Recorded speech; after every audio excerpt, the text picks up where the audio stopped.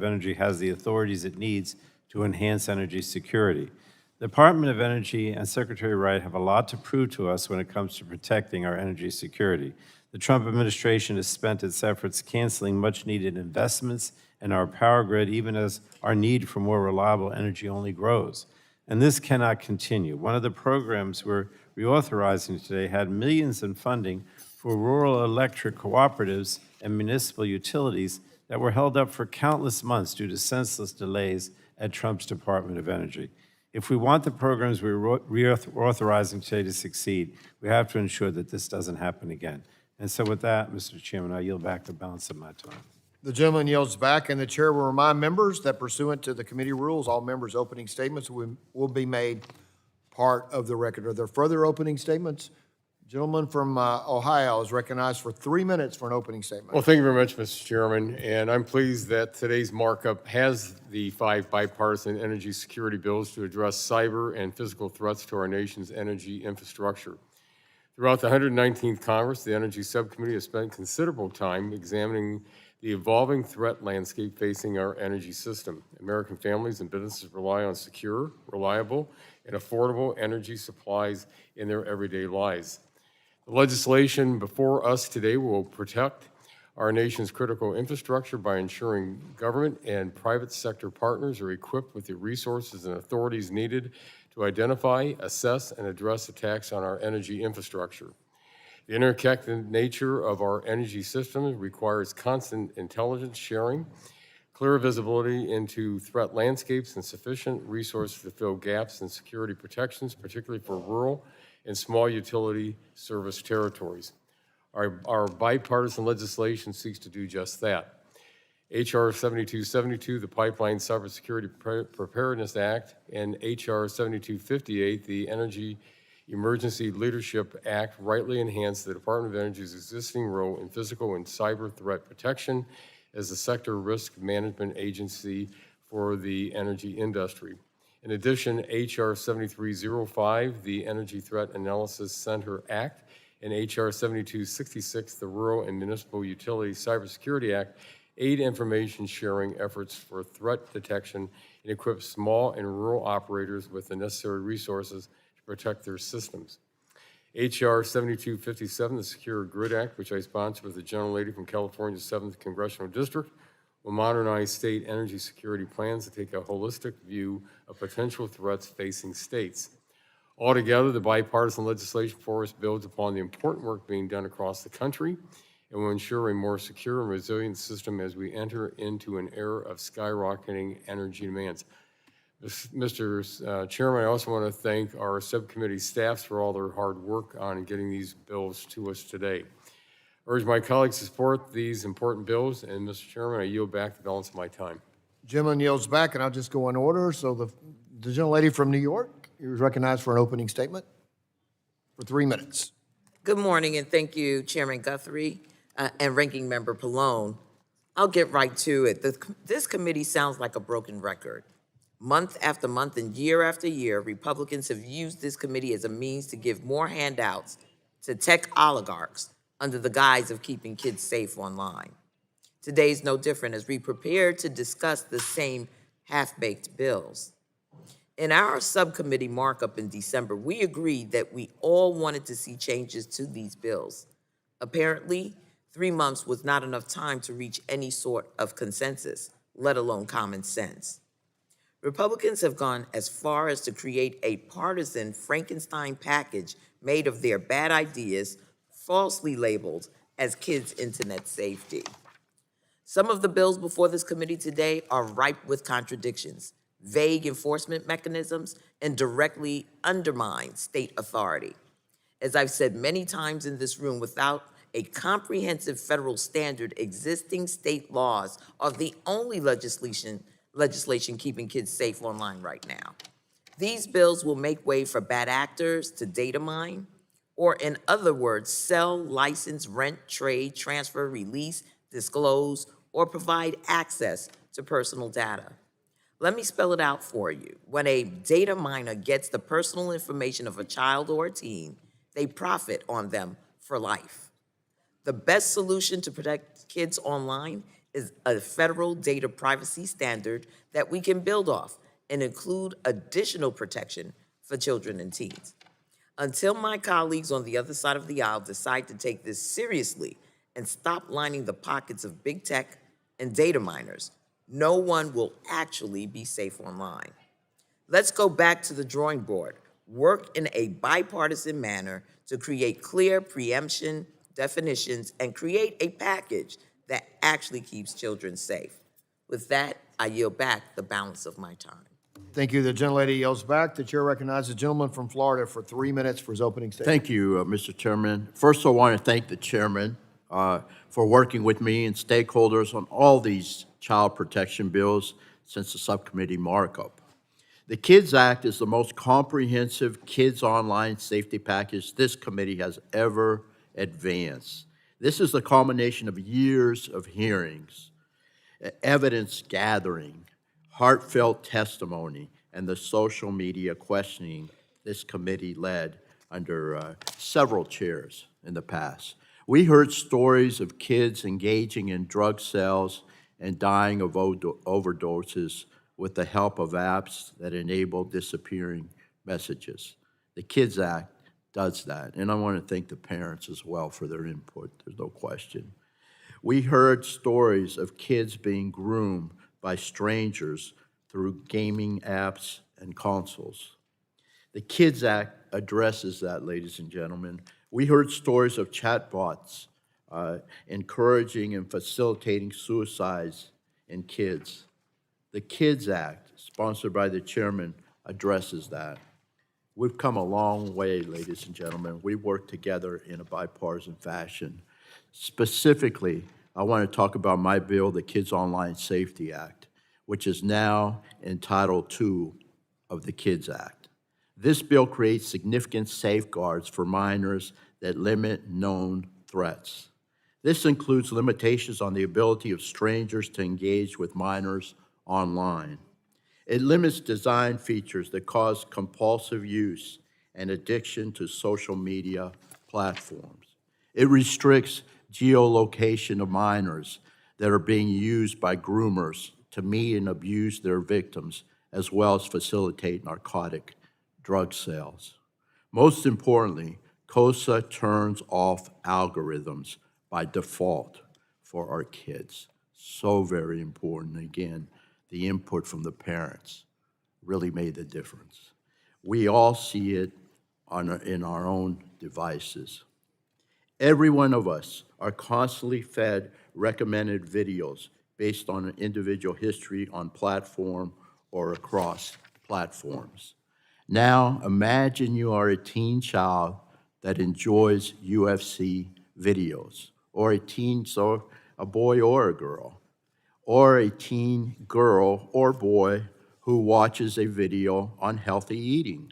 Of course, there's nothing wrong with this.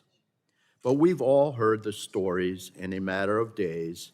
Kids can be sucked into an algorithm that twists these innocent views into promoting violence or drug use or self-harm or eating disorders. COSA puts an end to this spiral.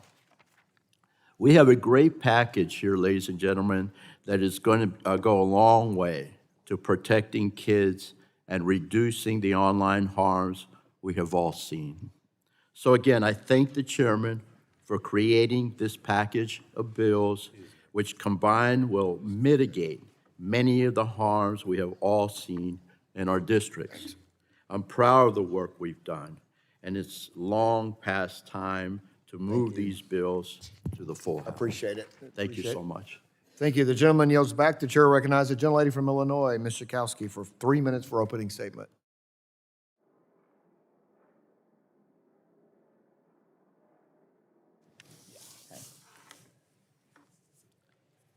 I want to thank the parents and families that are here today. And the message that I have heard is that this legislation is not what we have been looking for. We want something better, stronger, something that is really relevant to the children that have been lost. We can do better. And so I think many of my colleagues on this side of the aisle believe that we can and better do better. We need to work with the families, hear their voices, hear what happened, and we need to stop it. And we don't have to slim down. We can get something that is going to be strong enough to make sure that these people who are here today, thinking about their children that did not make it, and asking us to do better, to be stronger, to be smarter. I think we can do this. I know that we can do this. We've had conversations about it, and I am looking forward to the real bill that needs to make sure that it accounts for the people who have had the worst thing in life happen to them, to lose their precious children. We can do better, and I yield back. Gentlelady yields back. The chair, any member of the Republican side seeking recognition for opening statement? The chair will recognize the gentlelady from Florida, Ms. Castor, for 3 minutes for opening statement. Thank you, Mr. Chairman. For years, the Energy and Commerce Committee has examined the profound harms of the social media platforms inflict on children and the malign design choices that big tech companies use to maximize engagement and profit at kids' expense. Through hearings, investigations, whistleblower testimony, and the voices of families across this country, this committee has learned that these platforms are engineered to capture children's attention, harvest their data, and keep them online with disregard to the consequences of their mental health and safety. That is why it is so troubling that the Republican kids' online safety and privacy bills before us today would actually weaken protections for children. These bills would prevent states from acting as technology evolves, blocking them from responding to new and emerging threats, and they would let social media companies off the hook by allowing them to claim they don't know that children are on their platforms, even though these companies design their products to attract young users and profit from their presence. Instead of raising standards for children's safety, these bills would lower them. Instead of empowering states to protect kids, they would tie the states' hands. And instead of holding big tech accountable, they would shield companies and corporations from responsibility. We know this. In 2021, Frances Haugen came before Congress and she testified that Meta built a business model that prioritizes profit over the safety of its users. Her testimony echoed the tactics of the tobacco industry decades ago: deny the harm, obscure the evidence, and protect the business model at all costs. Well, we've learned since then. Surgeon General reports, John Haight's best-selling book, we know this. So why are Republicans catering to the big tech companies instead of truly getting back to the bipartisan strong versions of kids' online safety and privacy bills that we hammered out together in the last Congress? I think you only have to look at what this Congress has done. The big tech companies had a front row seat at the inauguration. They were able to pass an AI moratorium. This is not the time to turn your back on kids, and people across America are aware of this. We're not going to stand for weaker bills that put our kids' safety and privacy at risk. And I want to thank the parents who are here. You have been our North Star in working for, as Ms. Schakowsky said, so much better. You deserve so much better, and we're going to fight for you every step of the way. I yield back my time. Thank you. The gentlelady yields back. The chair will recognize the gentlelady from Tennessee, Ms. Harshberger, for 3 minutes for an opening statement. Thank you, Mr. Chairman. I'd like to express my gratitude to Chair Guthrie for his leadership. I've heard from countless parents who've been fighting to protect their children and teens from harm online. The Kids Act will save lives. You know, I'm a mother, but not only am I a mother, I'm a grandmother with children who are the age who have access to these online evils. So what this committee's doing today, we're fighting for what's right. We need to pass this bill to empower parents and protect American families.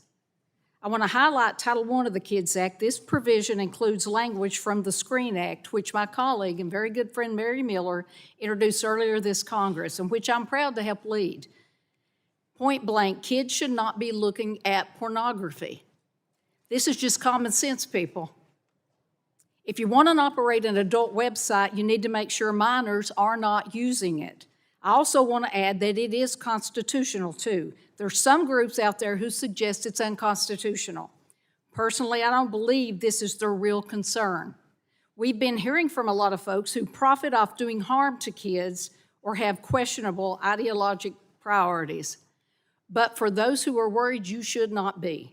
Last summer, the Supreme Court ruled on this very issue.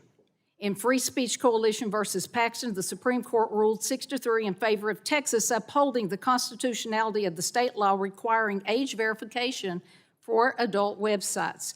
This bill uses the same language and thresholds. 24 other states have similar laws in place. So I strongly encourage all my colleagues to support this provision and the Kids Act overall, because this cannot wait. And with that, Mr. Chairman, I yield back. Gentlelady yields back, and the chair will recognize the gentlelady from Michigan for 3 minutes for an opening statement. Thank you, Mr. Chair. Privacy is a fundamental right, and when it comes to our kids, that responsibility is even greater. And I just have to say, I'm really deeply disappointed that we're here again today. We're considering a partisan package that falls short of what our families across this country are demanding and what our children need. I'm looking at the parents and their pictures of their children, and I've gotten to know some of them, and I know other families with children that have committed suicide or done other awful things because I'm gonna start to cry. We've got to do something. We keep talking and talking and talking about protecting kids online. We've held hearings and markups, and we've introduced bills, and yet time and time again, these efforts collapse into partisan exercises that lead nowhere. And meanwhile, our children are exposed to harmful content, their data is harvested, and they're left without meaningful protections. We need, and we've been trying to work on bipartisan solutions, but instead of building consensus, my colleagues, I love you, but we're jamming through a package that prioritizes the industry over accountability, that prioritizes industry over our kids. I know how you feel. I lost somebody to suicide, and no one can understand until you've been where you all are. And that's just not how this committee has historically operated, and it's not how we should be operating. I'm concerned that this package includes sweeping preemption. As technology evolves and new harms emerge, we must continue to step up to protect children. We've got to set a strong federal floor. What makes me even more frustrated is that common sense bipartisan bills, like my No Fentanyl on Social Media Act, which directs federal agencies to examine how traffickers target minors online and develop concrete recommendations to protect kids, are being wrapped into a broader partisan package that undermines meaningful privacy protections. Unfortunately, and I hate to say this because I love my friends, but this package is privacy in name only, and it fails to create real, enforceable standards that truly put children and families first. We can't continue to cede our leadership on privacy. We can't keep passing partisan measures while the digital world grows more and more complex for our kids. The American people expect us to work together and get this right. We all need to stand up for our families and for our young people. I'm going to have to vote against this package because it's not strong enough, but I hope we can all work together to actually deliver strong privacy protections our children deserve. Gentlelady yields back. Is there further opening statements on the Republican side, any on the Democrat side? Gentlelady from New York is recognized for 3 minutes for your opening statement. Thank you. I'd like to concur with some of the statements that have been issued today. And I want to, of course, just put my heart out to all of the families of our victims and survivors that are here in the audience today.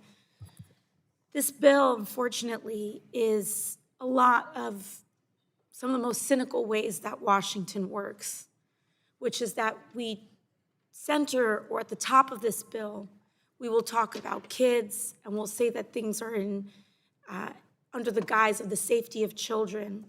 But then when you actually open the hood and look at what's under there, it's being used as a smokescreen for everything that big tech lobbyists want. And what big tech lobbyists want is a national surveillance program where they can harvest the private and personal data of every American with zero actual protections for people and their privacy and victims of some of the most heinous crimes that we've seen in America. And we don't have to just talk about this as though this is a theoretical issue.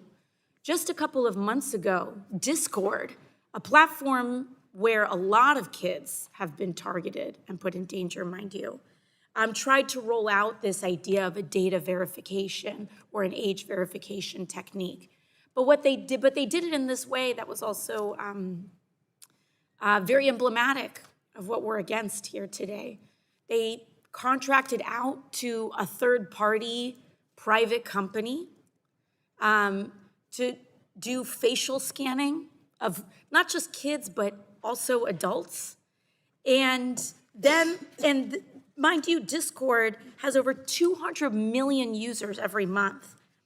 They decided to launch a teen default setting where they will lock you into a quote unquote, what they call a teen appropriate experience, which means you can't access certain content, which mind you, if you are an adult that does not opt in, you then get cordoned off into the teen experience. Explain to me how that has anything to do with children's safety. And then, if the only way to get out of that censored version is by scanning your face, but what's more shocking is that Discord made the decision to move forward with this after they had been hacked and at least 70,000 users had their data stolen. So I don't see, even on the other side of this, kids were not protected, but a lot of people's privacy was violated. And I want to, once again, express my heartfelt just condolences to all of the advocates here. And I do believe that we can both protect American safety and protect kids. This package, unfortunately, does not do that. And we want to get to a place where we, of course, protect victims and ensure the privacy of every American is honored as well. Thank you, and I yield back. Thank you. The gentlelady yields back. Any member of the Republican side? Seeing none. Dr. Ruiz is, Mr. Auchincloss, you're recognized for 3 minutes for an opening statement. Do you have an opening? Thank you, Chairman. A little bit more than a year ago, the president held a Meta inauguration where Mr. Zuckerberg was front and center, demonstrating to Americans exactly where this president's priorities were going to lie. Since then, Meta and others have helped renovate the East Wing of the White House and built data centers in Louisiana. And now they're getting their reward, which is a Meta markup. And that's exactly what today is. Because what this bill does, to double down on what the Congresswoman from New York just said, is this markup is a vehicle for a false flag operation by Meta, where they put at the front of these bills all these nice-sounding ideas, and then they tuck in two things, an actual knowledge standard and preemption, that nullifies everything that came before it. This is a blank check to big tech, and Democrats are going to stand against it. The reason Meta wants this so badly is because Mr. Zuckerberg doesn't like what's happening right now. He's actually having to answer to a jury of his peers about the treatment of young people online. And he's finding some pretty disturbing things. A third of all 10 to 12-year-olds in America are using Instagram, for example, despite the fact that Meta claims that that should be impossible. They're finding out that their chatbots are allowed to hold sensual conversations with young people. We're finding out that Meta suppressed research on child safety. We're finding out that internally and externally they downplayed the risks to child safety, despite knowing internally that their young users were suffering online. Mr. Zuckerberg wants it to stop, and so he comes to congressional Republicans and they make it stop for him. And the opportunity cost there is that the litigation that can bring justice for these parents, for these children, will be halted in its tracks. In my own district in Massachusetts, the town of Brookline has joined a class action suit that seeks to hold Meta and others accountable for treating our children like products whose attention spans can be monetized, whose sense of self and society can be corroded. This lawsuit would never have been possible had this law that we are marking up today been in effect. And we must prevent this false flag operation from succeeding. I yield back. Gentleman yields back. Is there further opening statements on the Republican side? Seeing none, any on the Democrat side? Seeing none, before we pull up the first bill, I'd like to take a point of personal privilege to recognize a valuable member of our team who is leaving us, Ms. Kanamati. Today is the last committee activity for our Deputy Staff Director, Sophie Kanamati. I finally got saying your married name correctly because I've known you for so long. I've called you by your maiden name for so long. So Sophie joined my office in 2017 as my healthcare advisor, became my legislative director in 2019, and then later became my chief of staff. She has led our office and was instrumental in my becoming chairman of this committee. And last year, Sophie came over as our deputy staff director and has been an integral part of our team. For all of her professional talents, which there are many, above all, she is a truly wonderful person. I've gotten to see her get married to her husband, Peter, become a mom with the birth of her son, Henry Beau, and I'm excited for her as she welcomes a baby girl this summer. And while I am so sad to lose her, I'm proud of all she has accomplished, and I'm excited for her and her family as they begin this next adventure. And I'll ask my colleagues to join me in thanking Sophie for her service to this committee and this country.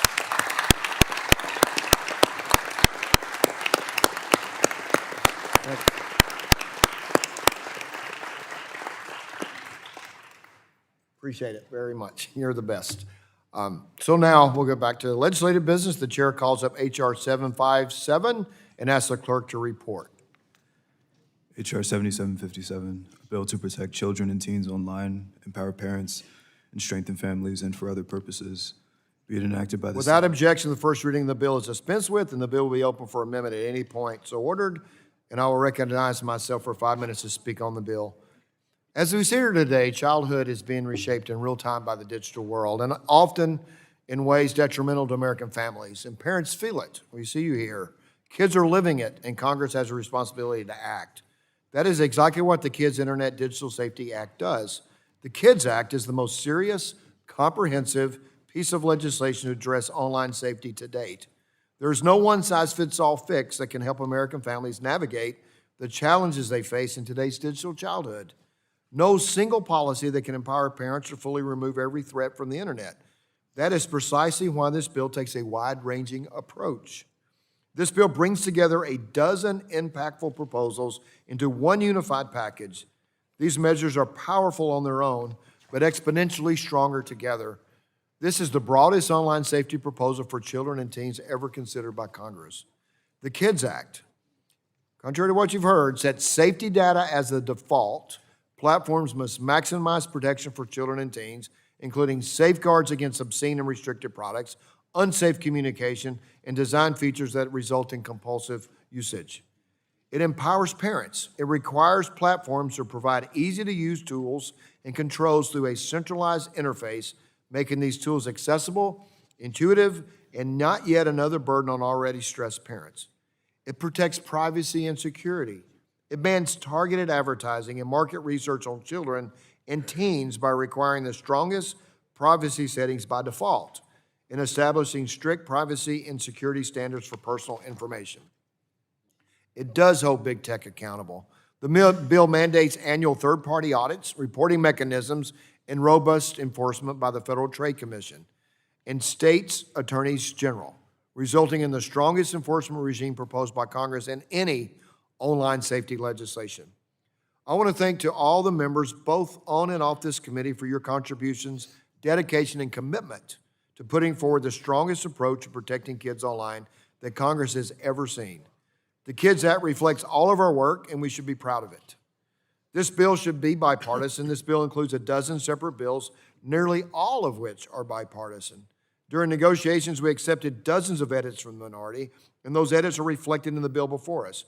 Protecting kids and empowering parents is not a partisan issue, and this bill largely reflects the universal policies we had a bipartisan agreement on. I urge all 54 of us in this room to support this bill. This isn't a moment for politics. It's a moment to govern, and children across our nation deserve it. I yield back. Does anyone seek to recognize on the bill? The gentlelady from Florida is recognized for 5 minutes to speak on the bill. Thank you, Mr. Chairman. I move to strike the last word. Members, I'd like to shine the light on one of the most consequential ways that House Republicans have vowed to the big tech companies and social media companies, and that's the elimination of the duty of care in the design of their products. There is no duty of care in this bill.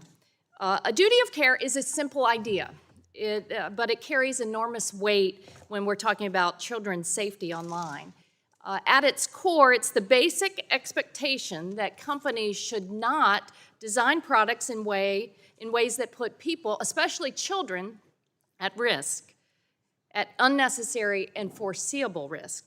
We already apply this expectation to toys, to playgrounds, to cars, and so many other products that children use every day. A duty of care simply brings the same common sense standard into the digital world. In plain language, a duty of care means that if a company knows or should know that its product could harm people, it must take reasonable steps to prevent that harm. It doesn't demand perfection. It doesn't stifle innovation. It simply says, if you build a system that millions of children use, you must think about their safety when you design it. And that matters because social media platforms are not passive tools. They are engineered intentionally. They are built around algorithms, engagement loops, and data collection systems that shape what children see, how long they stay online, and who can reach them. These design choices are powerful, and they can create predictable risks. Features like infinite scroll, autoplay, and algorithmic recommendations keep kids online far longer than is healthy. And children cannot fully understand or manage these risks. They don't have the developmental capacity to navigate complex data practices, targeted content, or manipulative design. Our existing laws are not built for algorithmic systems. Traditional consumer protection frameworks don't address the way digital platforms collect data or shape behavior. A duty of care fills that gap. It requires companies to consider the real-world impact of their systems on young users and to take reasonable steps to reduce foreseeable harm in the way they're designed.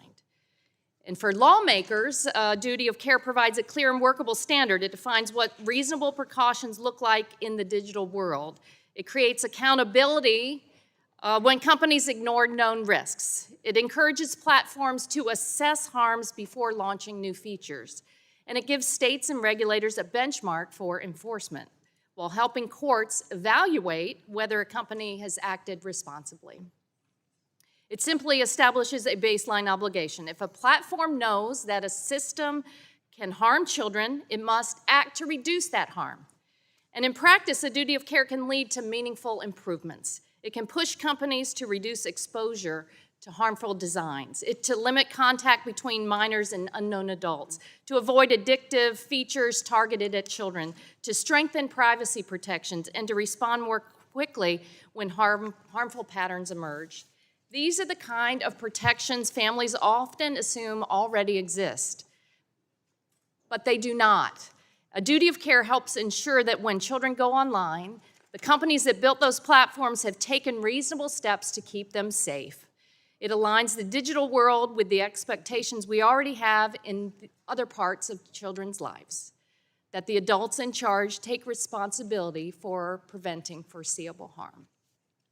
I so regret that you have weakened the standard and bowed to the big tech companies at the expense of our children. And this was one of the most consequential ways that you did that. I yield back my time. Gentlelady yields back. The chair recognizes the gentlelady from Indiana for 5 minutes to speak on the bill. Mr. Chairman, I move to strike the last word. Gentlelady's recognized. Thank you, Chairman Guthrie, for bringing the Kids Internet and Digital Safety Act before this committee markup today. I also want to sincerely thank Subcommittee Chairman Bilirakis and your staff for investing in getting this legislation to the point it is today. I want to thank the witnesses, parents, advocates who've shared their stories with me and the expertise they've provided throughout this process. I know that there are concerns that the bill today before us is not perfect. But I do want to note that this is a culmination of a lot of work by this committee to bring meaningful, durable protections to American children online, and our efforts are genuine. To say otherwise is offensive to those of us who have been working on this issue, me personally, for at least the last 3 years. And I want to see us get something done. I applaud my colleagues on the left. I share their perspective on preemption. But I also am very concerned that their focus stops at age 13 when, if you've read John Haight's Anxious Generation, you know that he pushes for a standard of a prohibition for social media under the age of 16. This package will address a wide range of harms: addiction by design features, exposure to dangerous content, exploitation, lack of parental tools, unsafe AI chatbot interactions, and inadequate data privacy. It does create real obligations for platforms, not just voluntary commitments, and it enforces those obligations through the FTC and states' attorneys general. This bill also includes several of my own legislative priorities that I do want to highlight, including the SafeBots Act. We're in the middle of a chatbot revolution. Children are on the front lines. Kids today aren't just scrolling feeds, they're forming emotional bonds with AI companions that simulate empathy, mimic authority figures, and are available at any hour. And in too many cases, those kids don't even know they're talking to software. We saw a tragic illustration of this when a 14-year-old lost his life after months of conversations with a chatbot that validated his most troubling thoughts rather than routing him to real help. That can't be the norm.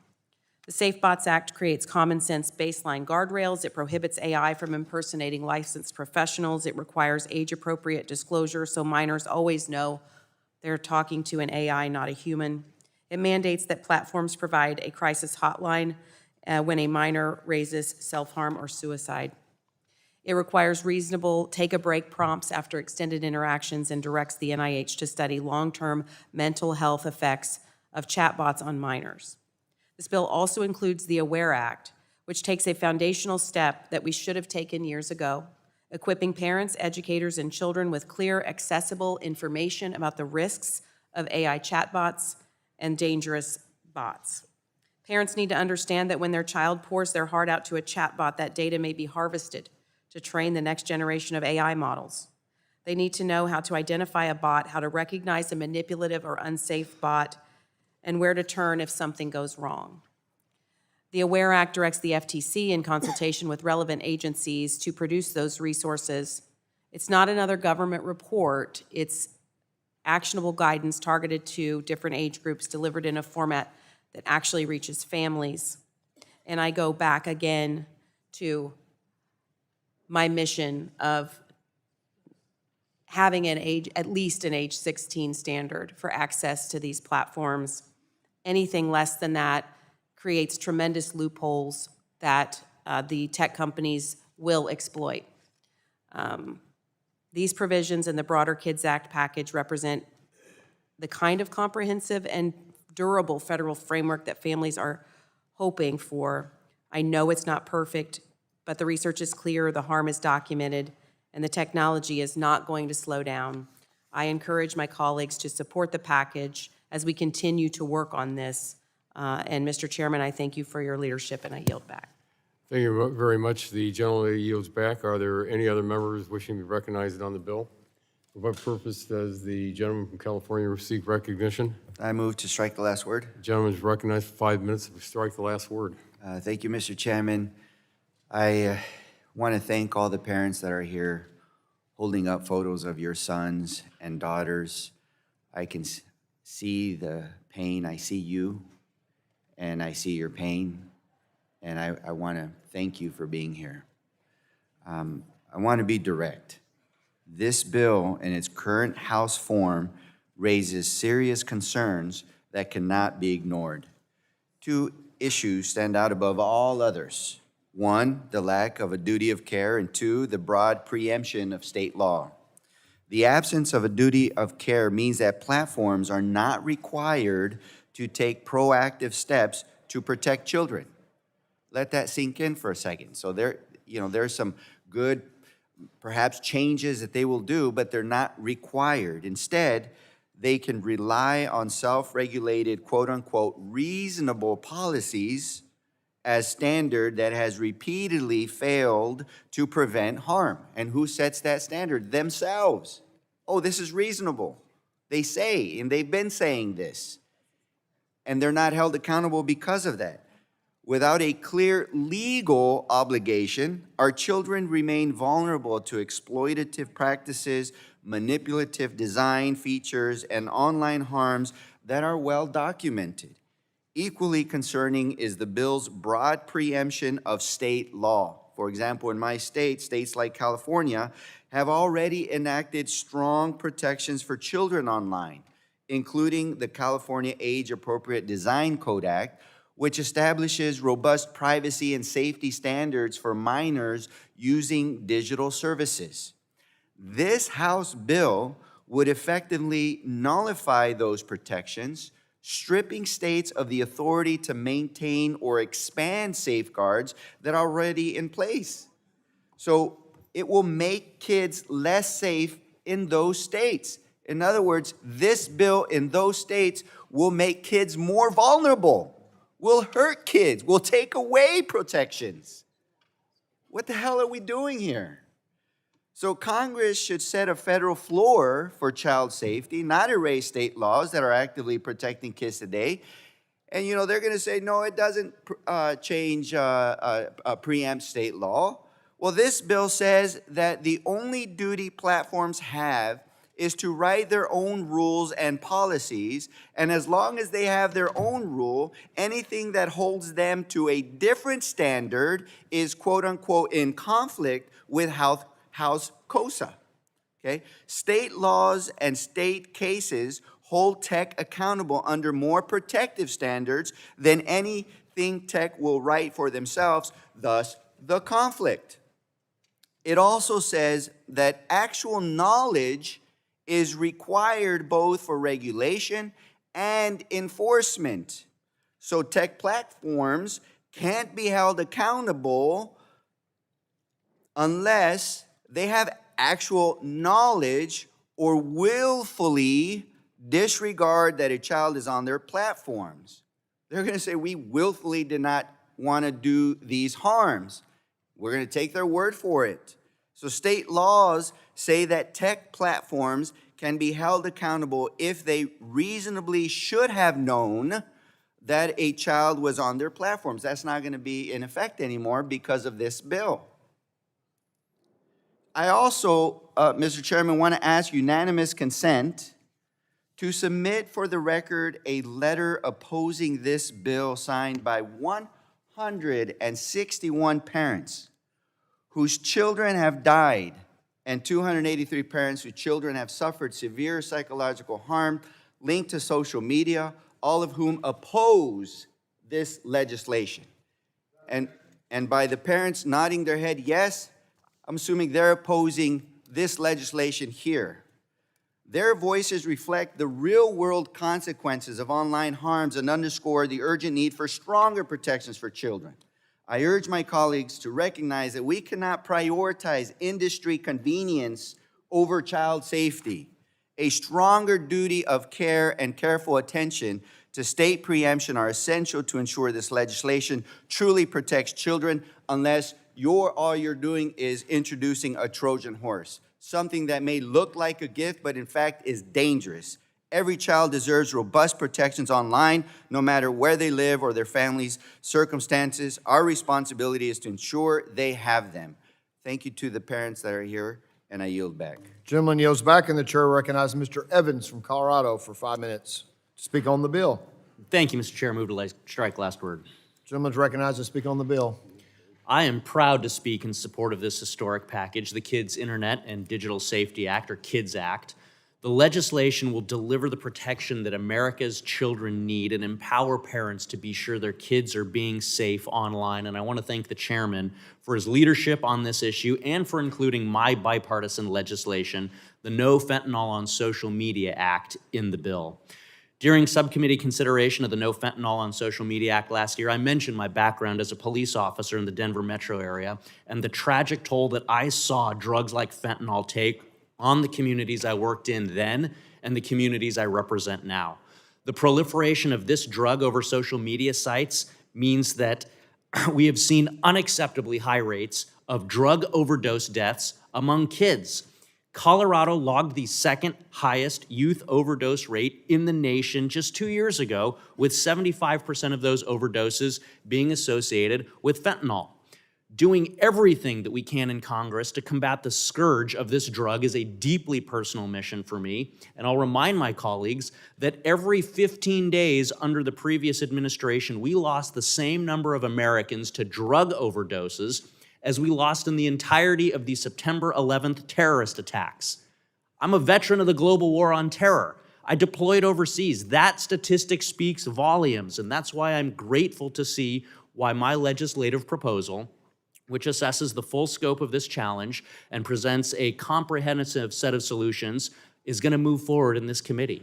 I also want to take a moment to highlight the historic nature of this legislation and the other bills that we're considering today and speak to the importance of congressional action in kids' online safety.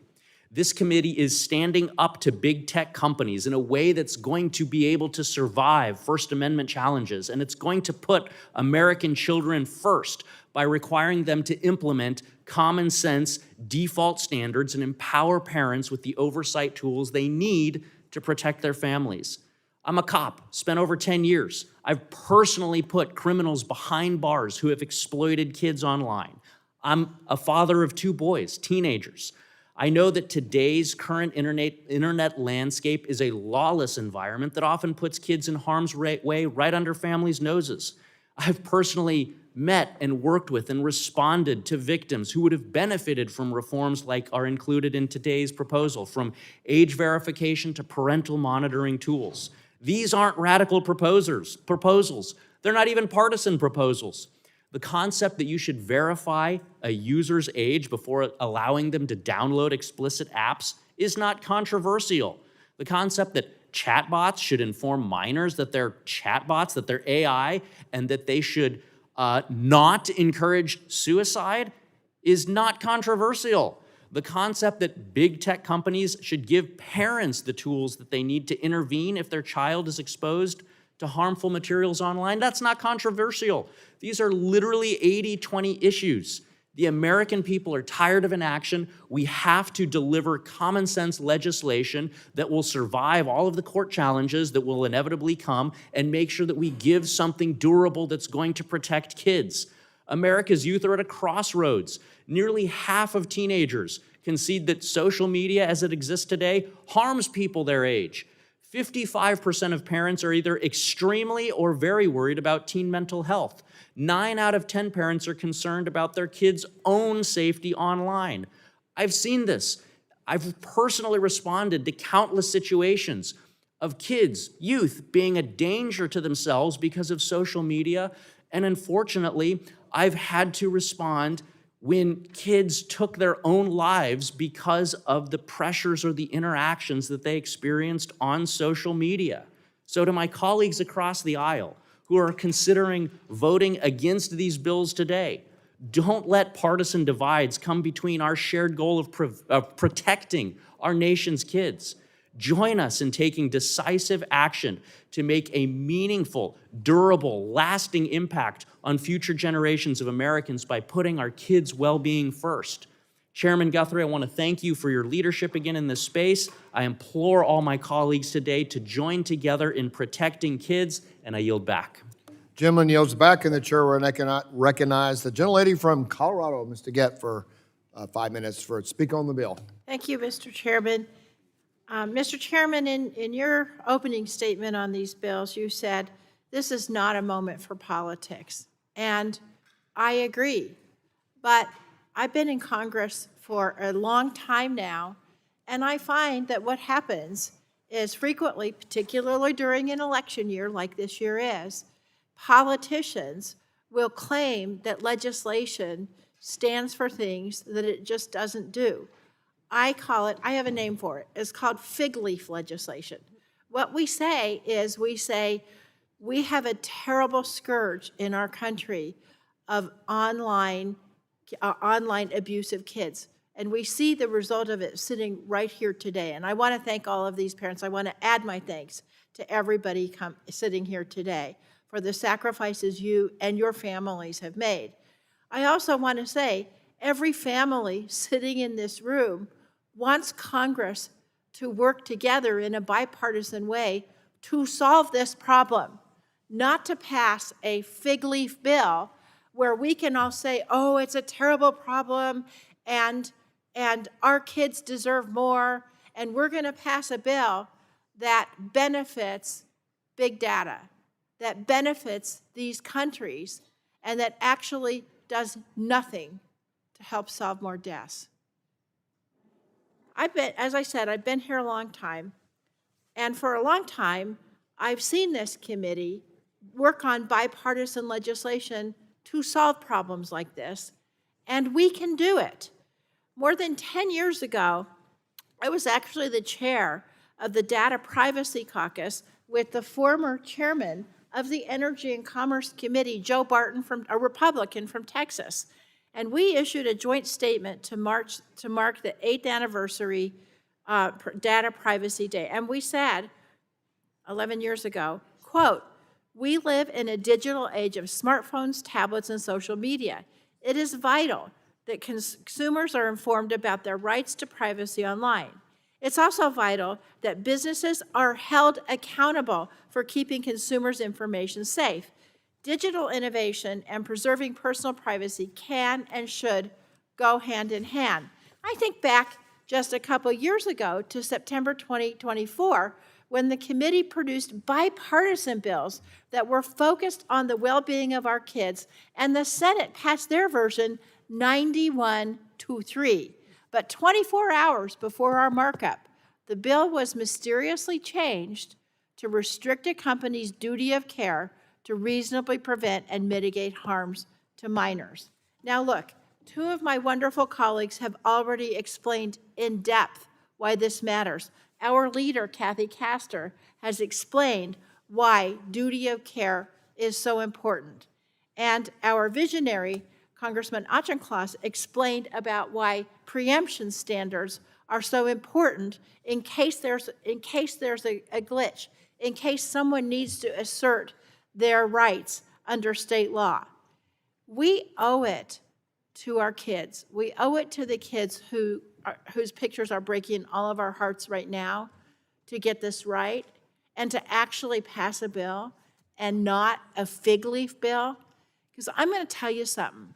I don't want to be sitting here in a couple of years looking at this bill that we passed, this fig leaf bill. I don't want to be sitting here looking at the bill with a whole new crop of moms and dads holding a whole new set of photos of kids that we've lost because Congress did not achieve our goals, and we fell short of our commitment to the families of America.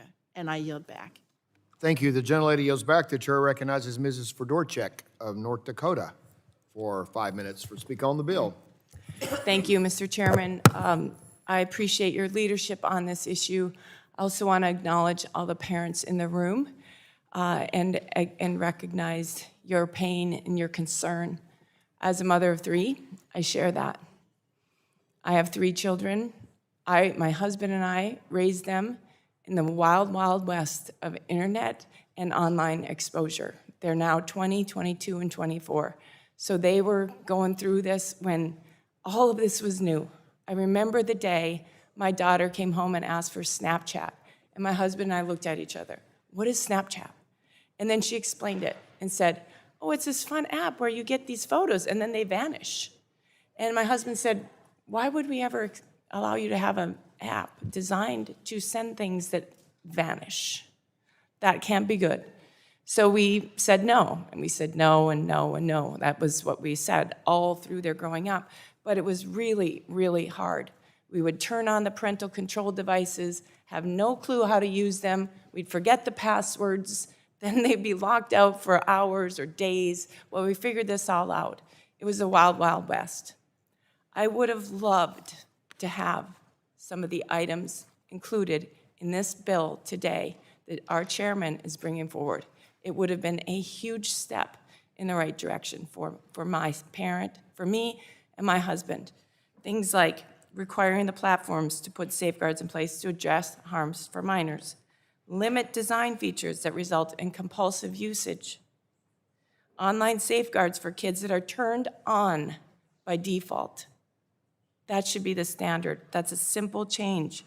Prohibiting platforms from advertising illegal products to kids, prohibiting platforms from defaulting to algorithms that feed minors more and more the information they're interested in.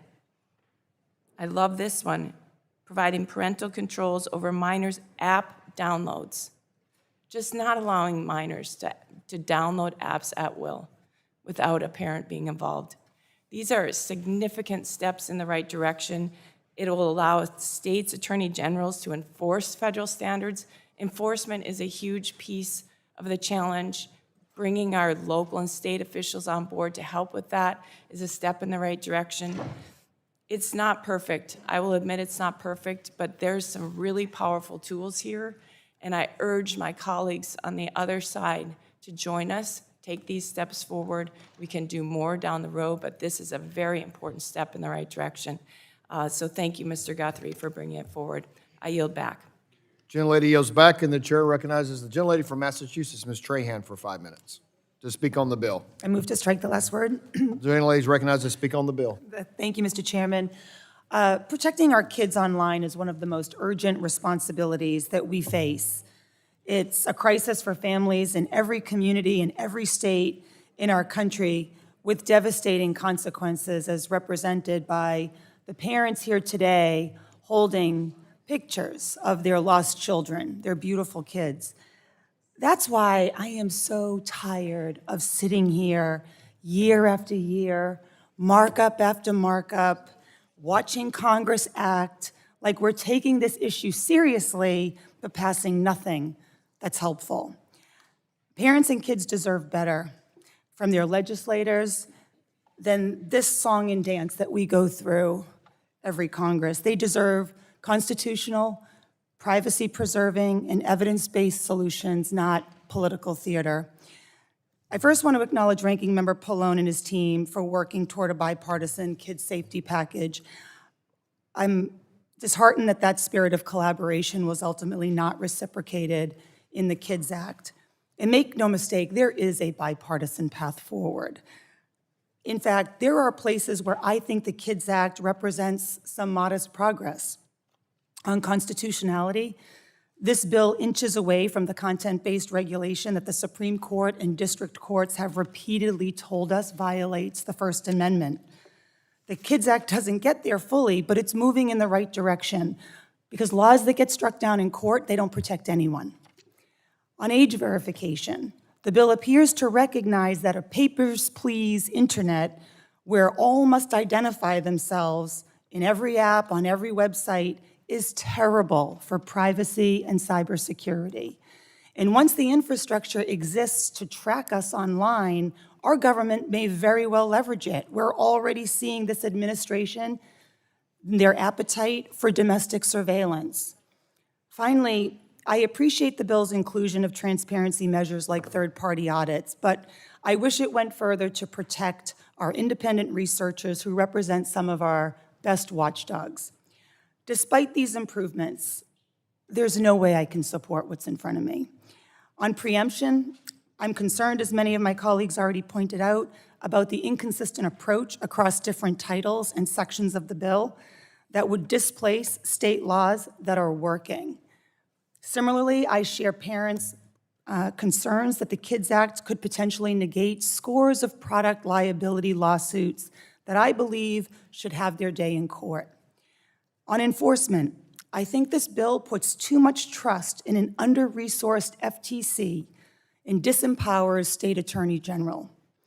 We should be making up for gaps in federal enforcement, not widening them. But we should be careful not to let the nature of the bills before us define the horizon of what this committee can do to protect our children online. There are whole policy areas that are entirely missing from the discussion, and we should say so. So let me just briefly reiterate my three-pronged strategy that I believe would actually protect kids in a way that uplifts privacy and respects the limits of the First Amendment. First, restrictions on data collection that disrupts predatory business models. Second, competition policy that gives parents and kids real choices, like the App Store Freedom Act that I'm leading with Representative Kat Kamak. And third, strong independent enforcement that holds companies accountable. On data privacy in particular, this committee has plenty of material to learn from. There's model bills led by leaders on both sides of the aisle, both sides of this committee, dozens of state laws and international statutes. There's no shortage of policy options. We just need the political will. That's why, I was pleased when last year Chairman Guthrie and Vice Chairman Joyce announced a privacy working group. Now, although that group consists only of Republicans, its formation signals that data privacy is foundational to any online safety regime, a stance that I agree with wholeheartedly. But timing is running out to get privacy legislation across the finish line before this Congress is over. And we need to get this done. And I'm sure that I'm not the only Democrat ready to collaborate with the working group. I stand ready, first as a mom to 15 and 11-year-old daughters, and second as a legislator to fight for a better future, to honor your courage being here today, a digital future for our kids that is safe, one that we can be proud of. Thank you. I yield back. Gentlelady yields back. The chair recognizes Mr. Kane from New Jersey for 5 minutes to speak on the bill. Thank you, Mr. Chairman. I am grateful to Chairman Guthrie and his team for their tireless efforts to address the growing threats that children face online. Kids Internet Digital Safety Act, or KIDS Act, takes an important step to address these concerns and harms. Particularly, I want to highlight how this bill addresses the dangerous harms online gaming chats present to minors. Safer Gaming Act, bill I introduced, was included in the KIDS Act. The online gaming provisions in this bill provide robust protections to keep kids safe on online video game platforms and prevent harmful interactions with strangers and predators.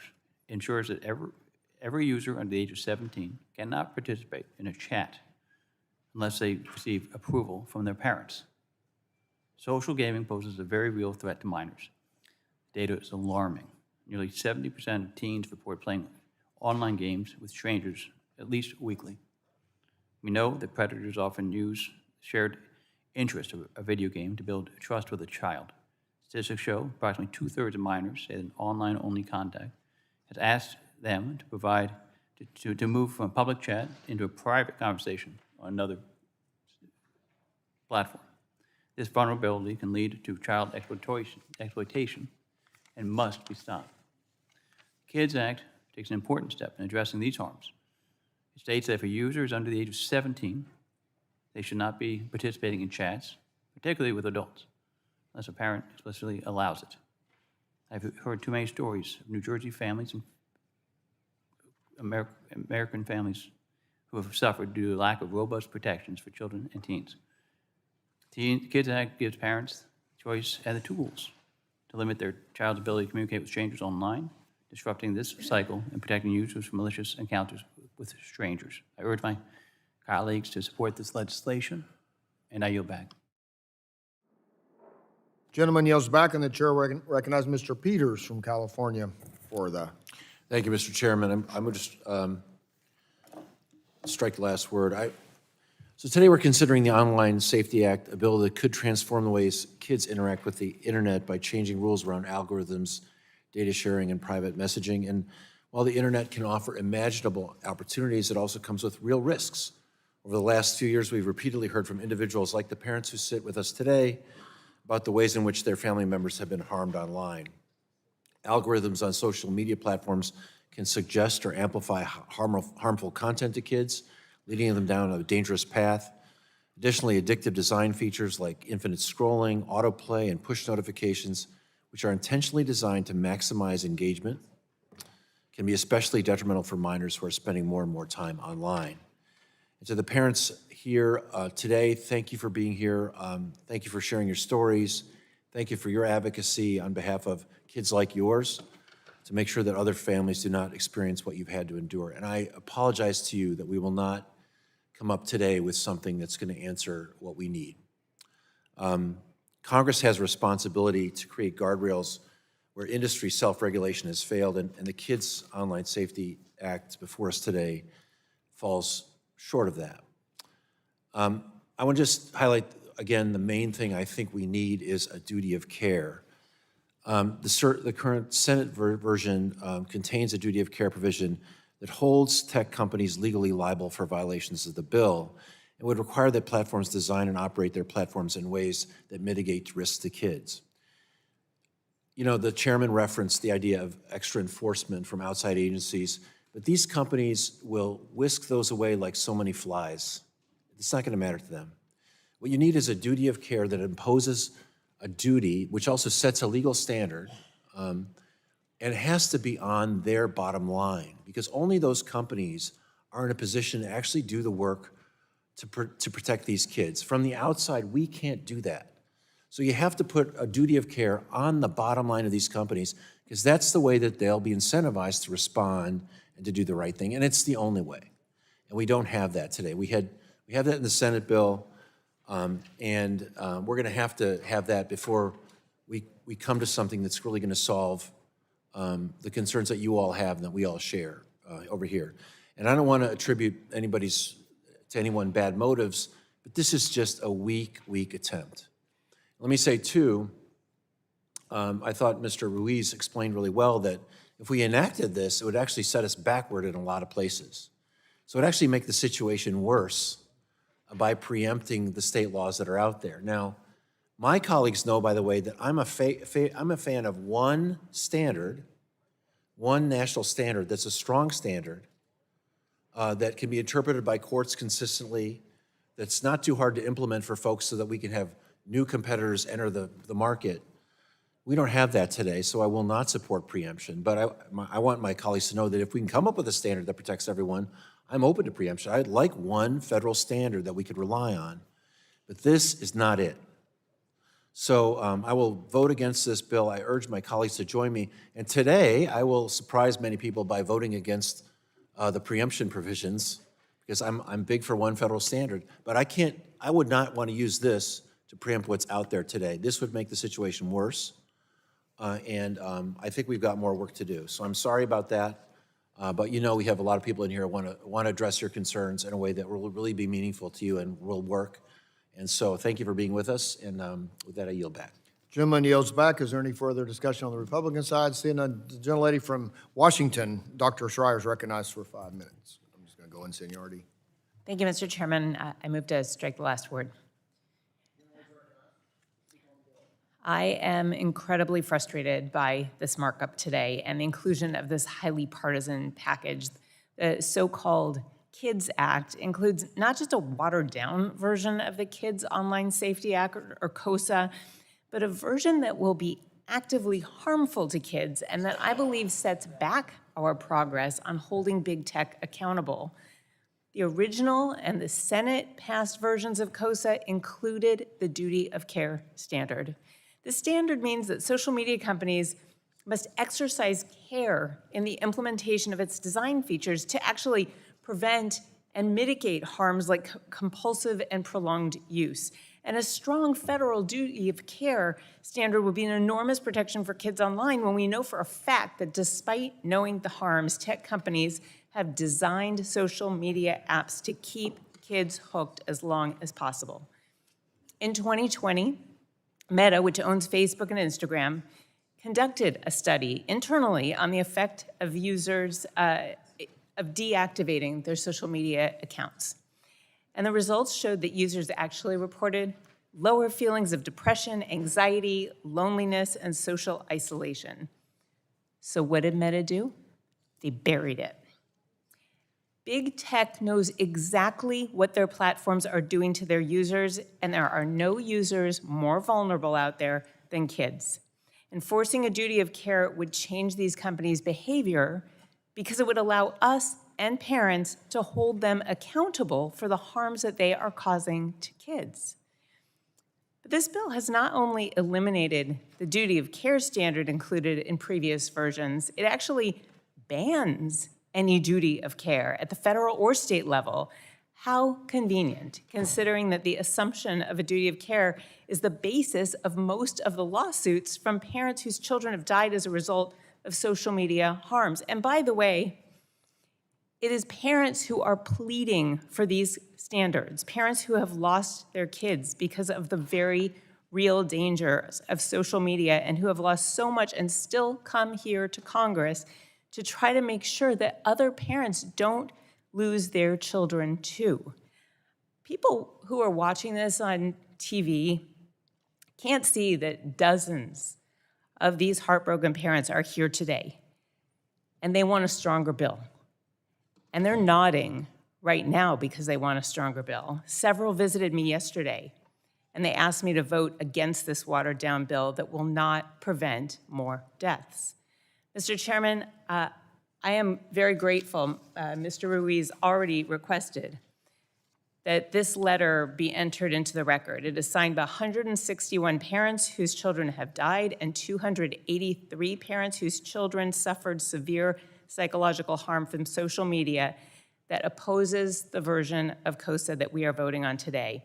This package and this version of COSA are a pale comparison to the bipartisan, bicameral version of COSA that I was so proud to help introduce and advocate for in the last Congress. And instead, today, we're voting on a version that would not only fail to truly hold big tech accountable for how they've hurt kids, we have a version that would prevent grieving parents from seeking justice and that would have ensured that social media companies could be held accountable.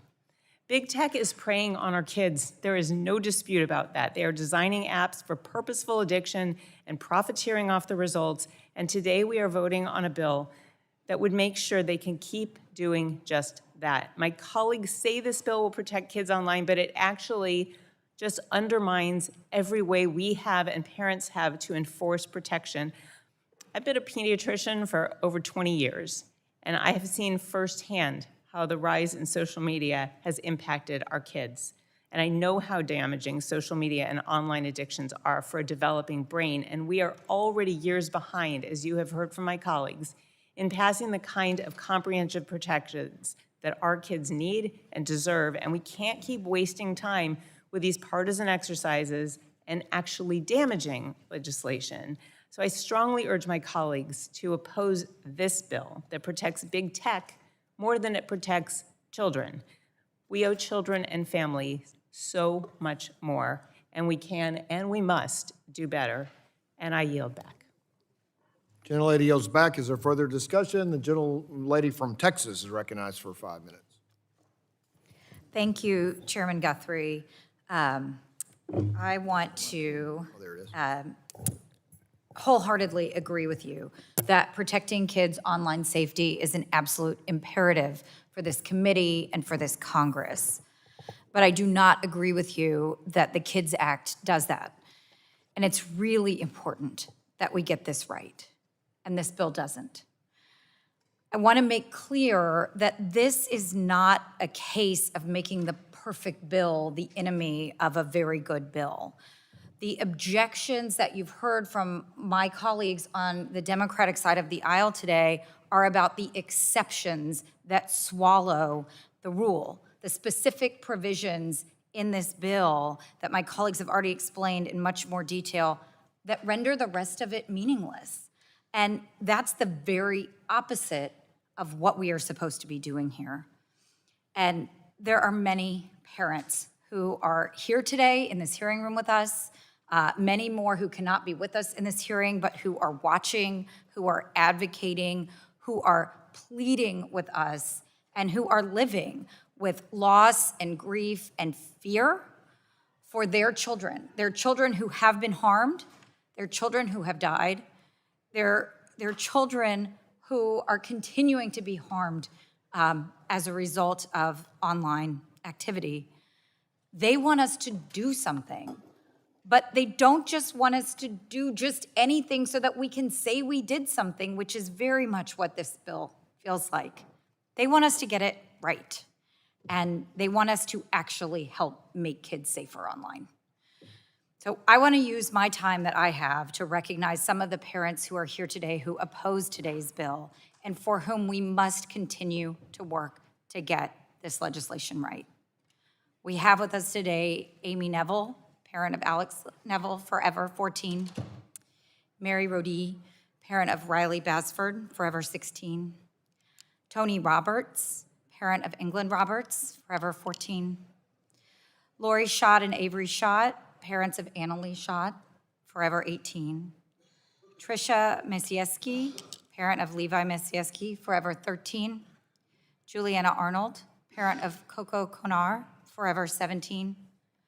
Jenny Desario, parent of Madison Edens, forever 16.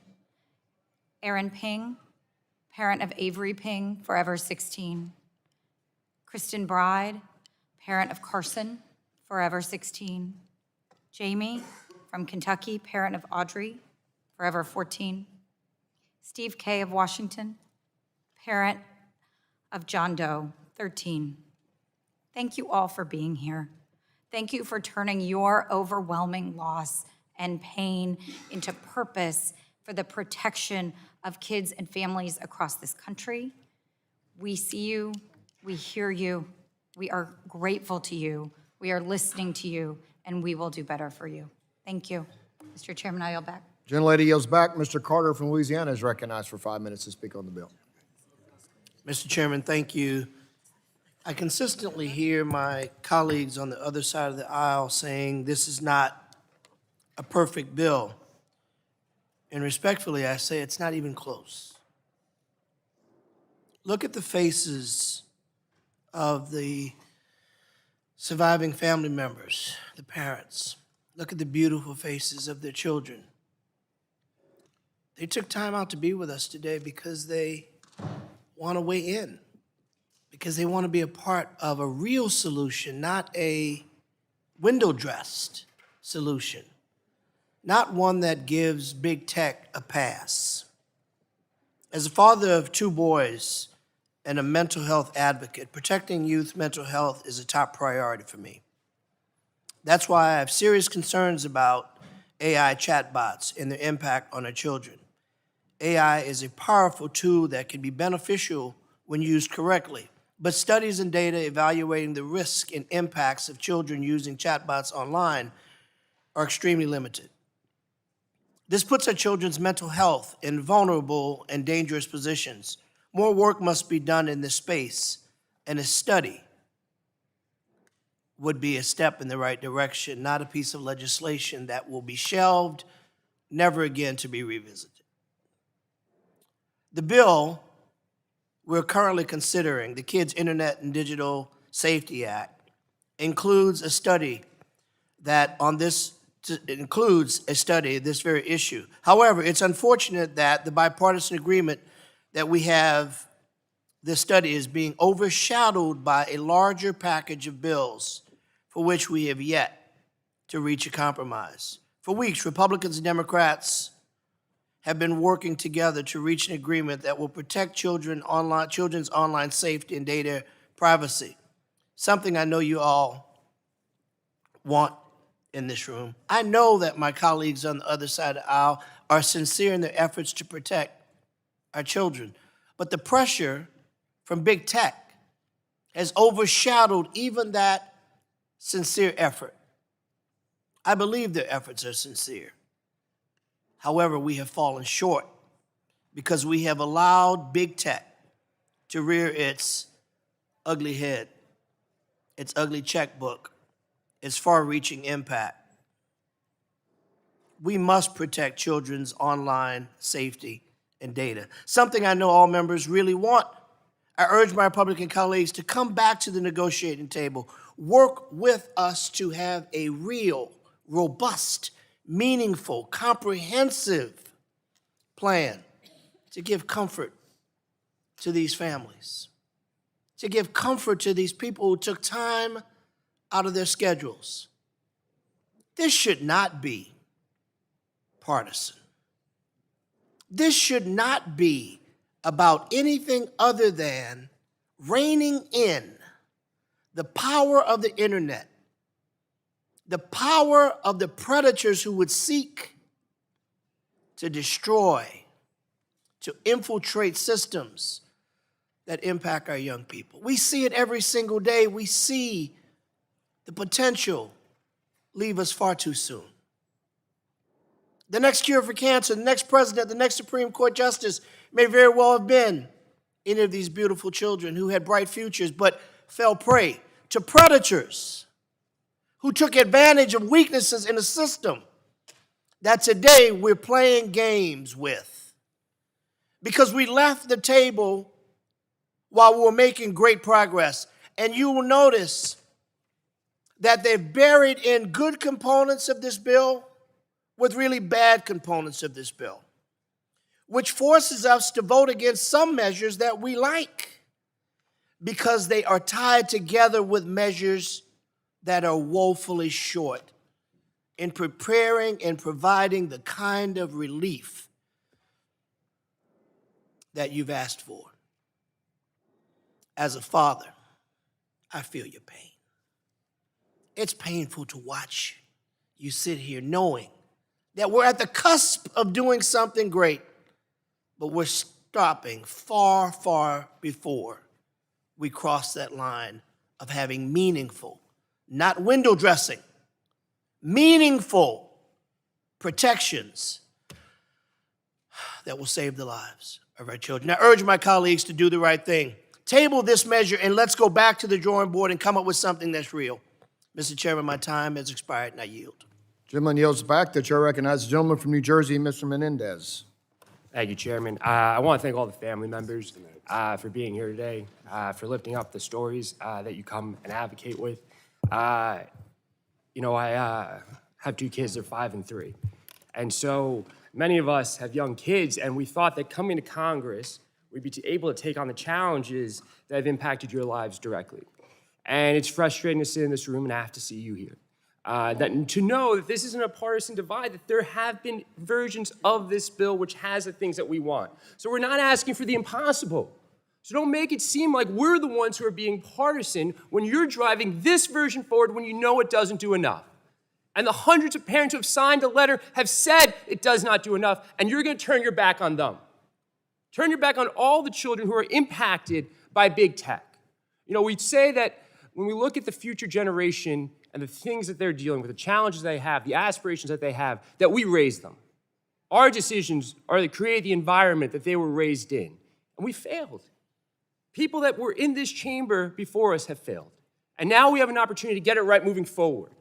For my children, for others, for grandchildren, for nieces and nephews, and we're not taking that opportunity. And my colleagues across the aisle are saying, trust us on this piece of legislation. When in this Congress, they sat here and said, trust us on the one big beautiful bill and that $1 trillion out of Medicaid won't hit families. That the expiration of the ACA tax credits won't make healthcare more affordable, expensive. And we've seen the impacts that this has, it's had on families across the country, and we can't take your word on it. I'd rather take the word of all the parents here who are asking us to go back to negotiate in good faith, as we have, to get a bill that actually moves us in the right direction, that has a duty of care standard, that has a more narrow preemption provision, so we can move the ball in the right direction.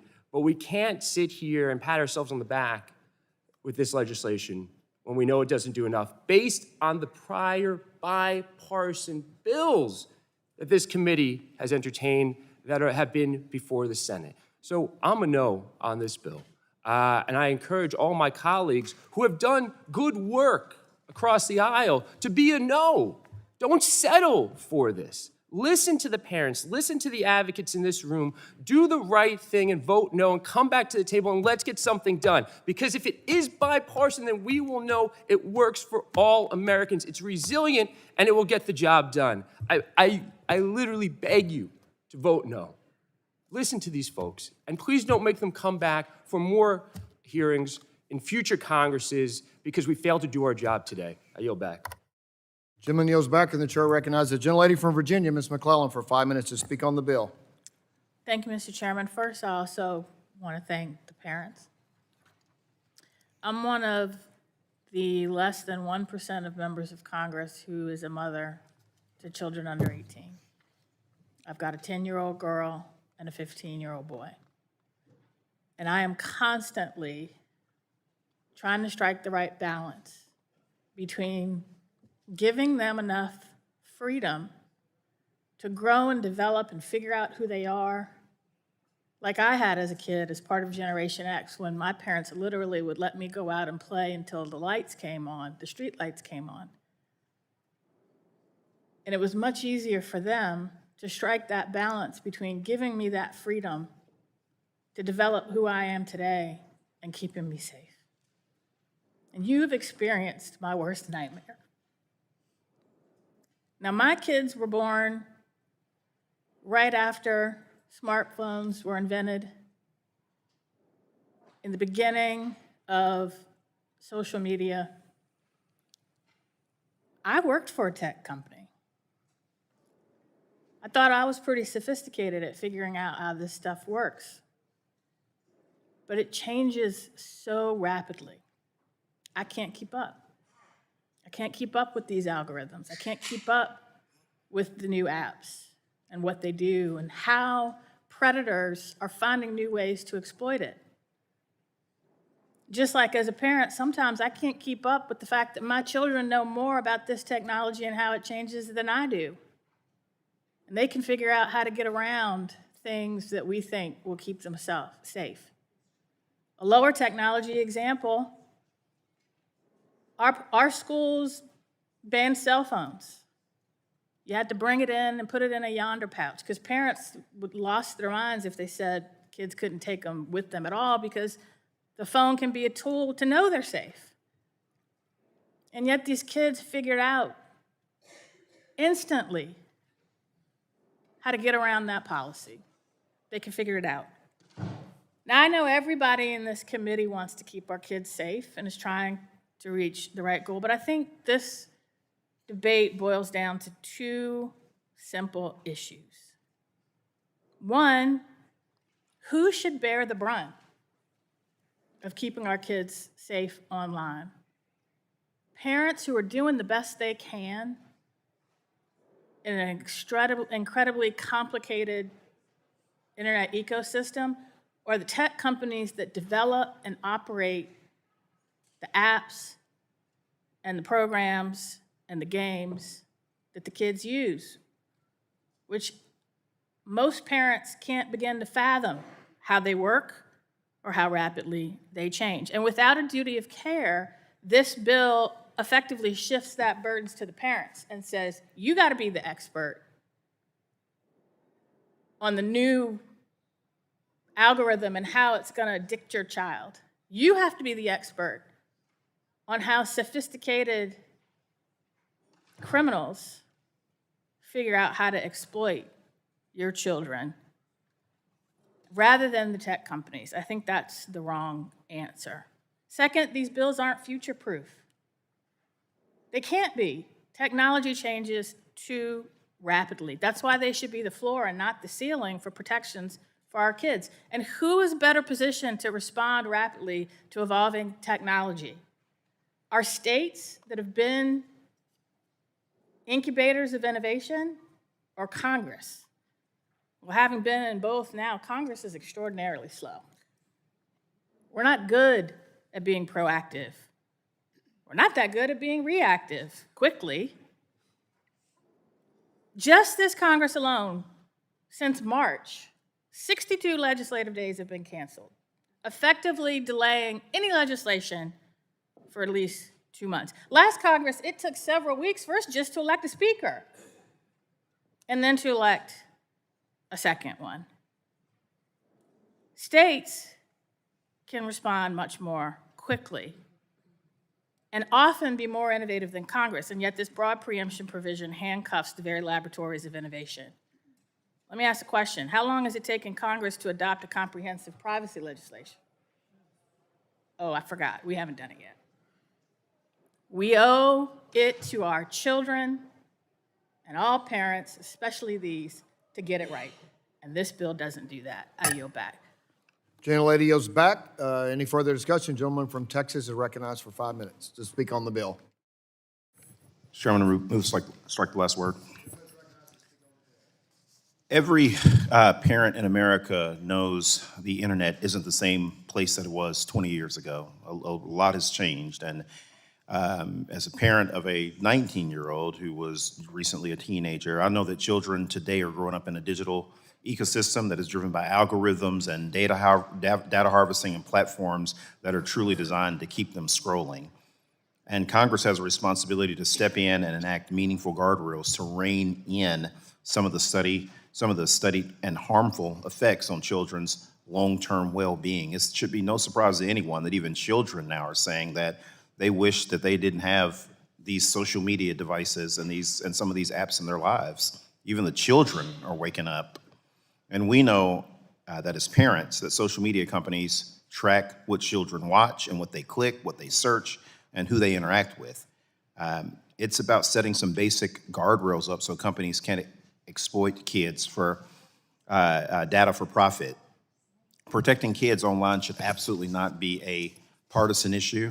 I think that Democratic parents and Republican parents alike are hearing from families worried about what their kids are being exposed to online. And if we're serious about protecting our kids, then we have to work together to pass something that's strong and that's enforceable and contains privacy protections. If we're not serious, then Republicans will continue to ignore us and move forward with this bill. Instead of working with Democrats to craft a strong privacy standard that can pass the House, they're pushing messaging bills that ignore the input of parents, and that's not good. If you know how harmful these platforms can be for kids, then why turn these solutions into partisan fighting instead of actually rolling up our sleeves and getting something done for the kids and the parents of America? And I want to be clear here. Democrats are not trying to weaken protections. We want stronger protections. And I got to tell you something, and this is something that for the tech companies and everybody out there to hear, if we don't pass it now, because parents want something, and like I said, kids are saying that they want to do something, something's going to eventually give. We ought to be taking proactive steps to do something now to prevent future tragedies, because the status quo is just not going to, it's not going to stand. It's not sustainable, the road that we're on right now. So we can either do it now or wait for more tragedies to happen and do it later. Let's work together, let's pass strong privacy protections for kids, and finally bring our laws into the 21st century. Mr. Chairman, I yield back. Gentleman yields back. The chair recognizes the gentleman from Massachusetts, Mr. Auchincloss, for 5 minutes to speak on the bill. Chairman, thank you. I want to address something that is actually not being discussed overtly right now, but is very much a common theme in a lot of the lobbying that happens around these bills, which is China. So I served on the Select Committee on China for 2 years and was actually an original co-lead of the bill to force the divestment of TikTok from ownership and control by the Chinese Communist Party. So I consider myself in many ways a hawk on the competition between the United States and China on technology, whether it's online technology, whether it's biotechnology, et cetera.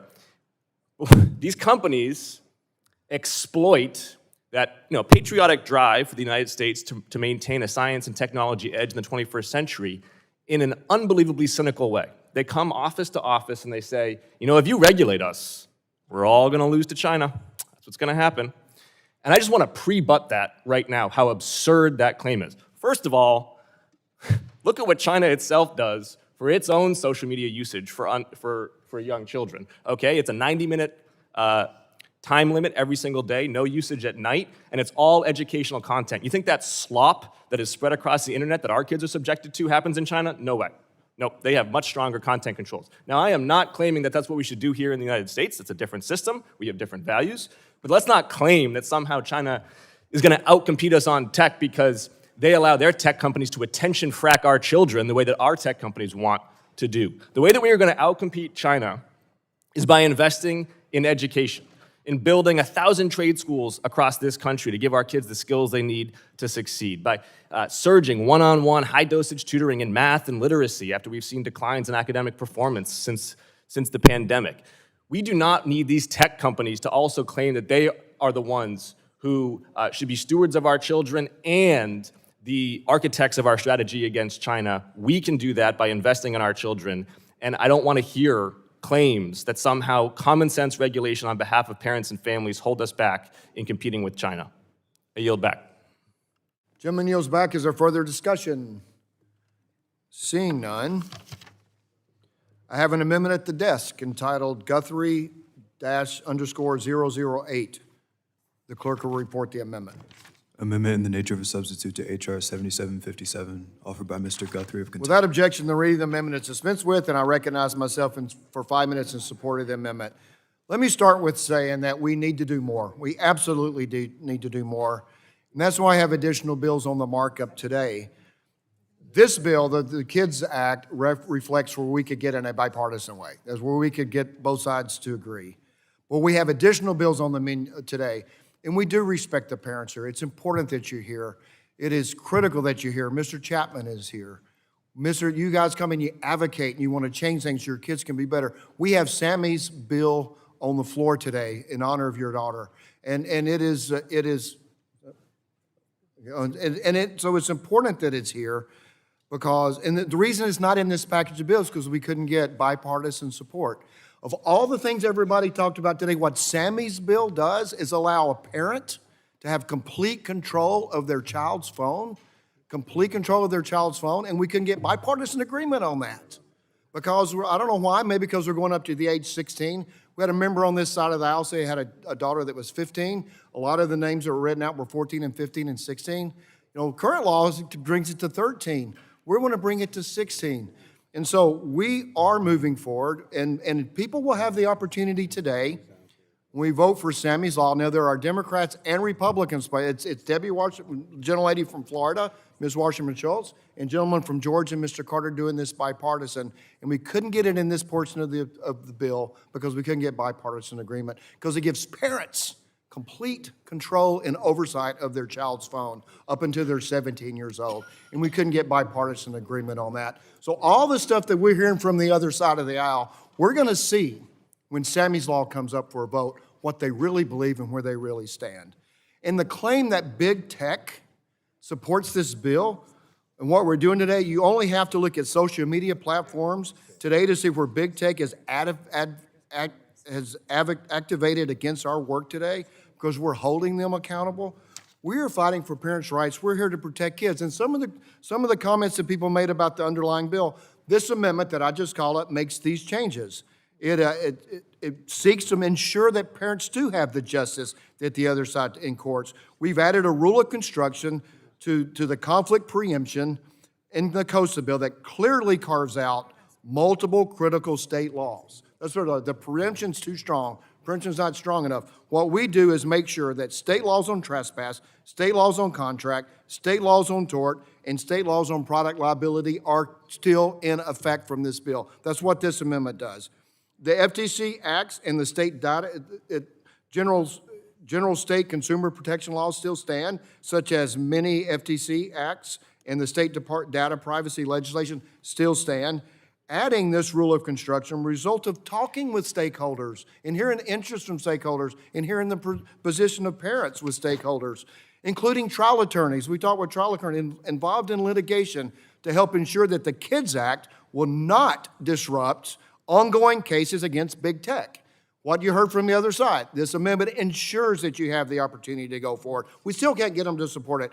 These changes address ongoing efforts like litigation against roadblocks that will not be affected by this law. In fact, I spoke to our home state attorney general. Kentucky is involved in the case against roadblocks. I absolutely want the case against roadblocks to go for it. So it says this will not undermine their current litigation. So you got to know what's the facts and what you've been hearing throughout this morning. The KIDS Act works in tandem with this important legislation, and preventing the type of litigation is not our intent. This rule of construction, which is added in this amendment, helps make clear that we're working with law enforcement officials to protect children and teens online. So those who are here that are hearing that 14, 15, and 16-year-olds, just know we're here to protect that. That's part of where our discussions broke down, which unfortunately it did. But we're going to have the opportunity to go on the record later today to see where people stand on these issues. And I will tell you, my side of the aisle is going to support it. And I will yield back, and I recognize the gentleman from New Jersey. I just want to be brief, but I do want to stress, Mr. Chairman, that I don't believe that this AINS corrects the objections that the various Democrats have been making in their statements over the last hour or so. And that's why we're going to proceed with a number of amendments, which we do think will make improvements to the bill. But this AINS does not correct the objections that we've had to this bill. And with that, I yield back.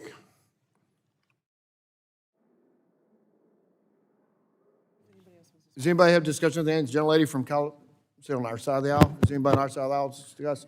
Gentlelady from California is recognized for 5 minutes to speak on the amendment.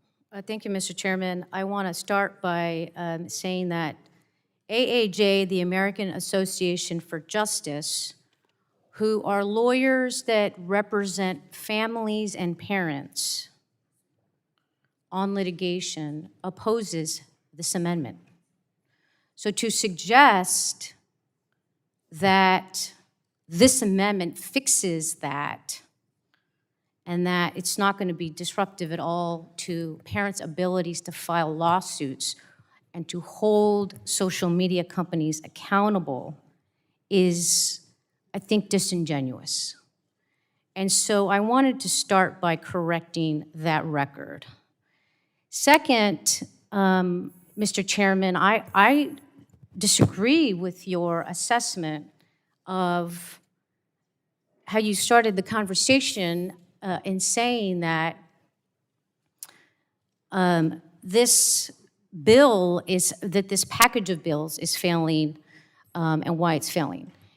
I want to start by reminding everybody that in 2024, this committee, chaired by Kathy McMorris Rogers, had a hearing on Kids Online Safety Act. The Senate passed that bill by a vote of 91-3. That's a truly bipartisan effort. Then the chair of this committee, Kathy McMorris Rogers, had a hearing here, and it passed out of this committee unanimously. That's what bipartisanship is.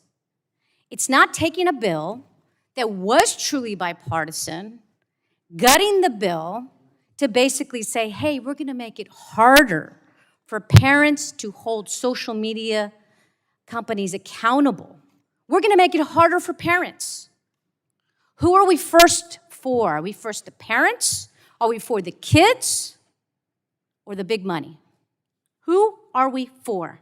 Now, I couldn't help but remember I had to attend the inauguration of who was at the inauguration. Let's see. Big tech CEOs, lots of them. And as if I remember correctly, they donated $1 million each. Did that have some influence? I don't know. I'm just noticing facts that we were able to do this in a bipartisan way. And now, all of a sudden, there's efforts to put in provisions that are going to help prevent liability from big tech and from the social media companies. So I had not planned on speaking today, but when I hear some inaccuracies and when we hear about talking about bipartisanship, there is a bipartisan way to do it. We have done this. Getting a bill that was bipartisan, though, and getting it, and then throwing in 11 other bills to it, and putting it into a package and saying, you see, Democrats are not for kids' safety, is total misinformation, disinformation, misguidance. Let's go back to the real bipartisanship. Let's go back to my colleagues who actually were for this other piece of legislation in 2024 that had this duty of care that was on the platforms, not on parents and not on kids, and not making it harder to hold them liable. And so with that, I oppose not just the amendment, but the package, and agree we should table this and go back to what was done and where we were at when we had almost everybody in the Senate and at least everybody in this committee in 2024. And I yield back. Gentlelady yields back. The gentleman from Texas is recognized for, will you yield me your 5 minutes? Will you yield me a couple seconds anyway? Yes, sir. Go ahead, Mr. Chairman. Well, thank you. So the gentlelady from California, in my opening statement, I said we all want child safety. If anything came out of my mouth that we're all want child safety, we all want our children to be protected on the internet.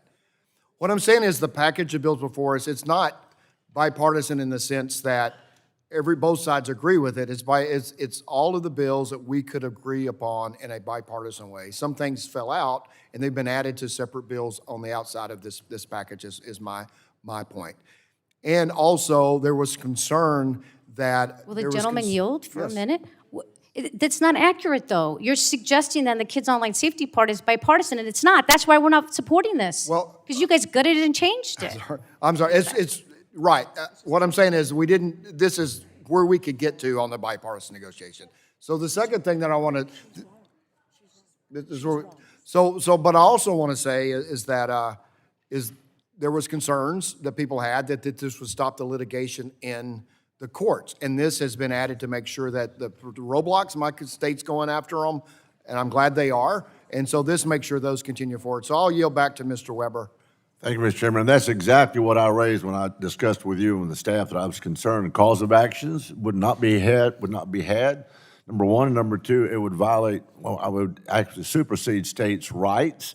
I didn't like that. We heard from some of our schools in the district that they didn't like it. And so we had the discussion, and you made it clear that it didn't supersede states' rights. It will, hopefully, it will not affect any cause of actions because our kids are important and our families are important. And when these things happen, then those big techs need to be held accountable. So with that, Mr. Chairman, I'll yield back. Will the gentleman yield? Gentleman's time. Gentlelady from Colorado. You yield back? He yield back. Okay. Gentlelady from Michigan is recognized for 5 minutes to speak on the amendment. Thank you. I yield what time he needs to the ranking minority, Frank Pallone. Thank you. I want to thank the gentlewoman from Michigan. Look, I don't want to belabor this too much because I do think we should get to the amendments that we do believe as Democrats will help make this bill better. But I just have to explain. There were plenty of negotiations over the last few months, right? The bottom line is that most of the things that we as Democrats wanted in the bill were not included, right? And I just want to mention a few things, why we have a problem. You've heard it all from my Democratic colleagues, but basically we think that this bill lets big tech off the hook with a nearly impossible to meet knowledge standard. It stops progress to protect kids in the state with preemption of state laws, which is also going to impact ongoing lawsuits brought by parents. It makes vulnerable kids less safe, including kids in unsafe home environments. And also, as I mentioned, it doesn't include legislation to stop data brokers from profiting off of kids' data. So there are all these things and more that have been mentioned. I suggest we just get to the amendments at this point, which we believe, if passed, would help correct the deficiencies in this bill. I don't think they're going to pass because the Republicans will probably oppose them, but hope springs eternal. And I would yield, you want? No, you have to yield back. I yield back to Now, the will the gentlewoman from gentlelady Michigan. yield to me? Yes, I yield.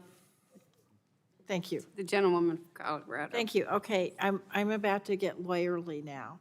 And I want to say, I appreciate my colleague from Texas being concerned about the state, the preemption of the state laws. The problem is the language in this AINS that is allegedly designed to protect the preemption or the state tort law. It actually, the preemption provision plus a rule of construction carving out tort law does not save the cases or state laws that are more protective of kids. And here's why. House COSA creates so many conflicts with more protective state laws that a rule of construction can't save them. The conflict preemption provision will control and wipe out the cases and the state laws that they're based on. So a rule of construction won't work. The exceptions have to be exceptions to the conflict preemption as exemptions to the preemption language itself. So let me try to explain that a little more in depth. Okay, the House COSA says platforms owe no duty of care. State laws are based on assumption of duty of care. So if you knock out the duty of care on conflict preemption, there's no tort law to save. There's no negligence case if you have no duty, if you can follow that. So also House COSA says the only duty platforms have is to write their own rules and policies. And as long as they have their own rule, anything that holds them to a different standard is, quote, in conflict with House COSA. And so also it says actual knowledge is required for both regulation and enforcement. So tech platforms can't be held accountable. And this is exactly what Congressman Castor and others have been saying. Tech platforms can't be held accountable unless they have actual knowledge or willfully disregard that a child is on their platforms. State laws say that tech platforms can be held accountable if they reasonably should have known that a child was on their platforms. That's the difference. So if we're going to be serious about protecting parents' cases, you have to say that in the bill. Otherwise, the courts are going to rule that they're not protected. One more thing.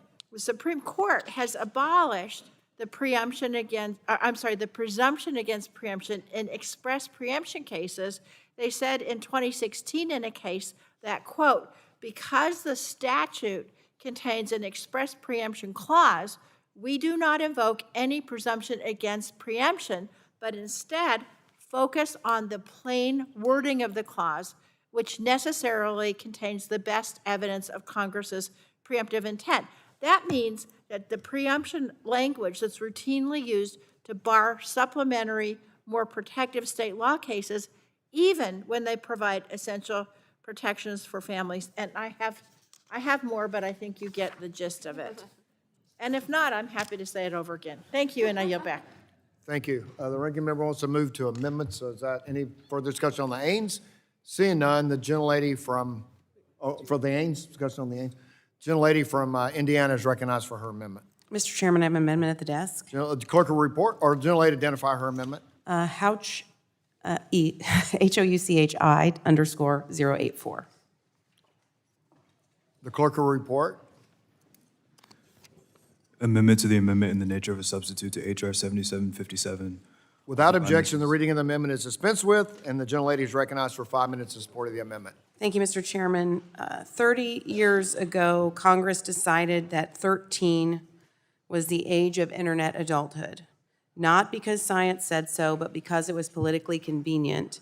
And in 30 years, no one has ever gone back to ask whether or not we got it right, We didn't.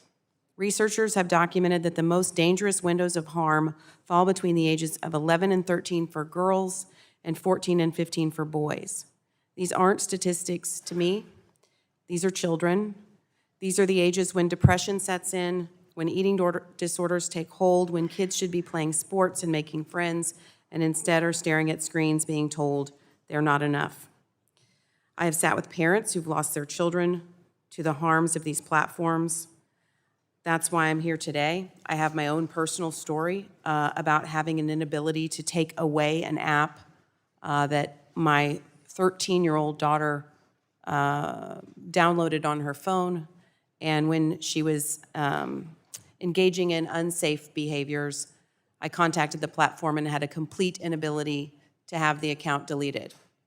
They told me she's 13, she's legally able to have the account based on the 1996 law saying that a 13-year-old can have access to the internet. So my Reset Act asks a simple question: is 13 still the right threshold? The science says no, the data says no. Parents who've lost children because of what happened to them online say no. At 16, adolescents are not yet adults, but they are more mature, more resilient, and better equipped to navigate these platforms than age 13. Personally, I would prefer this be 18, but we were trying to work in a bipartisan fashion, and moving the threshold to 16 gets us ahead of the most dangerous exposure windows. This is not a radical idea. Australia has done it. The European Union is moving in the same direction, and big tech will push back. They always do. There are concerns that have been raised about the First Amendment, but the 11th Circuit has already signaled that laws like this can survive constitutional scrutiny. The Reset Act is designed with those legal principles in mind, creating a clear national standard enforced by the FTC and states' attorneys general. Mr. Chairman, I appreciate you working with me and for being open to the case for a 16-year-old minimum standard. I'm committed to continuing to work with you on this and with my colleagues on both sides of the aisle. I yield back. Yield to me. I just want to, before you yield back, I just want to say, yes, we have worked together and will continue to work together on this issue. And I'll yield back to you, and you yield back. Thank you. I yield back. The gentleman from Massachusetts is recognized for 5 minutes to speak on the amendment. Thank you, Chairman. I want to express my support for the principles that animate the Reset Act and this amendment. 13, even if it were properly enforced, which it is not the right age for internet adulthood. I think we've learned that over the last 20 years. And Jonathan Haidt and the Anxious Generation, I think, has mapped out the science and the data in compelling fashion about the deterioration of children's mental health, cognitive development, because of the Wild West online realm that these digital empires have exposed them to. And so I support what the Congresswoman from Indiana is trying to do, which is raise that to at least 16. I'm committed to working with her on that in a bipartisan fashion. And I would invite members on both sides of this aisle. We've heard so many people speak eloquently, particularly our parents in this committee, about how frustrated we all are and how much we want to use the power that we have on this committee to address these harms. I want to invite those members on both sides of the aisle to come work with the Congresswoman from Indiana and me. We got some momentum going. We got 2 bills that we've done already. We are working bipartisan. We are working in good faith. We are taking each other's feedback, and we want our group to get bigger. So come, please work with us. Will the gentleman yield? Would you yield? Yes, I'll yield to the Congresswoman from Indiana. Thank you. Thank you, Representative Auchincloss. I want to thank you for working with me on the bills that we've been able to work in a bipartisan fashion, and also for your co-leadership of the Kids Online Safety Caucus. I would be remiss if I didn't mention that and encourage members on both sides of the aisle to join us in our efforts to work together to solve these issues. And I yield back to you. You yield back to me, Mr. Gentleman from Massachusetts. Will yield. I just want to echo that we will continue to work together on this. No. Gentleman, so did you yield back? The gentleman from Massachusetts has yielded back? Oh, so anyone on the, so I have Mr. Mr. Billarakas is recognized for 5 minutes. Thank you. Speak on the amendment. Thank you, Mr. Chairman. I appreciate it. As a co-sponsor of the Reset Act, I want to echo the comments of Ms. Houchin. I think it's common sense, folks. I think we've failed to remember that for several years, Facebook required college email to sign up. So it was intended, again, this was not intended for minors with regard to Facebook. And they were effectively excluded from the site by the email domain requirement.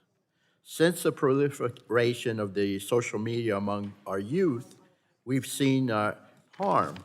I mean, we've seen harm grow. It's right there. I mean, the evidence is there. And, I want to continue to work with the parents. And, again, our heart goes out to the parents. And I want to continue. We didn't walk away from the negotiating table, by the way. That's a fact.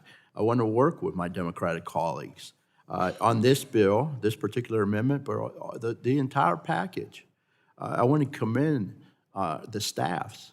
They've been working for years to get this right.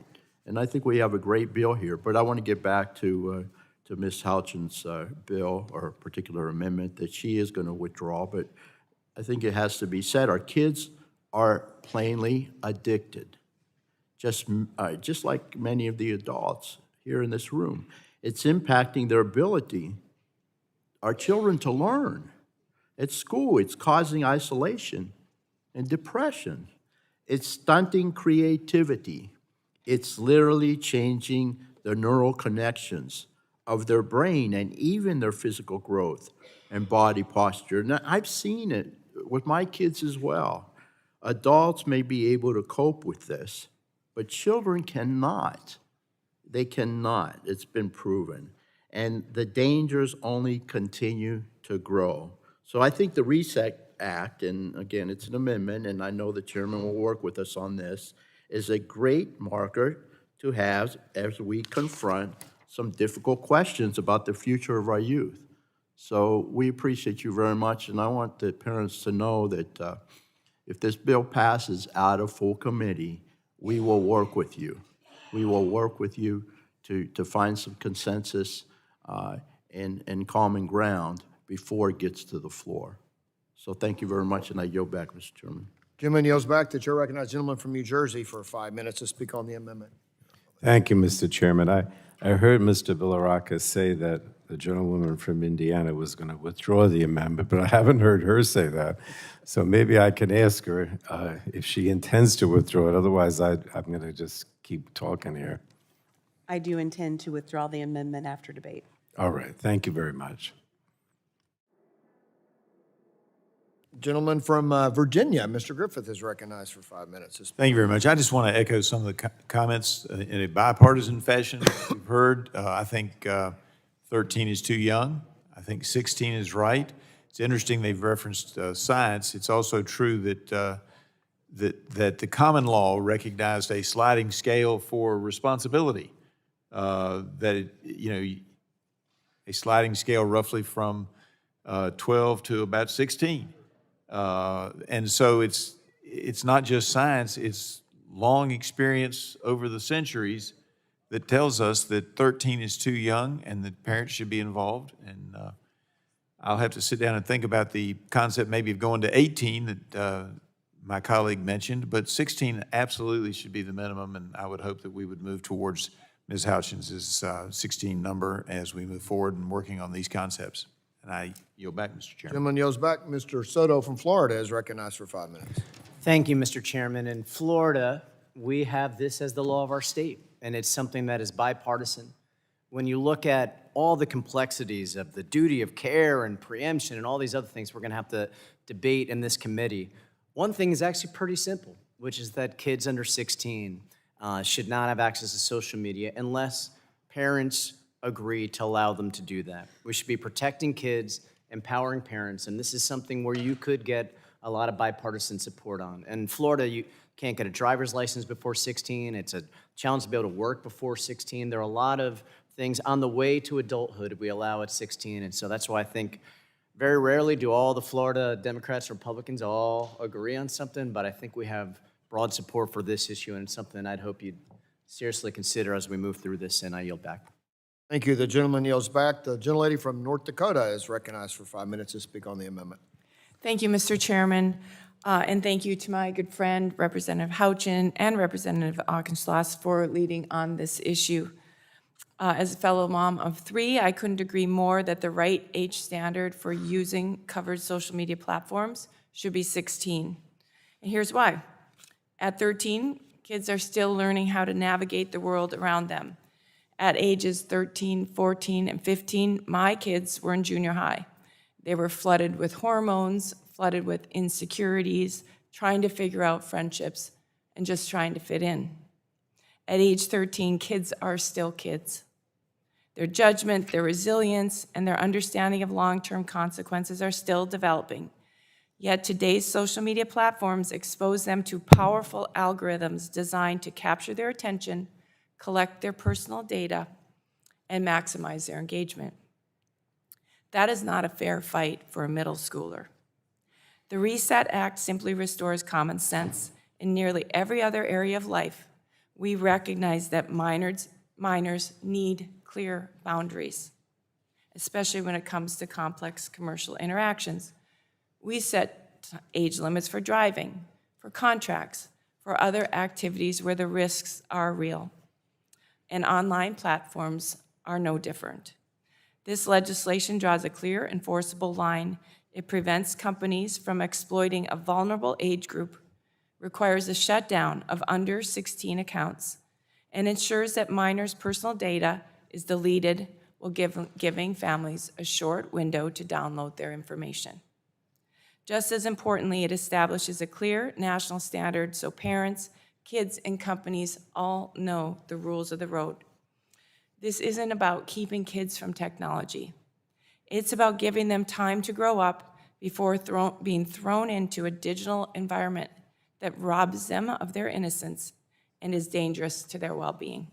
I strongly support this amendment, and I urge my colleagues to do the same either today or down the road as we work through these issues. Thank you, Mr. Chairman. I yield back. Thank you. The gentlelady yields back. Is there further discussion on this amendment? Seeing none, gentlelady from Indiana is recognized. Mr. Chairman, I appreciate your willingness to work on this issue continuously. It is extremely important we don't allow this big loophole. I ask unanimous consent at this time to withdraw my amendment and look forward to continuing to working on the issue. Without objection, the amendment's withdrawn.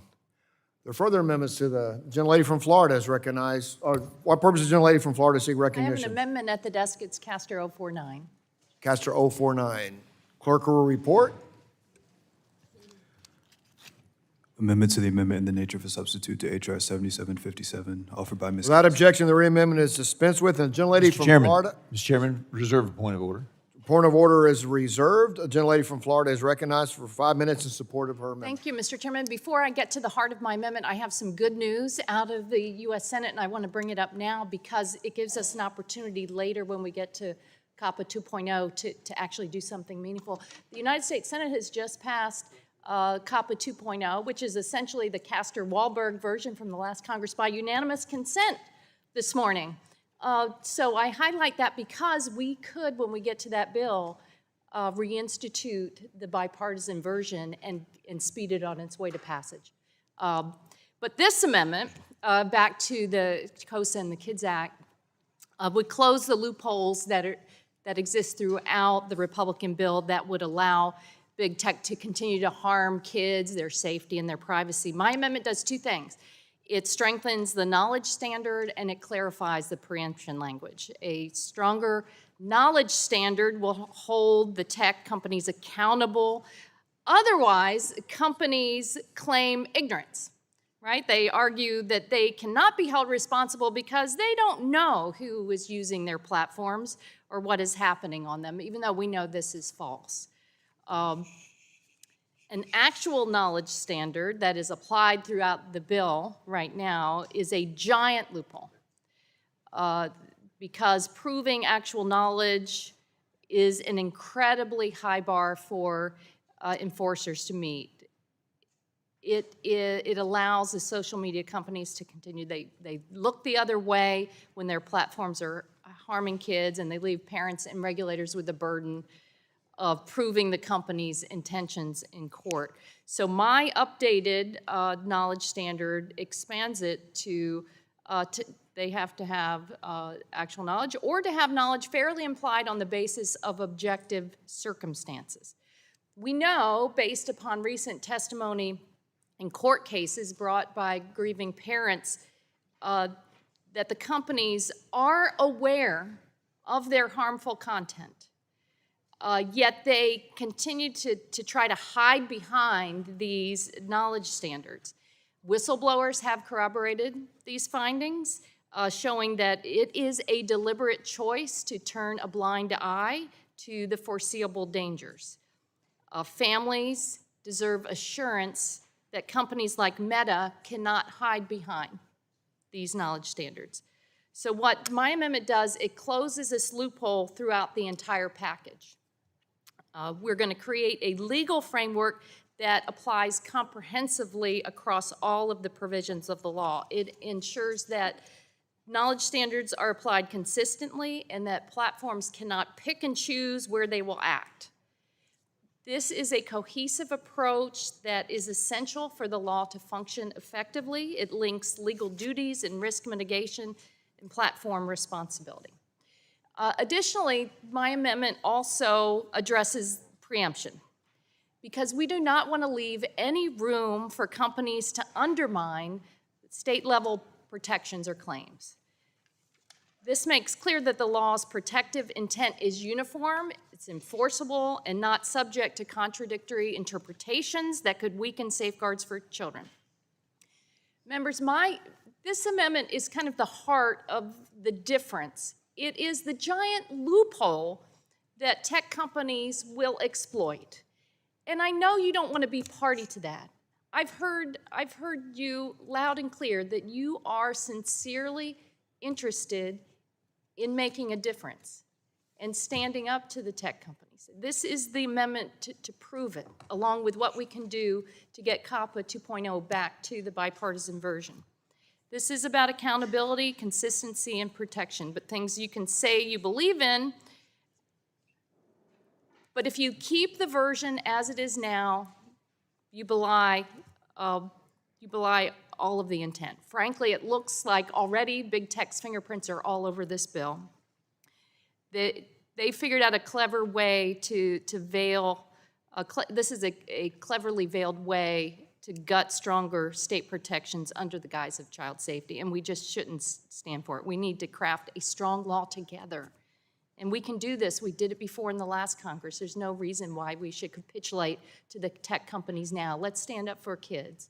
Let's reinsert the heart of the matter here with a stronger preemption, stronger standard that they can't use as a shield in court. It's up to the responsibility that we have to kids and families, not the big tech companies. They have too much power here. Let's show them today that we stand with the parents and families and believe that we can make progress. Thank you. I urge you to vote yes on the Castor Amendment. Thank you. Thank you. The gentlelady yields back. The gentlelady from Florida, Ms. Kamek, is recognized for 5 minutes to speak on the amendment. Thank you, Mr. Chairman. I seek recognition to speak in opposition to this amendment. And I want to thank my colleague from the Sunshine State for opening up and dovetailing this for me. She said that big tech's fingerprints are all over this bill. I find that to be a little bit hypocritical, considering that the only proposal that was offered to this committee was actually written by big tech, and they offered it. But I can tell you whose fingerprints are all over this amendment. The trial attorneys. The trial attorneys wrote this amendment. See, this amendment introduces a vague constructive knowledge standard that will act as a blank check for regulatory abuse by an undoubtedly future weaponized FTC. How do I know that? Well, one, I served on the Weaponization Committee last Congress, and I witnessed an overreach that you cannot even begin to imagine. We saw Lena Khan, the Biden FTC chair, move without unduly burdening legitimate business activity from the commission's mission statement, fundamentally changing how they operate. That subsequently became a target for American businesses. So let's be clear, this is just a deliberate move to attack Main Street mom and pop businesses. Because we know in her tenure, Lena Khan, she started speculative lawsuits against otherwise law-abiding companies, colluded with European regulators to undermine US businesses, committed ethics violations on cases she would have otherwise been forced to recuse herself from, and embraced algorithm discrimination theories to stretch consumer protection authorities beyond the law. We cannot give this power to the next chair of the FTC, which we know will continue to be weaponized unless a departure is made. So the underlying bill already contains a strong enforceable standard. Platforms are liable if they have actual knowledge or if they willfully disregard that a user is a minor. Additionally, this section's preemption provision is narrowly written to specifically preempt what the bill is regulating and nothing more. A state still has the ability to enact laws and regulations that fall outside the specific issue that is being preempted, and this was confirmed with the states in question that have been mentioned here today. Now further, I'm going to read this out loud so everyone in the room can be on the same page here. Nothing in subsection A may be construed to preempt the applicability of any law of a state with respect to trespass, contract, tort, or product liability, any statutory law that creates a remedy or penalty for criminal conduct, or any law of general applicability of a state with respect to consumer protection. This rule of construction is incredibly explicit. It directly preserves the ability for a parent to access the courts and protects ongoing lawsuits against social media and online gaming companies. I started out my remarks talking about the fingerprints of the trial bar on this amendment. You don't have to take my word for it, but we come with receipts. See, the very association that I just mentioned was in direct communication with the committee this week. This week. And if you don't believe that, then look no further than the talking points that they issued that became the actual legislative text that has been offered here today. They don't want us to legislate. They think that Congress needs to act to protect, they don't think that Congress should protect kids. They've told us that much because that's what their talking points say. They want the ability to make money. That's what this is about. With our language as written, we strike the balance of setting national safety standards and preserving a parent's ability to seek justice and hold big tech accountable. And I encourage all of my colleagues to reject this amendment and vote yes on the underlying bill. With that, Mr. Chairman, I yield. Gentlelady yields back. Further discussion of the amendment. Mr. Soto from Florida is recognized for 5 minutes to speak on the amendment. It's literally their talking. Thank you, Mr. Chairman. You know, this amendment is really the whole ballgame here, right? We want to protect our kids. We want parents who are here today deserve the truth. And the truth is that this bill falls woefully short. It's actually pretty outrageous to weaken standards with a straight face in this committee today. We don't need to lock the courthouse doors or make justice next to impossible. I know a lot of these different standards are very confusing, especially to a lot of the parents, non-lawyers in the room, and so I wanted to take a few minutes to go over them. 2 main points. It will be next to impossible for victims to prove actual knowledge in court. And preemption hurts stronger state laws. And as an aside, there were prior bills that included both of these that we all voted for last year in the subcommittee and, last term in the subcommittee, and now they're gone, right? So under this, you must show a social media site had actual knowledge of harm to kids, rather than the proper standard, which is duty of care. That means you have to show a social media site knew that their algorithm or other practice was very addictive to kids, or that it was causing depression, or that they facilitated drug dealing or sex trafficking. The proper standard should be duty of care, because a jury would understand it's either knew or should have known that these practices were harming kids.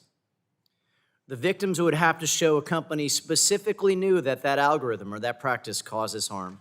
Find the smoking gun, which rarely ever occurs. Some smoking gun email or a study or other evidence that they knew specifically. As an attorney, I can tell you this rarely ever happens. With the duty of care standard, juries can use common sense. They can say, you know what, after thousands of kids have been hurt, perhaps they should have known that that practice, that algorithm, that addictive part of it was harmful. And maybe they should have done something about it. If this becomes law, we may never see victims' families prevail in court again. We may see some of these court cases that are already there because we heard a discussion about it continue to move forward, but anyone going forward after this, it makes it harder. And I'm not here to demonize tech companies. I'm not here to demonize trial lawyers, which, by the way, attorneys will be both defending all these families and also the companies. But if we make it harder with this bill, how could we, in good faith, support it? Briefly on point 2, preemption is tricky. States should have some discretion on greater protections. We just all talked about what we have in Florida. Social media ban for kids under 16, where parents can opt out their kids if they'd like to. This law is bipartisan support in Florida and has been upheld by the courts, including the 11th Circuit. And so we want to make sure we're getting these two areas right. That's why everybody came here today, to make sure we have justice. And so not only do the major issues matter, but the details matter to make sure that the courthouse doors remain open, that we give victims some rights to be able to prosecute their cases, and to make sure that states have some role in this. And with that, that's why I think this is the amendment. This is the crossroads. This is where, if we all vote for it, you could see a bipartisan bill out today, and if we don't, we still have a major divide that has to be bridged to get us back to the very bills we agreed on last term. And with that, I thank the gentlelady for, my fellow Floridian, for filing this very good amendment, and I yield back. Thank you. The gentleman yields back. Is there further discussion of the amendment? Further discussion of the amendment on either side? Seeing none, if there's no further discussion, the vote occurs on the amendment. A roll call has been requested. The roll call has been requested, and the clerk will call the roll. Mr. Latta? No. Mr. Latta votes no. Mr. Griffith? Mr. Bilirakis? No. Mr. Bilirakis votes no. Mr. Hudson? Mr. Carter of Georgia? No. Mr. Carter of Georgia votes no. Mr. Palmer? No. Mr. Palmer votes no. Mr. Dunn? Mr. Crenshaw? Mr. Joyce? Mr. Joyce votes no. Mr. Weber? Mr. Weber votes no. Mr. Allen? Mr. Allen votes no. Mr. Balderson? Mr. Balderson votes no. Mr. Fulcher? Mr. Fulcher votes no. Mr. Pfluger? Mr. Pfluger votes no. Mrs. Harshbarger? Mrs. Harshbarger votes no. Mrs. Miller-Meeks? Mrs. Miller-Meeks votes no. Mrs. Kamick? Mrs. Kamick votes no. Mr. Obernolte? Mr. Obernolte votes no. Mr. James? Mr. James votes no. Mr. Bentz? Mr. Bentz votes no. Mrs. Houchin? Mrs. Houchin votes no. Mr. Fry? Mr. Fry votes no. Ms. Lee? Ms. Lee votes no. Mr. Langworthy? Mr. Langworthy votes no. Mr. Kane? Mr. Kane votes no.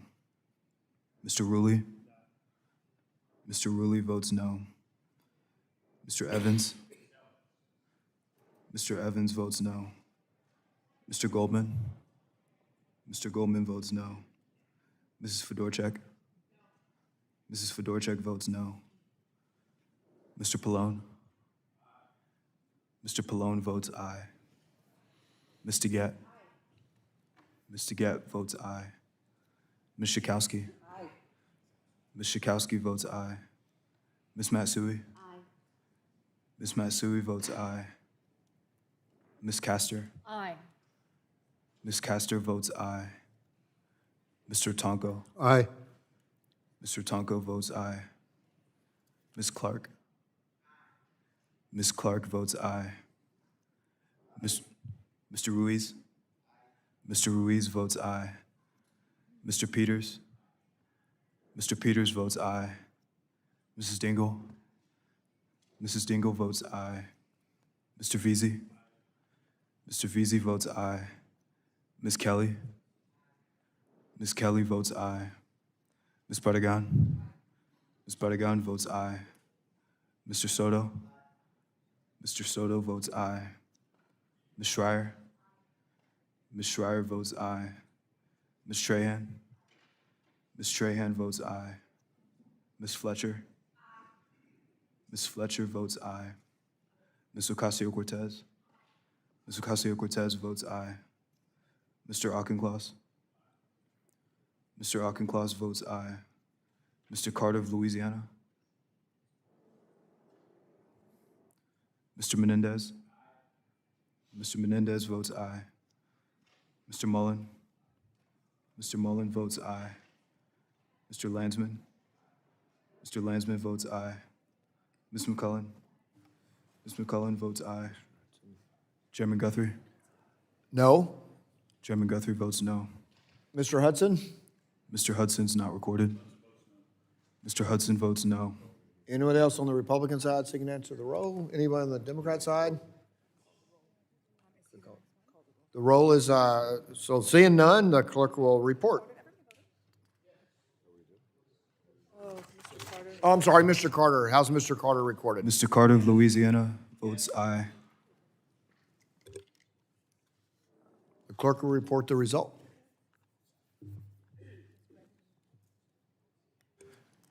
Mr. Chairman, on that vote, there were 24 ayes and 27 noes. The amendment is not agreed to. Are there further amendments to the bill? Mr. Landsman, are you recognized for? Mr. Landsman, for what purpose do you seek recognition? I have an amendment at the desk. Identify the amendment. 071. The clerk will report.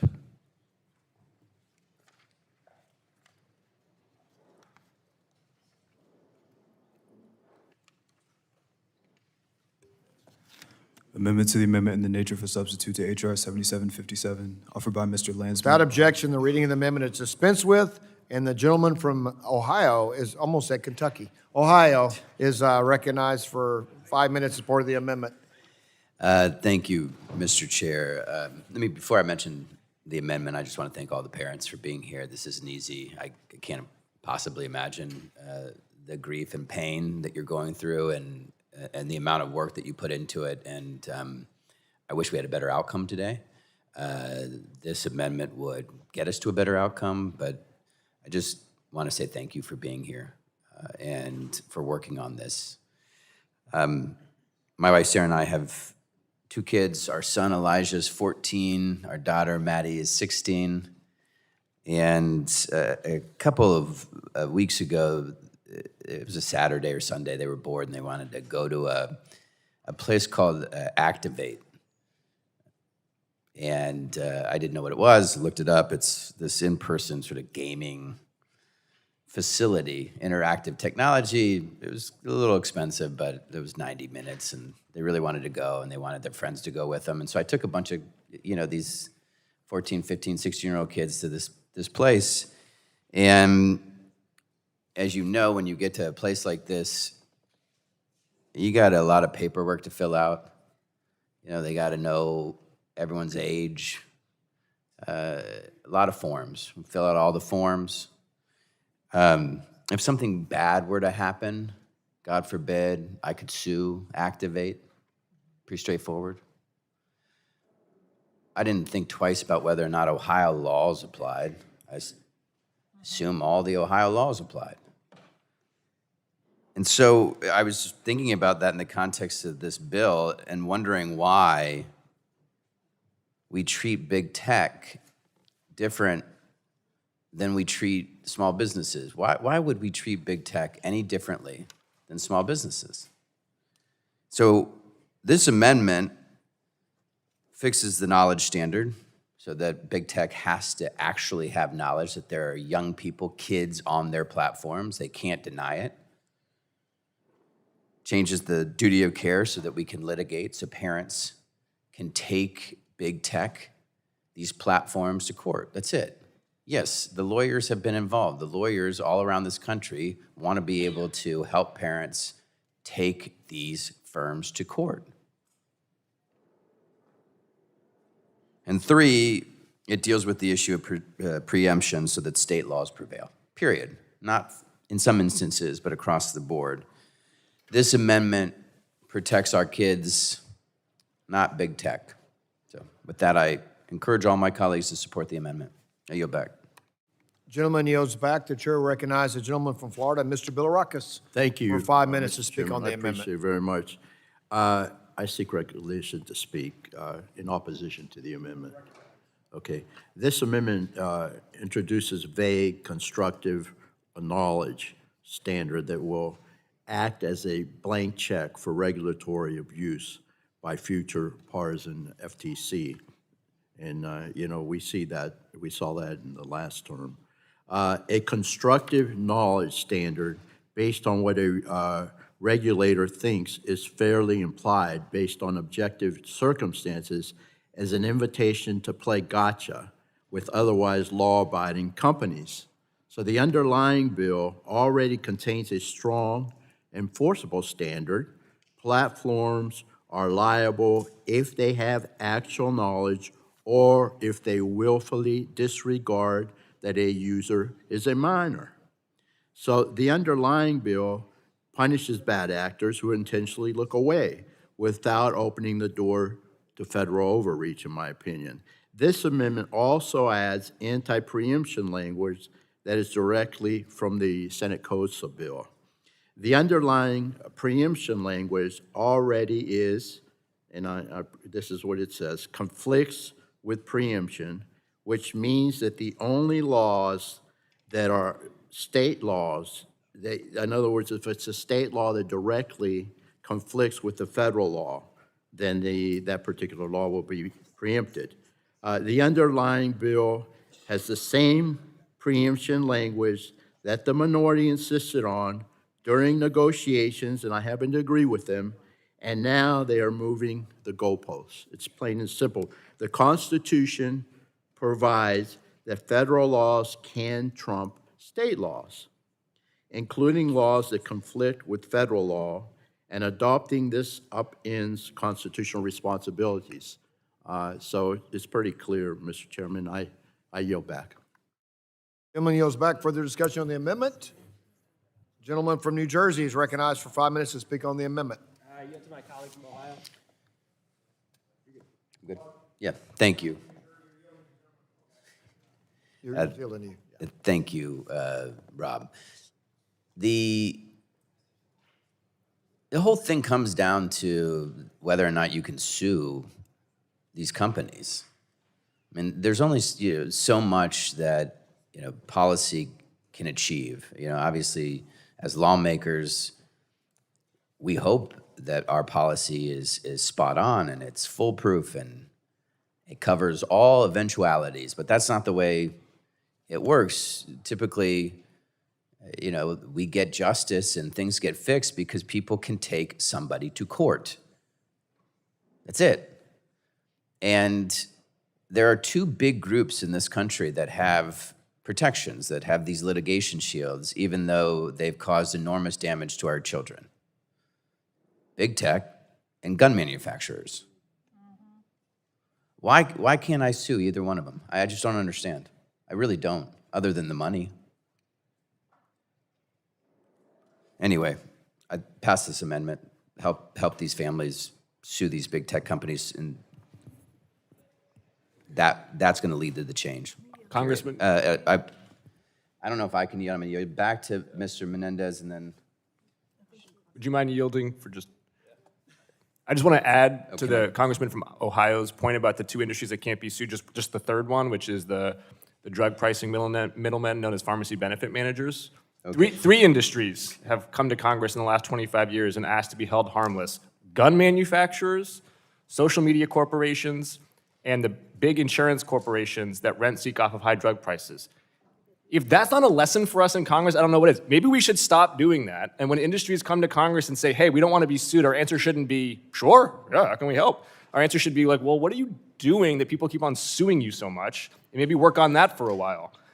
I yield back. Actually, And I would, oh, sorry. I don't, It's a gentleman from New Jersey's time, so do you yield to? I yield to my colleague from Virginia.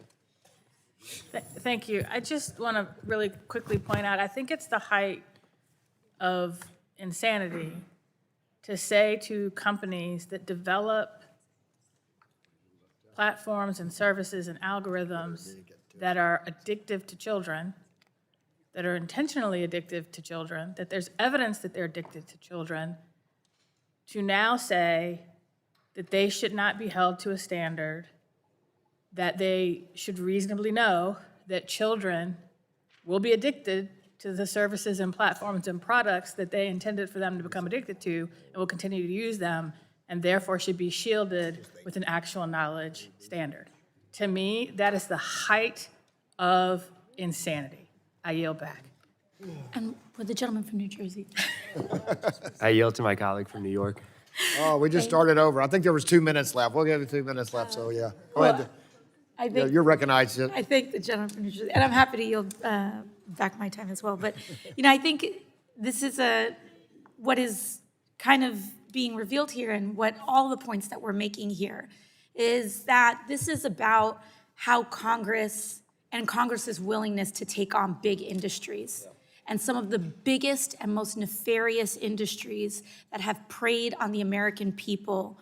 And everyday working families, they don't have big money lobbyists, but big social media companies do, big tech does, big pharma does, big oil does, and big tobacco does.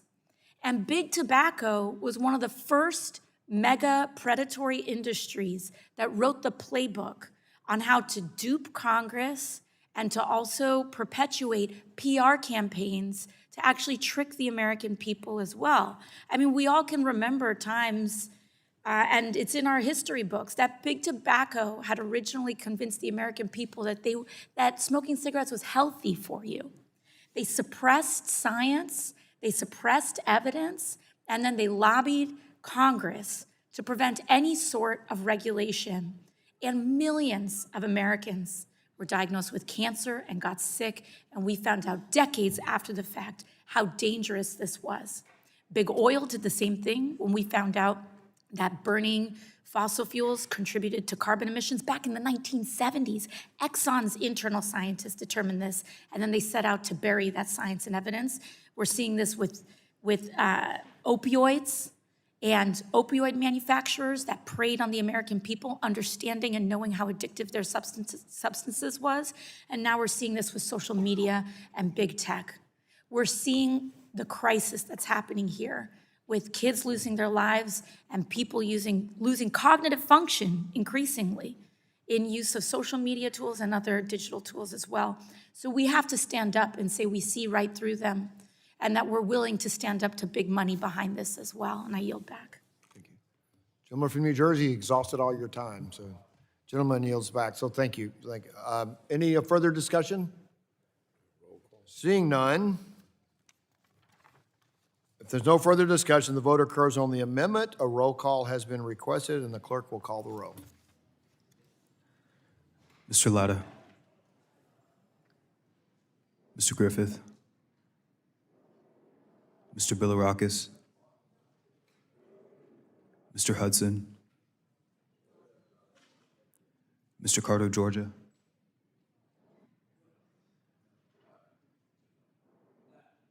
Mr. Carter, Georgia votes no.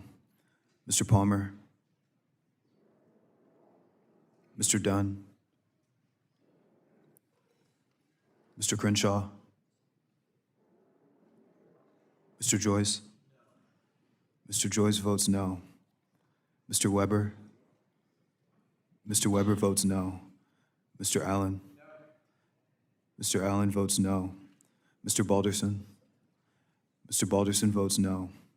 Mr. Fulcher? Mr. Fulcher votes no. Mr. Pfluger?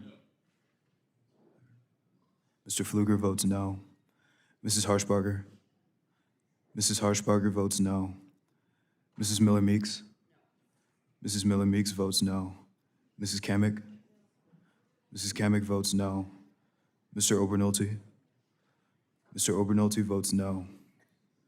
Mr. James? Mr. James votes no. Mr. Bentz? Mr. Bentz votes no. Mrs. Houchin? Mrs. Houchin votes no. Mr. Fry? Mr. Fry votes no. Ms. Lee? Ms. Lee votes no. Mr. Langworthy? Mr. Langworthy votes no. Mr. Kane? Mr. Kane votes no. Mr. Ruley? Mr. Ruley? Mr. Ruley votes no. Mr. Evans? Mr. Goldman? Mr. Goldman votes no. Mrs. Fedorchak? Mrs. Fedorchak votes no. Mr. Pallone? Mr. Pallone votes aye. Ms. DeGette? Ms. DeGette votes aye. Ms. Schakowsky? Ms. Schakowsky votes aye. Ms. Matsui? Ms. Matsui votes aye. Ms. Castor? Ms. Castor votes aye. Mr. Tonko? Aye. Mr. Tonko votes aye. Ms. Clark? Ms. Clark? Ms. Clark votes aye. Mr. Ruiz? Mr. Ruiz votes aye. Mr. Peters? Mr. Peters votes aye. Mrs. Dingell? Mrs. Dingell votes aye. Mr. Veazey? Mr. Veazey votes aye. Ms. Kelly? Ms. Kelly votes aye. Ms. Barragan? Ms. Barragan votes aye. Mr. Soto? Mr. Soto votes aye. Ms. Schreier? Ms. Schreier votes aye. Ms. Trahan? Ms. Trahan votes aye. Ms. Fletcher? Ms. Fletcher votes aye. Ms. Ocasio-Cortez? Ms. Ocasio-Cortez votes aye. Mr. Auchincloss? Mr. Auchincloss votes aye. Mr. Carter of Louisiana? Mr. Carter of Louisiana votes aye.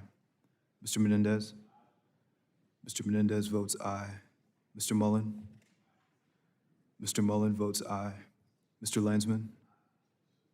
Mr. Landsman votes aye. Ms. McClellan? Ms. McClellan votes aye. Chairman Guthrie? Chairman Guthrie votes no. Mr. Latta is not recorded. No. Mr. Latta votes no. Mr. Hudson? Mr. Hudson votes no. Mr. Palmer? Mr. Palmer is not recorded.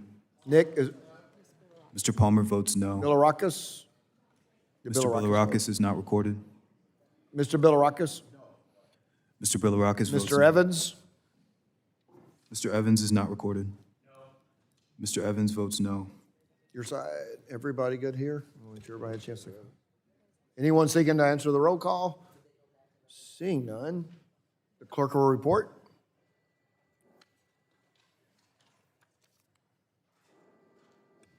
Mr. Chairman, on that vote, there were 24 ayes and 27 noes. The amendment is not agreed to. Are there further amendments? The gentleman from Florida, what purpose you seek recognition? For an amendment, You identify your amendment? KNOW_01_. The clerk will report. Amendment to the amendment in the nature of a substitute to HR. Without objection, the reading of the amendment is dispensed with, and the gentleman from Florida is recognized for 5 minutes in support of the amendment. Thank you, Mr. Chairman. We had a deal on the Safer Gaming Act in the subcommittee. I filed an amendment that was agreed to at the time. The Safer Gaming Act amendment created parental controls for the chat features on online interactive video games. Kids under 16 would be opted into the most protective level of communication safeguards by default. The default restrictive safeguards can only be changed by a parent. We see especially a lot of our boys and young men playing games, and yes, some of the ladies too. And we know this is an area where they're vulnerable. And now that deal has been broken. In this current version, that amendment was taken out. Just a little more background, our amendment made improvements to the state preemption language in the original bill with the intention to continue negotiations to further improve the language. The majority made the preemption language worse when they rolled safer gaming into the kids package. Our amendment strikes that state preemption language and replaces that standard with a standard that protects and sets it as a floor rather than a ceiling. I do want to thank Mr. Keene for working with me in the subcommittee on this, and I'm hoping we can keep the deal and pass this amendment. I yield back. Gentleman yields back. The gentlelady from Florida is recognized for 5 minutes. Speak on the amendment. Thank you, Mr. Chairman. I'm speaking in opposition to this amendment, and I do want to thank it's the Floridians, man. We're all over the place. Representative Soto, I appreciate all the work that you and I do together. In fact, most of the work on this committee tends to be bipartisan, but I am absolutely struck by the fact that this amendment, the previous amendment, and subsequent amendments that are slated are quite literally identical. The language is identical to the word. I have to point that out because we keep doing this round robin, and I mean, you can pull every single one of these amendments and there is not even a deviation of a single word. They all say the exact same thing. And again, I believe everyone on this dais, everyone, Republicans and Democrats, all are looking for the same thing. We want to empower parents. We want to keep kids safe. I am the new mom to a little girl who is 6 months old, and I am terrified for her future. I am terrified for what she is going to encounter. But going about it where special interests is trying to influence these outcomes is ridiculous. I can speak to the fact that Representative Trahan, Representative Soto, and I, we are squarely in the crosshairs of big tech because we are willing to take on that fight. This is such a personal issue to so many, including people in our audience. But who else is in the audience? Trial attorneys. You know who you are. You know who you are in this audience. Don't for 1 second think that you are not going to skate by without being pointed out that you make money off of these lawsuits and that you didn't draft these amendments, and the talking points are quite literally what we're hearing from the other side. This should be about how do we advance this? How do we advance this to make this safe for kids and empower parents? All I'm hearing is the same amendment over and over and over, which has been drafted by the trial attorneys. And it seems like it's just, it's not productive. So I think, of course, we will see our colleagues continue to offer these. It's the same language over and over and over again, and it will have the same result. I personally would love for us to advance this bill so we can actually begin the hard work of protecting kids and empowering parents. And I love that the trial attorney, there's some trial attorneys that are shaking their heads, but with that, Mr. Chairman, I yield. Gentlelady yields back. The gentlelady from California, Ms. Barragan, is recognized for 5 minutes to speak on the amendment. Thank you, Mr. Chairman. I just feel the need to respond to the attack on trial lawyers. I have to say, I was never a trial lawyer. I couldn't afford it because I had too much debt when I came out of law school.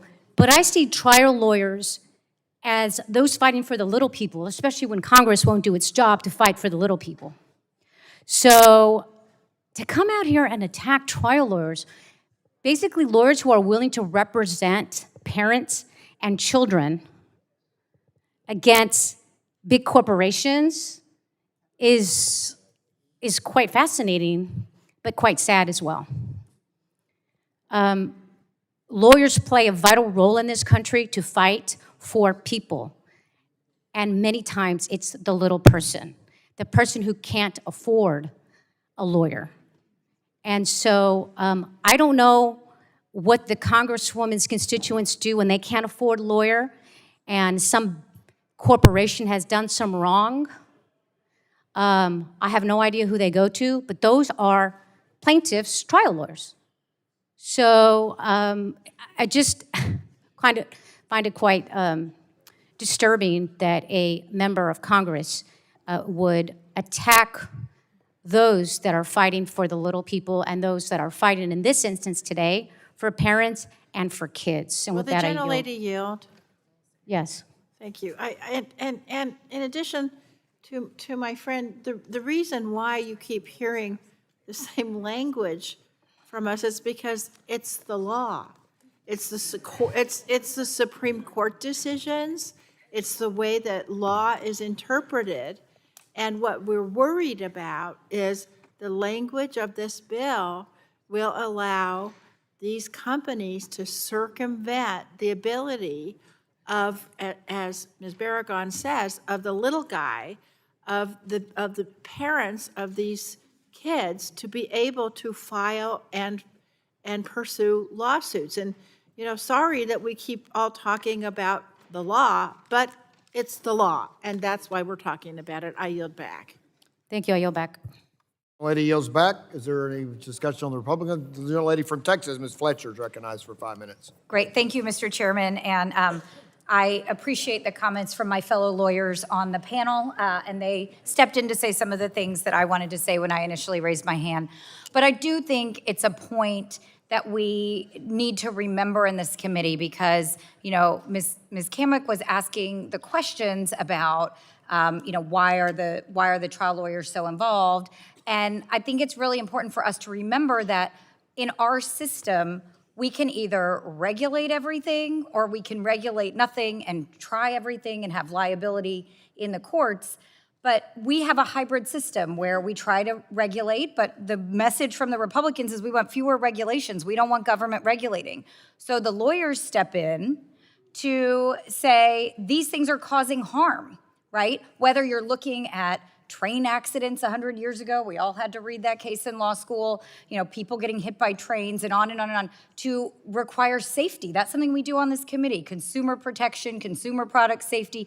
So many of the things that we've learned are harmful to people in this country. We've learned not because we've regulated it first, but because citizens have been injured, have been hurt, and lawyers have come along and those cases get tried in court. And so we have this hybrid system. There are roles for regulation here, but what I hear over and over from the other side is less regulation. Okay, well then there should be more lawyers. Like that's the answer to less regulation is we want to protect citizens. We want to protect consumers. We want to have some way to address the harms happening in this country. And so we do both. Right? And the thing is, I totally agree with Congresswoman Barragan that, you know, what you see, there are a bunch of different kinds of ways to practice law and to be a lawyer. But there are a lot of lawyers who raise their hands to help people who cannot afford to pay them, right? People who've been injured. But, you know, in my law firm where I used to work, the lawyers charge $1,000 an hour. I don't know how ordinary people can pay for that when they've been harmed. And so you need to have people who are willing to take the risk and represent people for free for years, sometimes at a time. And then eventually they do get paid, unless they don't win, and then they often don't get paid anything. So as we're criticizing these people, we need to, well, I'm not criticizing. As criticisms are being lodged against the trial lawyers, I just think it's really important to understand the fundamental system that we're operating in and the important role of lawyers in our society. And look, I'm on a roll, so I'm just going to say this too. We need lawyers now more than ever because what we are seeing happening in this country every single day is an outright assault on the Constitution of the United States of America by the President of the United States and this cabinet that is acting lawlessly and without authority. We're about to go to the floor and vote on a war powers resolution, but every single day we see the President ignoring the Congress, the administration ignoring the Congress, ignoring laws that have been set in place, and this Congress doing nothing about it.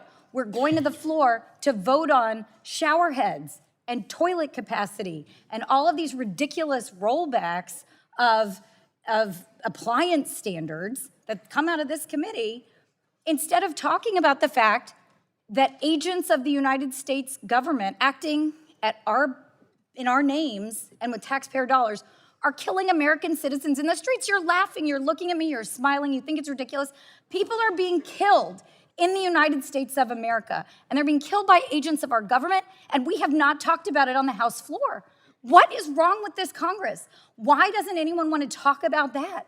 There is an incredible amount of lawlessness that is happening right now, and Speaker Johnson says, we're not going to require ICE to follow the Fourth Amendment to the United States Constitution. We're not going to require warrants to enter your home, to seize your car, right? This is the Constitution of the United States. This is the law, and it is being ignored by this administration and by this Congress. And so we need lawyers today, now, more than ever. Thank you, Mr. Chairman. I yield back. Gentlelady yields back. The chair recognizes Mr. Weber from Texas for 5 minutes to speak on the amendment. Thank you, Mr. Chairman. And to Lizzie Fletcher from Houston, I want to say thank you for being very, very passionate about this. Earth to Lizzie, thank you for being very passionate about this. I have a son that's a plaintiff's attorney. We have one in the room here that I served with in the Texas House, Mr. Craig Island. Thank you for being here, Mr. Island. And I was concerned about this bill when we started because I didn't want to see it take a cause of action away when we started. They assured me it would not. And so you make a good case in some fashion, but I think you got a little broad there, lady. But listen, I appreciate your consideration. I appreciate your passion. And I want to just say that we do need to be able to have causes of action and people that are going to be hurt. This is what lawyers do. I have a son that's one, if I didn't mention that. Just kidding. Anyway, I appreciate you, and I yield back. Gentleman yields back. Further discussion, Mr. Carter from Louisiana, you're recognized for 5 minutes. Yeah, thank you, Mr. Chairman. I listened to my colleague from Florida demonize trial lawyers, demonize advocates, demonize people who step up and stand up to defend people against big tech, against big organizations and corporate entities who have unlimited resources. But somehow you find a way to demonize the defense, those who stand up to advocate for. Trial lawyers go to court to defend people's rights, to address issues that they have been harmed by. What's wrong with that? Are you suggesting that somehow they should singularly go against big tech by themselves and be further harmed by the giants that seem to fuel your argument? To suggest that members on this side can't draft an amendment, that someone else has to do it for them? That's disrespectful, it's disingenuous, it's dangerous, it's reckless. It's an insult to the men and women sitting in this audience who are in pain, who are grieved because of their losses, and now you suggest that they should not have a lawyer to defend them.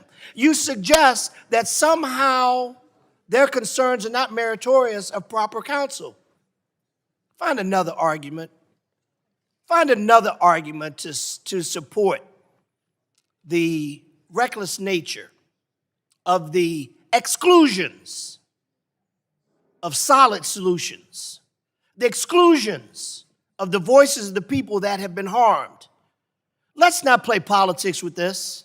Let's not make this an argument against trial lawyers or this one or that one. Let's stay focused on what this is about. This is about our young people. This is about big tech who wants to take advantage of our young people.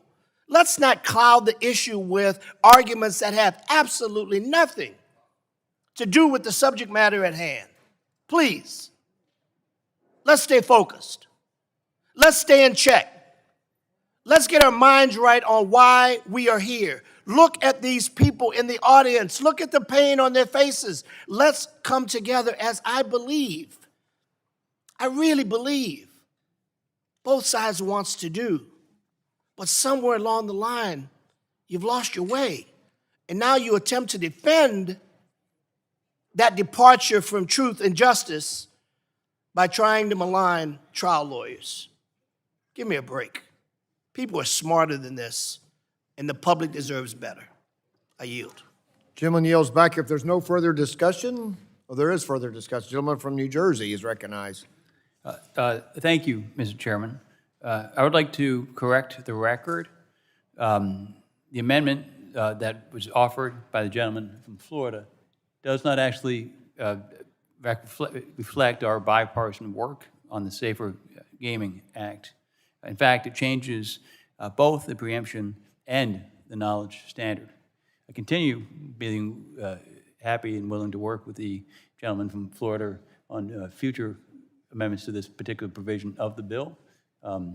Thank you again for you back. Gentleman yields back. If there's no further, there is further discussion. Gentlelady from Florida. Every Floridian's going to speak today, right? Yeah, because let's talk about the big picture here. How do we enforce meaningful loss right now? So we've known about the growing harm to kids for many years. We've had so many hearings. We've drafted legislation. The Congress has not enacted any of these laws. I mean, COPPA was adopted 25, 26 years ago, and we haven't really done much since then. So families can't count on the Congress, and it sounds like today that the House Republican leadership, they're not willing to get back to the bipartisan bills, but we're going to keep trying there. At the same time, you know, the Federal Trade Commission has important enforcement responsibilities, but they have been under attack. So the FTC enforcement of laws will be less dependable. So parents won't be able to depend on that. So they rely on state laws because thankfully many states have acted on age-appropriate design codes and going after privacy violations. But what you're going to do here is you're going to make it harder for states to take the lead. You're going to slam the courthouse door shut when they have certain state private rights of action in a lot of cases. So now you're going to defend slamming that door to the courthouse shut for families here too? So there's not going to be any recourse anywhere. They can't rely on the Congress. You don't want the states to be able to do anything. You don't want the FTC to be able to do anything. You don't want them to be able to bring private rights of action. This is kind of what Ms. Ocasio-Cortez said at the very beginning. This is one of the most cynical ways that Washington operates. Or what Mr. Auchincloss said, this is kind of the meta markup. This is what they want. There are a lot of very important lawsuits going on right now by school districts, by states, not just families. And you're going to pull the rug out from under them, understanding the harm. So you give lip service. We feel your pain. We feel your pain. We want to do something. And then you end the ability of anyone to seek justice in America. So I think this argument has it's shined a light on what this is all about here today. This is a protection of the social media platform's profits.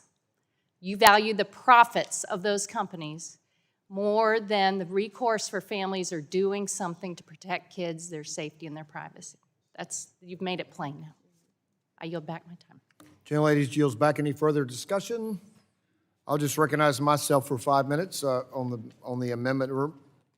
Remember the amendment that, well, I've already spoken on it, I'm sorry. Would a gentleman from Georgia seek, do you reckon fight back to?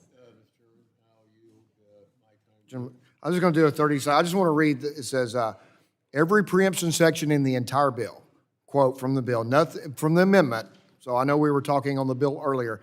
Nothing in subsection A may be construed to preempt the applicability of any law of state with respect to trespass, contract, tort, or product liability, any statutory law that creates a remedy or penalty for criminal conduct, or any law of general applicability of a state with respect to consumer protection.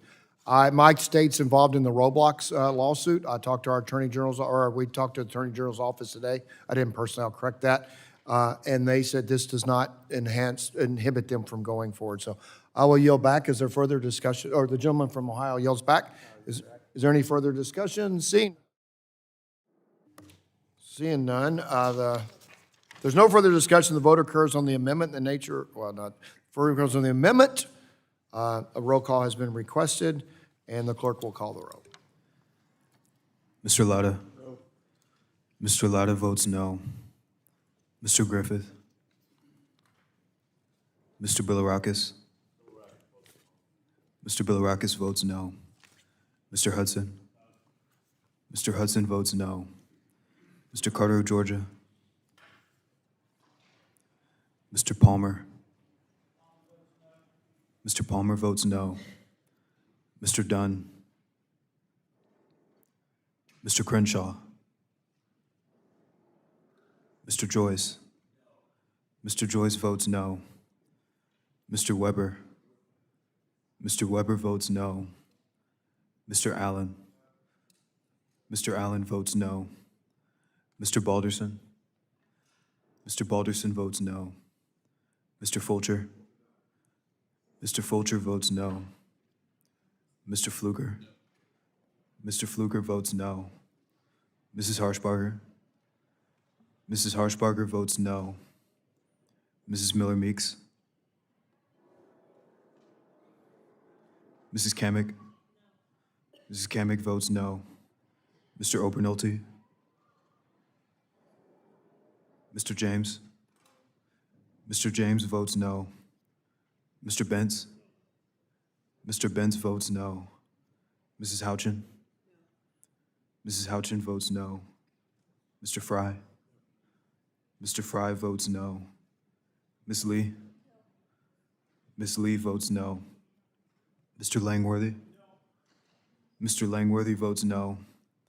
Mr. Kane? Mr. Kane votes no. Mr. Ruley? Mr. Ruley votes no. Mr. Evans? Mr. Goldman? Mr. Goldman votes no. Mrs. Fedorchak? Mrs. Fedorchak votes no. Mr. Pallone? Mr. Pallone votes aye. Ms. Teget? Ms. Teget votes aye. Ms. Schakowsky? Ms. Schakowsky votes aye. Ms. Matsui? Ms. Matsui votes aye. Ms. Castor? Ms. Castor votes aye. Mr. Tonko? Aye. Mr. Tonko votes aye. Ms. Clark? Aye. Ms. Clark votes aye. Mr. Ruiz?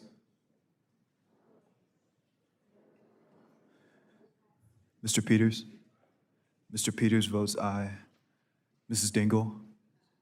Mrs. Dingell votes aye. Mr. Veazey? Mr. Veazey votes aye. Ms. Kelly? Ms. Kelly votes aye. Ms. Barragan? Ms. Barragan votes aye. Mr. Soto? Mr. Soto votes aye. Ms. Schreier? Ms. Schreier votes aye. Ms. Trahan? Ms. Trahan votes aye. Ms. Fletcher? Ms. Fletcher votes aye. Ms. Ocasio-Cortez? Ms. Ocasio-Cortez votes aye. Mr. Auchincloss? Mr. Auchincloss votes aye. Mr. Carter of Louisiana? Mr. Carter of Louisiana votes aye. Mr. Menendez? Mr. Menendez votes aye. Mr. Mullen? Mr. Mullen votes aye. Mr. Landsman? Mr. Landsman votes aye. Ms. McClellan? Ms. McClellan votes aye. Chairman Guthrie? Chairman Guthrie votes no. Is anybody? Obernolte, who's first? Let me go. Well, I want it. So how's Mr. Carter recorded? Mr. Carter of Georgia is not recorded. Before Mr. I call on Carter the next votes one, no. no, Mr. Dunn is here. I think some of us have heard that he was really, really sick the last few days. I actually got a phone call wondering if he was still here. And we're pleased to say that he's got the treatment that he needs, and we expect to see him for the rest of the year. So welcome back. You're very kind, Mr. Chairman.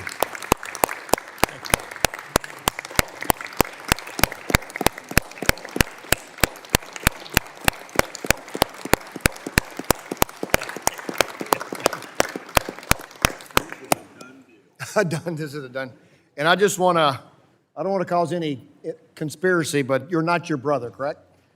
He has an fine. identical brother that I met And one I time. vote no. How does Mr. Dunn recorded? Mr. Dunn is not recorded. No. Mr. Dunn votes no. Thank you. Great to have you back. Anybody on Mr. Obernolte? Okay. Mr. Obernolte is not recorded. Mr. Obernolte votes Anyone no. else on Mr. Ruiz? Dr. Ruiz, how's he recorded? Dr. Ruiz is not recorded. Mr. Ruiz votes aye.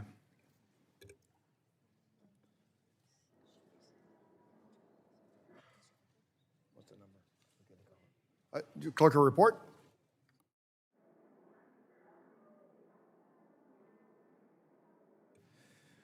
Mr. Chairman, on that vote, there were 24 ayes and 26 noes. The amendment is not agreed to. Are there further amendments? Gentlelady from California, what purpose do you seek recognition? Mr. Chairman, I have an amendment at the desk. Identify your amendment. Matsui 041. The clerk will report. Amendment to the amendment in the nature of a substitute to H.R. 7757, offered by Ms. Matsui of California. Page 5, beginning on line 7, strike 2, have acted in willful disregard. And Is that insert- objection? The reading, oh, here it is. Excuse me. Without objection, the reading of the amendment is disposed with, and the gentlelady from California is recognized for 5 minutes in support of her amendment. Thank you very much, Mr. Chairman. But first of all, I want to thank the parents for being here on behalf of the children, and I know the children of others too who have been hurt. And I just want you to know that the reason we want to improve this bill is for all of you. We keep you at the very center because you are here. We see you, and we know what you're going through, and we want to make sure that others do not have to go through what you've been through. So thank you very much for being patient and being here. Thank you. This amendment does two common sense things to strengthen the KIDS Act. First, it fixes the bill's weak knowledge standard so companies can't dodge responsibility by claiming they didn't know the user was a child. Second, it fixes the safe bots preemption language to clearly set a federal floor, not a ceiling, especially as AI companion chat boxes become more commonplace. Let me be blunt. Instead of doing the hard work to reach real bipartisan agreement, Republicans keep rushing weak standards and broad preemption through committees, and kids are the ones who pay the price. Let's start with a knowledge standard. The bill currently tells companies, do the bare minimum on kids' safety, profit from hooking kids on your app, and when harm occurs, just say you didn't know you were dealing with a child. As written, the bill would make it nearly impossible for parents and kids to hold the company accountable.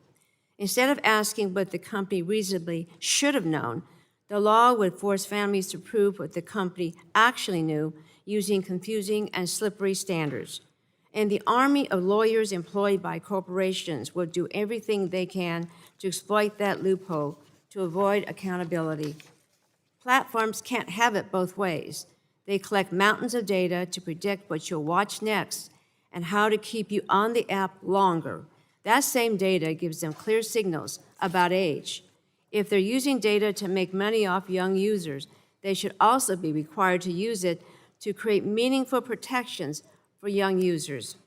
My amendment strengthens this bill by moving us away from loopholes and toward real enforceable protections for children.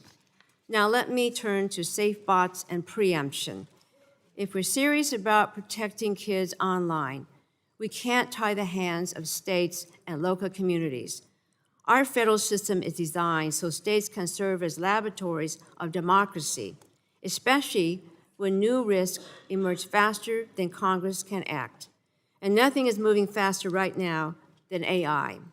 We are entering a new era of AI companion chat box that kids can access in seconds, often with few safeguards. States like California are already doing more than SafeBots. California's SB 243 covers the same ground and goes further with a private right of action so families aren't left powerless. As written, SafeBots would preempt states, block these and future stronger protections for kids. My amendment makes it clear this should be the federal floor for safety. States should be free to do more when emerging harms show up in their communities and corporations fail to act responsibly.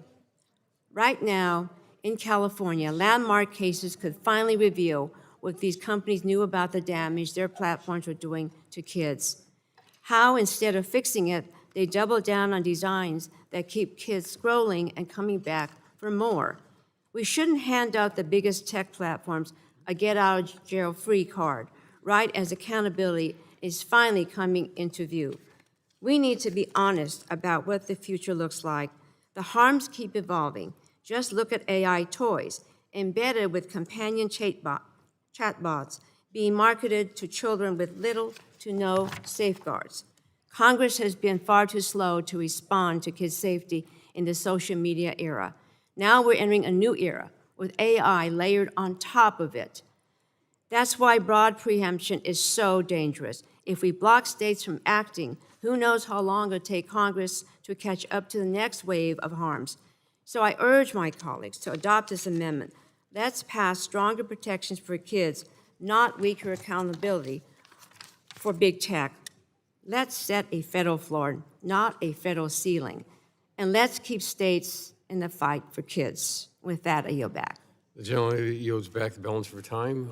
Is there further discussion? For what purpose does the gentlelady from Tennessee's 1st District seek recognition? Yes, thank you, Mr. Chairman. I seek recognition to speak in opposition to the amendment. This amendment. The gentlelady recognized 5 minutes to Thank speak in opposition to the amendment. Thank you, sir. This amendment does exactly the same thing that Mr. Landsman's amendment does, but in a different section. And, you know, the underlying bill already contains a strong enforceable standard. And again, it's the same preemption language that the minority agreed to in the past. But why don't we talk about the policy in the KIDS Act? Should kids be misguided thinking that the chat box they're talking to is a real person? Should they? No. How about if a 12-year-old is able to receive a private message from a stranger? Is that okay? No, it's not okay. Should big tech be conducting market research on 6th graders? No. And again, it's because the Trial Lawyer Association opposes the bill. To be clear, the preemption standards in place are even weaker than those for motor vehicle ads. When you're going down the highway, there's no lack of signs for trial lawyers on the side of the highway. Have you been in an accident? We've all seen them. You know, it's ridiculous that the colleagues on the other side are voting against this package.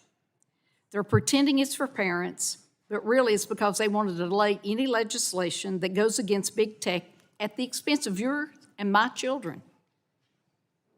It's not right. And if you go back to Chairman Guthrie's amendment, all of the product liability and tort lawsuits will still be considered in court.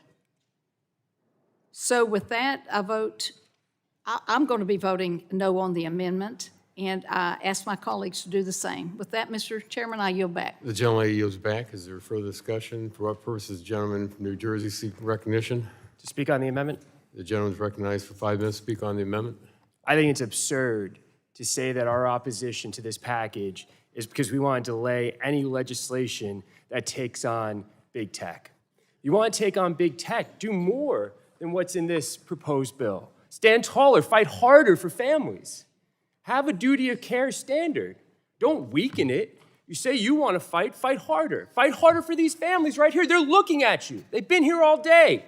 Don't tell us we don't want to take on big tech. And I won't be lectured by a Republican majority than the one big beautiful bill wanting to have a 10-year moratorium on AI state legislation without doing anything here at the federal level. Don't lecture us that we don't want to take on big tech. It's absurd. We're here, we're ready. Look at what our colleagues have said the entire hearing. We're ready to do the work. We'll join you hand in hand on meaningful, real legislation that we've been able to do on a bipartisan basis previously. So we're here, and we've shown time and time again we will operate in good faith. We tried on this bill. We tried on other bills, but you walk away from that bipartisanship to push this forward, and there's no way to say that the things that we support wouldn't be a harder sell to big tech. It wouldn't go harder against big tech. That's what we want to do. We're on the side of the American people. You guys are on the side of corporate interests. I yield back. The gentleman used back the balance of time. Is there any further discussion on the amendment? The gentleman from, what purpose is the gentleman from New York seek recognition? Mr. Chair, I move to strike the last word. The gentleman is recognized to strike the last word for 5 minutes. Like my colleagues before me, I want to acknowledge the families here today and those that have come to my office to share their stories. Your pain and loss are impossible to ever fully comprehend, and your tragic experience should compel us to promote the strongest effort that we can, and that being the bipartisan bill mentioned earlier here today, done in a previous time in this committee. That would be showing the fullest respect and fullest response to this issue. And I apologize that we're failing you, that the burden to advocate year after year has fallen to you. But I oppose this measure as it's currently presented, and primarily because of concerns of preemption and duty of care. The risk of social media continues to grow more urgent by the day, but we have failed to meet the moment. In fact, it's done the opposite. Instead of leading, this administration and my Republican colleagues are bowing to pleas of big tech to enact weak policy that will preempt stronger state efforts. In my home state of New York, lawmakers have introduced and passed bills that recognize the urgent threat of unregulated social media. These actions include taking on companies that are designing for addiction, that are collecting and selling data of children and adults. And state action is not a roadblock to progress. It is actually the driver of progress. That's how we got clean air laws and privacy protection and civil rights. So strong regulation is not about stifling competition. It is about safeguarding communities from harms that the families in the audience today have shared over and over and over during the past few years. The time has come to do the most appropriate moral response, and that is to get that bipartisan bill back into this committee. And with that, Mr. Chair, I yield back. Thank you very much. The gentleman yields back the balance of time. For what purposes does the gentlelady from Iowa's 1st District seek recognition? I'd like to speak on the amendment. The gentlelady is recognized for 5 minutes to speak to the amendment. Thank you very much, Mr. Chair. I think it's interesting as we go through this and we look at all of the bills that are compiled today in the KIDS Act, and we look at the faces here at this hearing that we're going to have had 4 years of our colleagues on the other side of the aisle could have advanced legislation to their liking, but yet nothing has been done. And we've continued to see through COVID, children suffering, children being preyed upon on social media.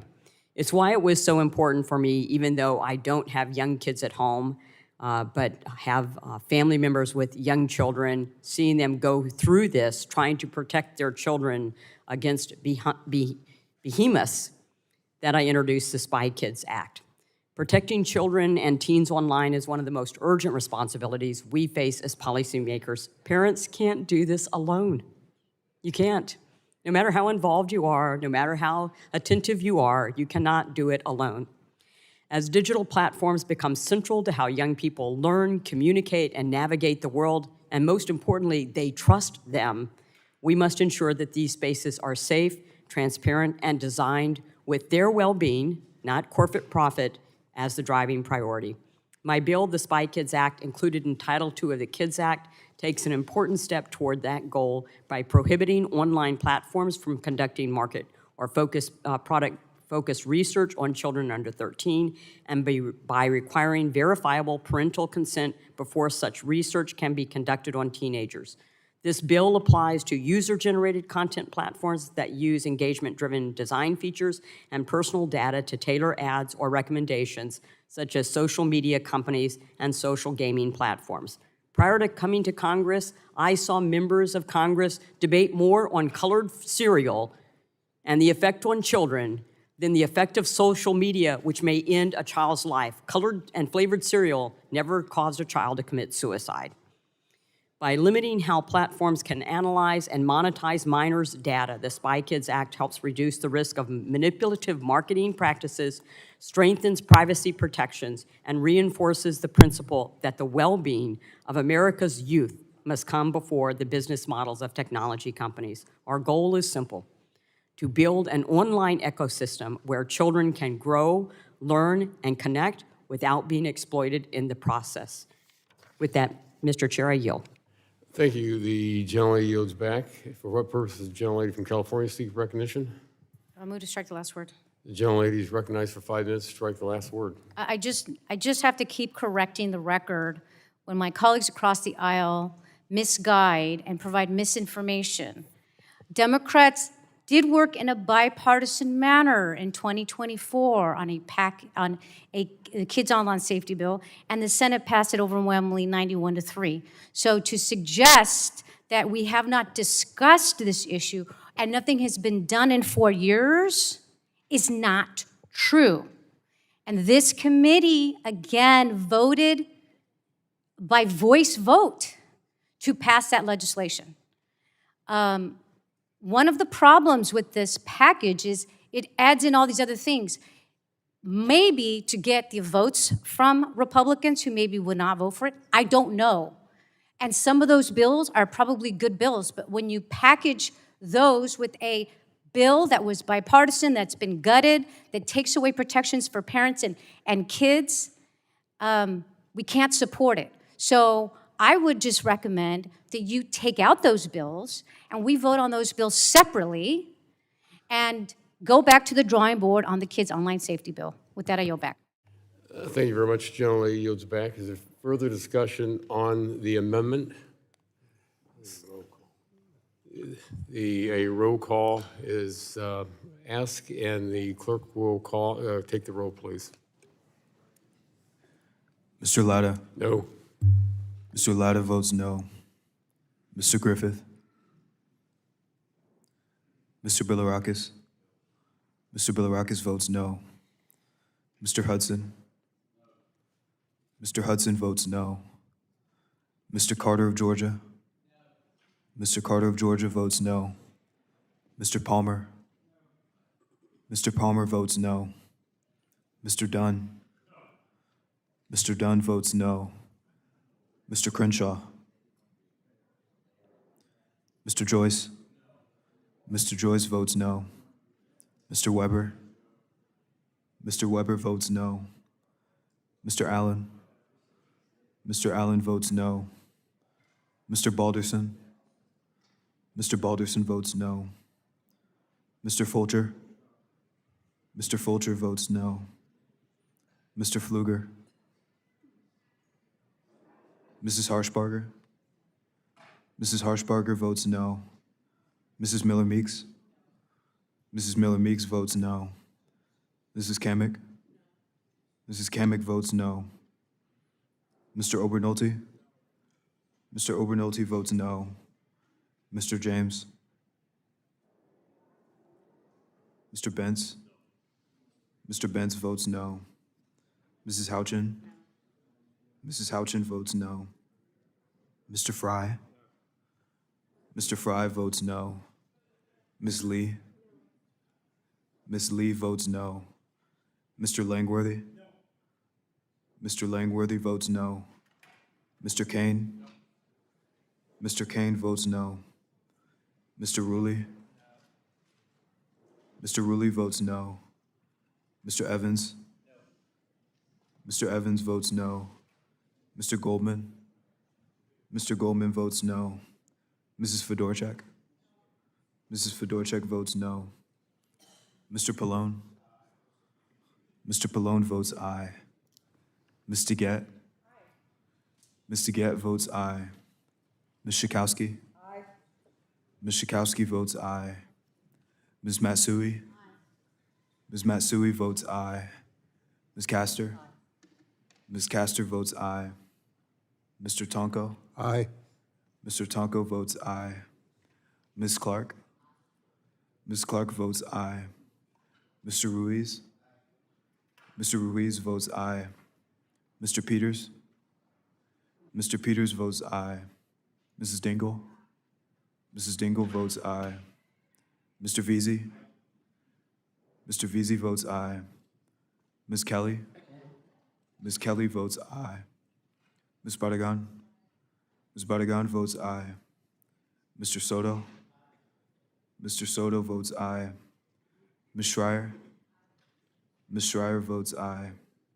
Ms. Strahan? Ms. Strahan votes aye. Ms. Fletcher? Ms. Fletcher votes aye. Ms. Ocasio-Cortez? Ms. Ocasio-Cortez votes aye. Mr. Auchincloss? Mr. Auchincloss votes aye. Mr. Carter of Louisiana? Mr. Carter of Louisiana votes aye. Mr. Menendez? Mr. Menendez votes aye. Mr. Mullen? Mr. Mullen votes aye. Mr. Landsman? Mr. Landsman votes aye. Ms. McClellan? Ms. McClellan votes aye. Chairman Guthrie? Chairman Guthrie votes no. Mr. James is not recorded. Mr. James votes no. Mr. Pfluger votes no.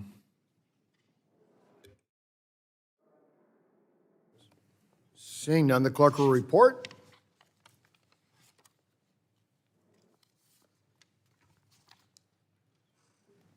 Mr. Chairman, on that vote, there were 24 ayes and 28 noes. The amendment is not agreed to. Is there further amendments? Mr. Mullen, what purpose does the gentleman from California speak recognition? Thank you, Mr. Chair. I have an amendment at the desk titled MulCA_062, The clerk will report the amendment. and I move to strike the last word. Clerk will report.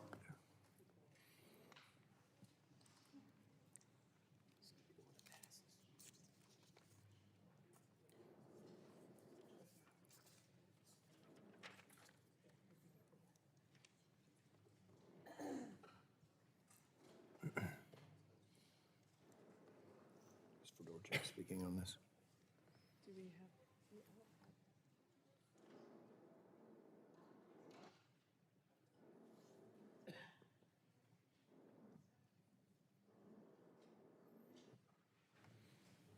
I guess we inquire, do we have a copy of the amendment at the desk?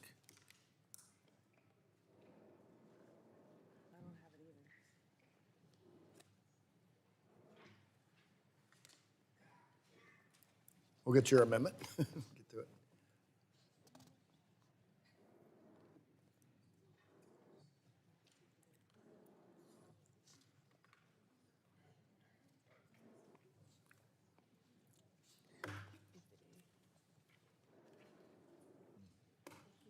Just write it down. Amendment to the amendment in the nature of a substitute to HR 7757, offered by Without Mr. objection, the Mullen. reading of the amendment is dispensed with, and the gentleman from California is recognized for 5 minutes to support of the amendment. Thank you, Mr. Chair. I am the dad of twin 8-year-old boys, and I am truly worried about the world that awaits them on the internet. From addictive social media and exploitative advertising to body image issues, depression, and the ease with which dangerous interactions can occur, I am candidly dreading the day that they come asking for a smartphone. All of us as parents want the best for our kids. I know I am willing to do everything in my power to protect them, and I know that instinct is driving every one of us here. At the same time, not all kids are the same, and not every household is the same. While some parents want to be able to monitor every interaction of their child, that's simply not realistic for the vast majority of us who are working. We have to provide a safe environment for them, but we also can't reorder the world based on our own personal viewpoints or family dynamics. I worry about the young person who needs to get confidential information about reproductive health care. I worry about the kid whose parent is abusing them and they need help. I worry about the kid who is figuring out their LGBTQ identity and is looking for support from peers or trusted sources. And as someone who cares deeply about civic engagement and instilling a love for this country and our democracy at an early age, I also worry about preventing kids from getting basic information about the world around them. Technology can be a powerful tool. Like any tool, though, it has inappropriate uses. I think all of us on this committee are in broad agreement that the status quo is unacceptable. I'm just worried about the negative byproduct of solutions that go too far in the name of protecting kids.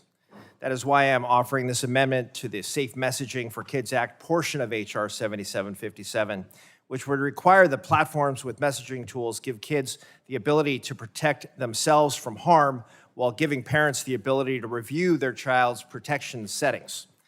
It would not go as far as the underlying bill does in banning certain types of messaging apps or requiring parents to, by default, approve or deny a child's every interaction or review the identity of their contacts. My approach would provide parental choice. It would still require a layer of protection for kids, empowering them with a range of safety features while enabling parents who wish to provide more oversight of their child's use of social media and messaging apps to do so. With my amendment, we're not letting tech companies off the hook. Quite the contrary, but we're also acknowledging that one size does not fit all when it comes to parenting. I have concerns about overreach with any proposed solution when we're talking about mandates for the entire country. I offer my amendment to strike what I believe is a more balanced approach. Thank you to everyone who has been working on these important issues. I hope there could be more bipartisan work on this in the future rather than the partisan bills that have been put forward today. And with that, I yield back. The gentleman yields back. The chair will recognize the gentlelady from North Dakota, Ms. Fedorchak, to speak on the amendment. Mr. Chairman, thank you. I seek to strike the last word. Mr. Chairman, members of the committee, you heard Mr. Mullen say it himself. This amendment does not go as far as the bill that we're proposing. In other words, it weakens it, provides less protection for kids and parents. This amendment guts the Safe Messaging for Kids Act by removing the bans of disappearing messages for minors and direct messaging for children, and removes the parental consent for teens to engage in direct messaging. The only thing a parent can do under this amendment is view the direct messaging controls. Supporting this amendment means that it will make it easier for drug dealers anonymously sell fentanyl to kids on Snapchat. It'll make it easier for child predators to send direct messages to children. And it'll make it easier for 14-year-olds to direct message strangers in the next town.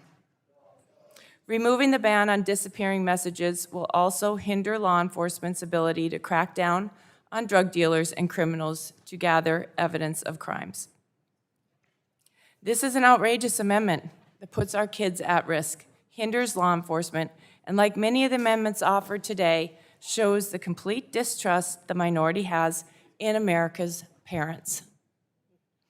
I urge my colleagues to reject this harmful amendment and vote yes on the underlying bill. I yield back. Gentlelady yields back. Is there further discussion on the amendment? I will recognize myself for 5 minutes to discuss on the amendment. One, this show, I said we're going to have the opportunity to vote today and go on record on who's here to protect, giving parents their responsibility and giving the authority over their children. This is one of those moments we're going to have the chance to divide ourselves and say who is for it. It's been mentioned, one, that either Congress acts or the regulatory side acts or you go to court and act. And, Congress has the Article 1 responsibility, and we talk a lot about it right here, and this is an opportunity to do that. So Congress in this bill is defining the action that we won't take, or we could give a nebulous standard and send it to the FTC and let them define what it is. And then 20, 30 years or 5 years down the road, when it has nothing to do with this, use that kind of, we have this vague language, we can do something else. And we all are concerned about that as legislators, not specific enough in how we address things. Or the other one is that we just kind of blow this up and do nothing and just let the courts handle it, which is abdicating our responsibility. So I want to make sure that we know that Congress has to act. This is an act. And also, I just want to say we're going to have different amendments today, and this gives an opportunity to show whose side people are on. And I will yield back. Is there further discussion on the amendment? The gentlelady, seeing none on the Democrat side, the gentlelady from Iowa is recognized for 5 minutes.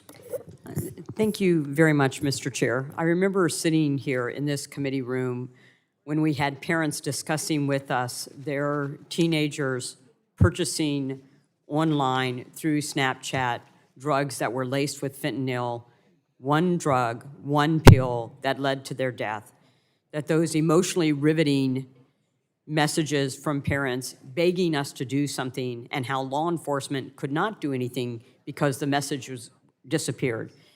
In my day, if you wanted to get an illegal drug, you actually had to go to the bad part of town. There was a little shaming. It was risky. You were personally at risk by doing so. That is not today's world.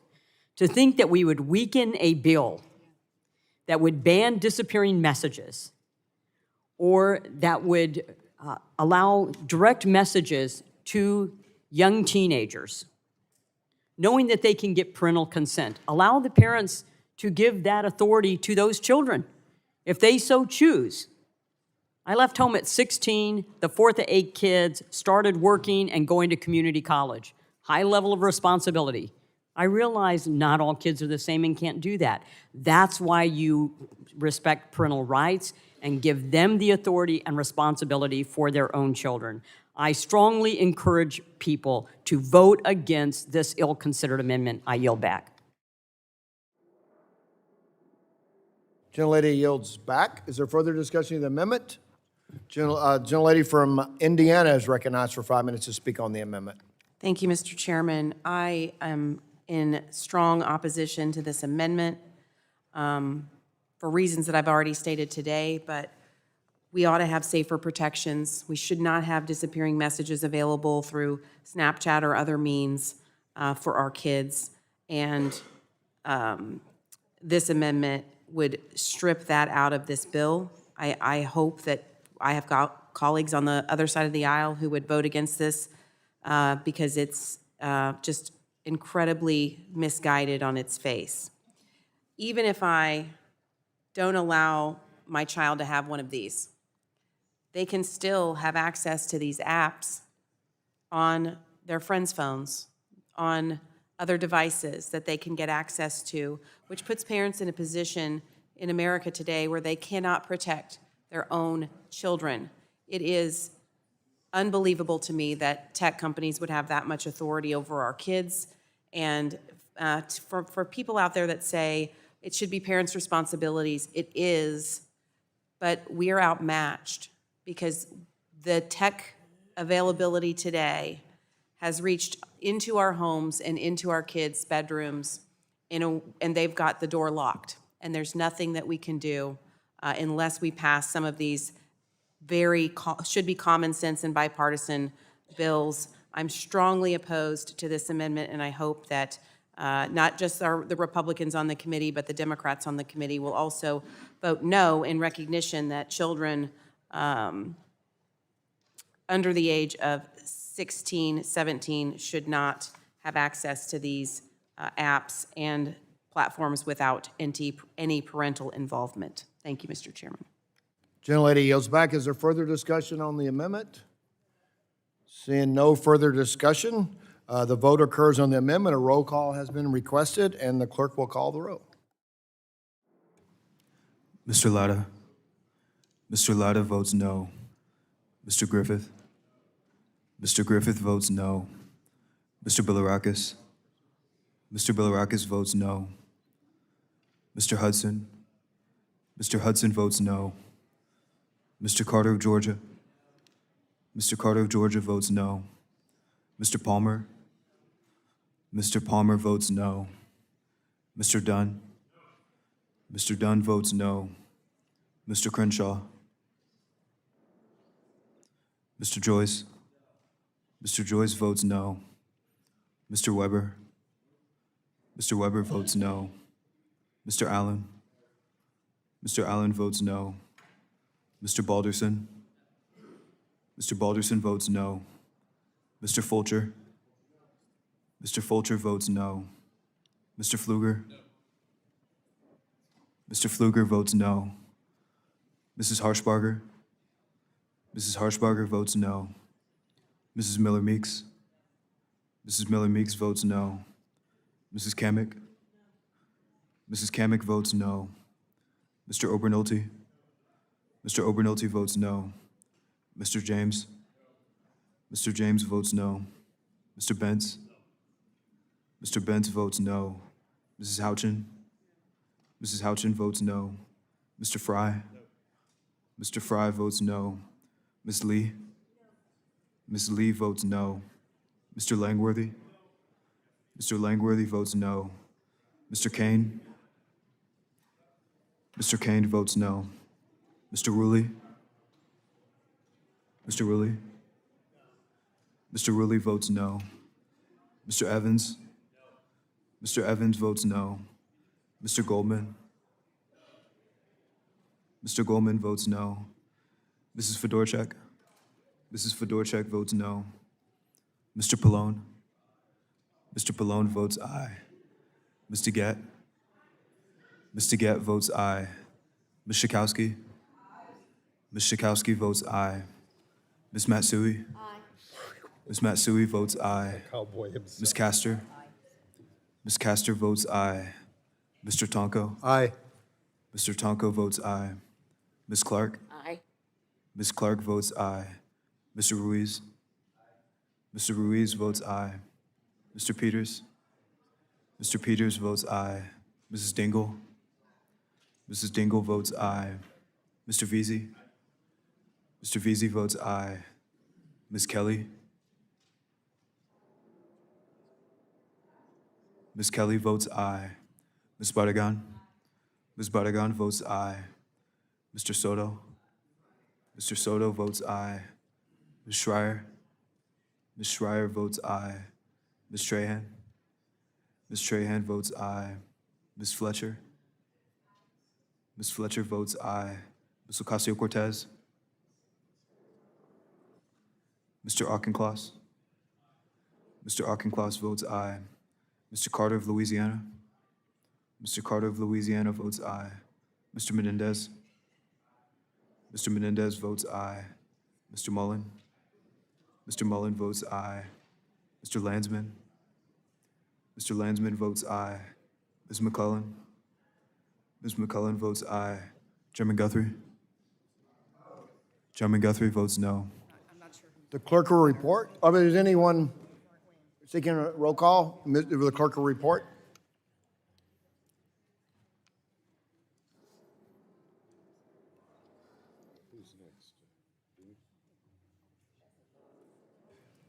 Mr. Chairman, on that vote, there were 23 ayes and 29 noes.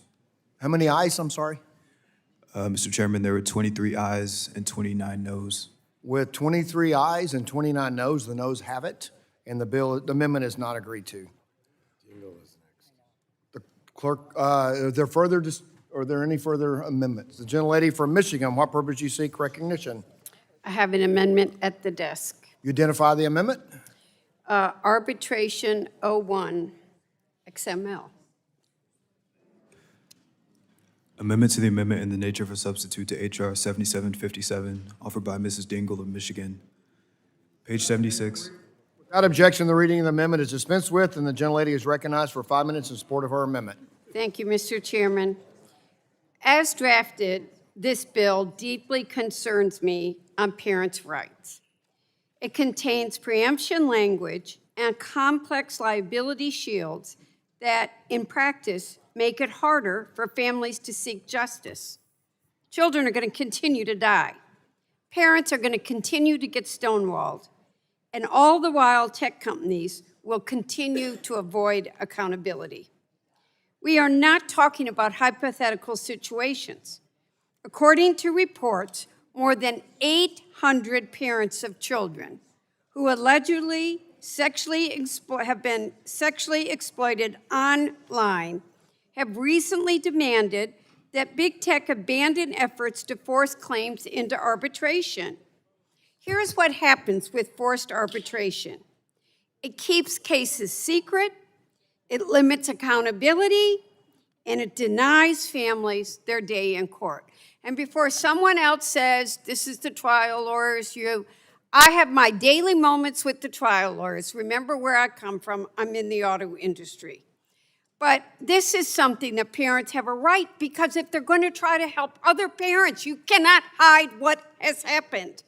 I will note that nearly 80% of consumers don't even realize they've signed away their right to sue through forced arbitration clauses that are buried in contracts in terms of the services.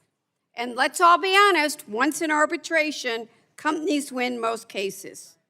If we are serious about protecting kids online, we cannot simultaneously shield platforms from public accountability. Transparency and justice matter. And that is why I've introduced this amendment to ensure that children and their parents are not forced into mandatory arbitration when bringing claims involves online safety or privacy harms, that families have a right to seek relief in court. This is about accountability, it's about transparency, and it's about fairness.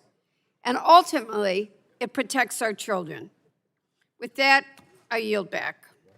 Gentlelady yields back. Is there further discussion on the amendment? Seeing none, roll call being requested. Oh, there is. Seeing none, the clerk will call the roll. Mr. Latta? Mr. Latta votes no. Oh, no, I just did what? Mr. Griffith? Mr. Griffith votes no. Mr. Bilirakis? Mr. Bilirakis votes no. Mr. Hudson? Mr. Hudson votes no. Mr. Carter of Georgia? Mr. Palmer? Mr. Palmer votes no. Mr. Dunn? Mr. Dunn votes no. Mr. Crenshaw? Mr. Joyce? Mr. Weber? Mr. Weber votes no. Mr. Allen? Mr. Balderson? Mr. Balderson votes no. Mr. Fulcher? Mr. Fulcher votes no. Mr. Pfluger? Mr. Pfluger votes no. Mrs. Harshbarger? Mrs. Harshbarger votes no. Mrs. Miller-Meeks? Mrs. Miller-Meeks votes no. Mrs. Kamick? Mrs. Kamick votes no. Mr. Obernolte? Mr. Obernolte votes no. Mr. James? Mr. James votes no. Mr. Bentz? Mr. Bentz votes no. Mrs. Houchin? Mrs. Houchin votes no. Mr. Fry? Mr. Fry votes no. Ms. Lee? Ms. Lee votes no. Mr. Langworthy? Mr. Langworthy votes no. Mr. Kane? Mr. Kane votes no. Mr. Rulli? Mr. Evans? Mr. Evans votes no. Mr. Goldman? Mr. Goldman votes no. Mrs. Fedorchak? Mrs. Fedorchak votes no. Mr. Pallone? Mr. Pallone votes aye. Ms. DeGette? Ms. DeGette votes aye. Ms. Schakowsky? Ms. Schakowsky votes aye. Ms. Matsui? Ms. Matsui votes aye. Ms. Castor? Ms. Castor votes aye. Mr. Tonko? Aye. Mr. Tonko votes aye. Ms. Clark? Aye. Ms. Clark votes aye. Mr. Ruiz? Aye. Mr. Ruiz votes aye. Mr. Peters? Mr. Peters votes aye. Mrs. Dingell? Mrs. Dingell votes aye. Mr. Veazey? Ms. Kelly? Ms. Kelly votes aye. Ms. Bardagan? Ms. Bardagan votes aye. Mr. Soto? Mr. Soto votes aye. Ms. Schreier? Ms. Schreier votes aye. Ms. Trahan? Ms. Trahan votes aye. Ms. Fletcher? Ms. Fletcher votes aye. Ms. Ocasio-Cortez? Mr. Auchincloss? Mr. Auchincloss votes aye. Mr. Carter of Louisiana? Mr. Carter of Louisiana votes aye. Mr. Menendez? Mr. Menendez votes aye. Mr. Mullen? Mr. Mullen votes aye. Mr. Landsman? Mr. Landsman votes aye. Ms. McClellan?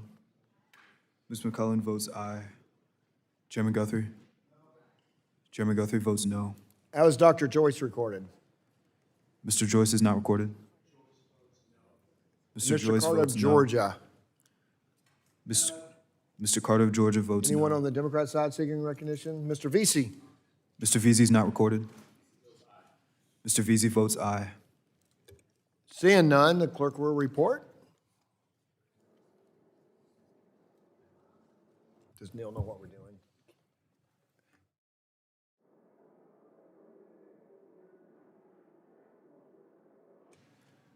Mr. Chairman, on that vote, there were 23 ayes and 27 noes. The amendment is not agreed to. Is there any further amendments? Our person, gentlelady from Washington, seek recognition. Thank you, Mr. Chairman. I have an amendment at the desk. Identify your, I'm sorry. 23. 23. Schreier, Washington, 23. Clerk will report. Amendment to the amendment in the nature of a substitute to H.R. 7757. Without objection, the reading of the amendment is dispensed with, and the gentlelady from Washington is recognized for 5 minutes in support of the amendment. Thank you, Mr. Chairman. As I said before, I'm extremely frustrated with this markup, and protecting kids online is paramount, and we are years behind in passing legislation. We can't keep letting entire generations of kids be treated like guinea pigs to predatory big tech and social media platforms. I know that the concerns in this committee are genuinely bipartisan. We need our policy to be bipartisan too. That's why I'm offering an amendment today to include the text of the Kids Off Social Media Act. This is a bipartisan, bicameral bill that has strong support in the Senate and even passed out of the Senate Commerce Committee. It is a bill that will keep kids under 13 off social media entirely and would prevent social media companies from using any personalized recommendation systems on minors under the age of 17, and it actually has a path forward. These are vital protections for kids who are spending too much time being sucked into social media by algorithms that are designed to keep them scrolling. I urge my colleagues to come to the table on strong bipartisan proposals so that we can pass truly comprehensive and impactful legislation to protect kids online. I know we need to continue to work on this as a committee, and so I withdraw this amendment, and I will yield back. Gentlelady yields back. Is there further discussion? Gentlelady from Indiana is recognized for 5 minutes to speak on the amendment. Thank you, Mr. Chairman. I rise in strong opposition to this bill. This amendment. The Kids Off Social Media Act should be called the Kids On Social Media Act because it sets a minimum age for social media at the age of 13, which would do nothing to prevent the issues that I experienced as a parent or that any of these other parents have experienced. That's the exact threshold that every major platform already has today. It has been the standard for 30 years, mostly because of how online services comply with COPPA 1.0 from 1996. We would be writing into federal law the same standard that Meta has been hiding behind for a decade. That is not reform. It is not good. That's a gift to big tech. There shouldn't be a single individual in here that thinks the status quo is acceptable to prevent harm. How much research do we need to have to prove that we think 13 should not be the age of adulthood for kids online? That this bill simply makes the broken status quo permanent. The science is not ambiguous. The heaviest damage for anxiety, depression, and self-harm hits hardest between the ages of 11 and 15. My Reset Act draws the line at 16 because that's what research demands and because it actually requires the platforms to do something different than what they're already doing. I appreciate the intent behind the amendment. I hope that Representative Schreier will come on board to the Reset Act, where it sets a clear line at age 16. But by codifying the status quo and calling it a win is not something I can support. I urge my colleagues to oppose this amendment and join me for pushing in for a standard that will actually move the line and protect children. Thank you, Mr. Chairman. I yield back. Will the gentlelady yield? Ms. The gentlelady yield to the gentlelady from what? Did you yield back or do you yield? Back. So you yield back. Did I understand that? I must have misheard. Did you withdraw the amendment? I withdrew my amendment. Oh, okay. I didn't understand you. I just had one comment to make, but thank you for your comments, Ms. Houchin. Thank you. The amendment has been withdrawn. Are there any further amendments? Seeing none, if there's no further amendments, we'll move to the amendment in the nature of substitute. Are there any amendments to the amendment in the nature of the substitute? Mr. Dunn. Move to strike the last word. The gentleman is recognized to strike the last word. So I want to urge my colleagues to support this legislation, the Safe Messaging for Kids Act, included in Chairman Guthrie's Kids Act today. The Kids Act is a package of bipartisan bills that brings together several pieces of legislation, many of which my colleagues and I have been working on to perfect for years. I'm proud of my friend Chairman Guthrie in prioritizing protecting children by ensuring that we pass these bills through committee today. As a father and a grandfather, I vehemently maintain that our data privacy laws must be updated to protect minors online. My grandkids are living in 2026, not 1998, when the COPPA Act was first passed. Our laws must keep pace with the tech that our younger generations are using. And today we're facing a crisis of our own making, and we fail to provide the digital equivalent of seatbelts or smoke detectors. As a doctor, when a patient is bleeding, I don't wait for a committee report. I apply a tourniquet. Right now, our children are bleeding. They're being targeted, groomed, exploited on social media platforms built with features that allow predators to operate in the shadows. That is why I introduced the Safe Messaging for Kids Act.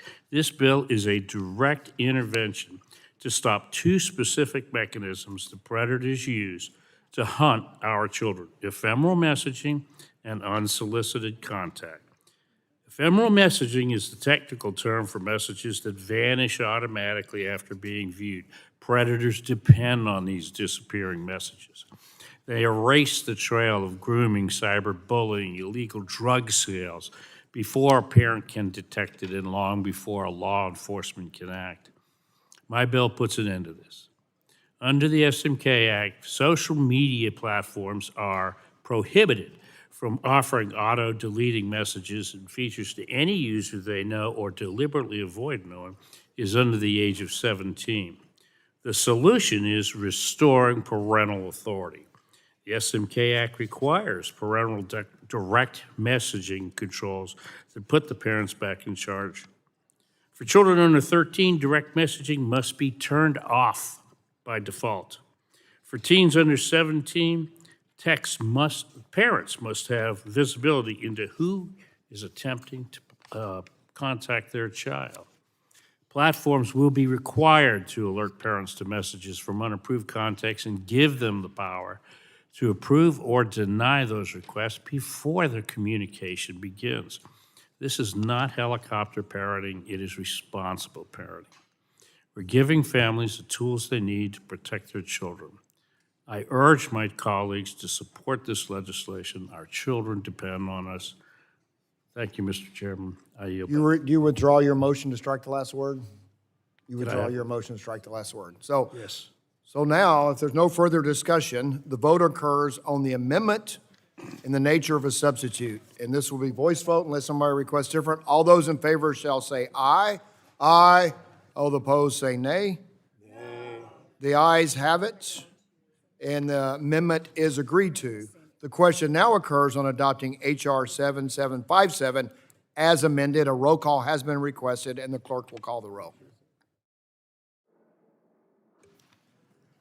Mr. Latta? Mr. Latta votes aye. Mr. Griffith? Mr. Griffith votes aye. Mr. Bilirakis? Mr. Bilirakis votes aye. Mr. Hudson? Mr. Hudson votes aye. Mr. Carter of Georgia? Mr. Carter of Georgia votes aye. Mr. Palmer? Mr. Palmer votes aye. Mr. Dunn? Mr. Dunn votes aye. Mr. Crenshaw? Mr. Joyce? Mr. Joyce votes aye. Mr. Weber? Mr. Allen? Mr. Allen votes aye. Mr. Balderson? Mr. Balderson votes aye. Mr. Fulcher? Mr. Fulcher votes aye. Mr. Pfluger? Mr. Pfluger votes aye. Mrs. Harshbarger? Mrs. Harshbarger votes aye. Mrs. Miller-Meeks? Mrs. Miller-Meeks votes aye. Mrs. Kamick? Mrs. Kamick votes aye. Mr. Obernolte? Mr. Obernolte votes aye. Mr. James? Mr. James votes aye. Mr. Bentz? Mr. Bentz votes aye. Mrs. Houchin? Mrs. Houchin votes aye. Mr. Fry? Mr. Fry votes aye. Ms. Lee? Ms. Lee votes aye. Mr. Langworthy? Mr. Langworthy votes aye. Mr. Kane? Mr. Kane votes aye. Mr. Rulli?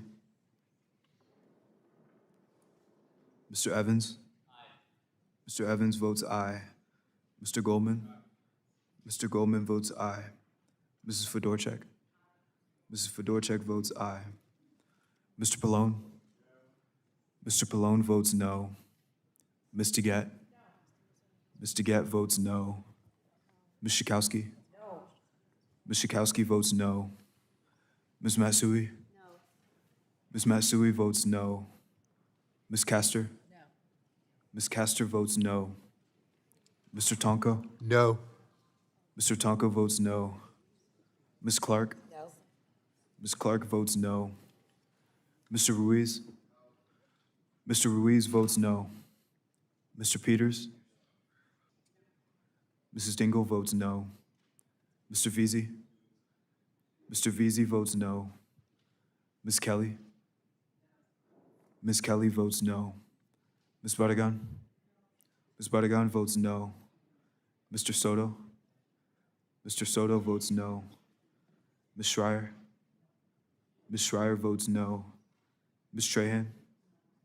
Ms. Trahan votes no. Ms. Fletcher? Ms. Fletcher votes no. Ms. Ocasio-Cortez? Ms. Ocasio-Cortez votes no. Mr. Auchincloss? Mr. Auchincloss votes no. Mr. Carter of Louisiana? Mr. Carter of Louisiana votes no. Mr. Menendez? Mr. Menendez votes no. Mr. Mullen? Mr. Mullen votes no. Mr. Landsman? Mr. Landsman votes no. Ms. McClellan? Ms. McClellan votes no. Chairman Guthrie? Aye. Chairman Guthrie votes aye. So, Mr. Weber? Mr. Weber votes aye.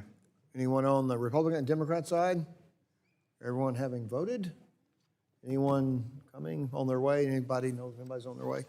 Seeing none, the clerk will report.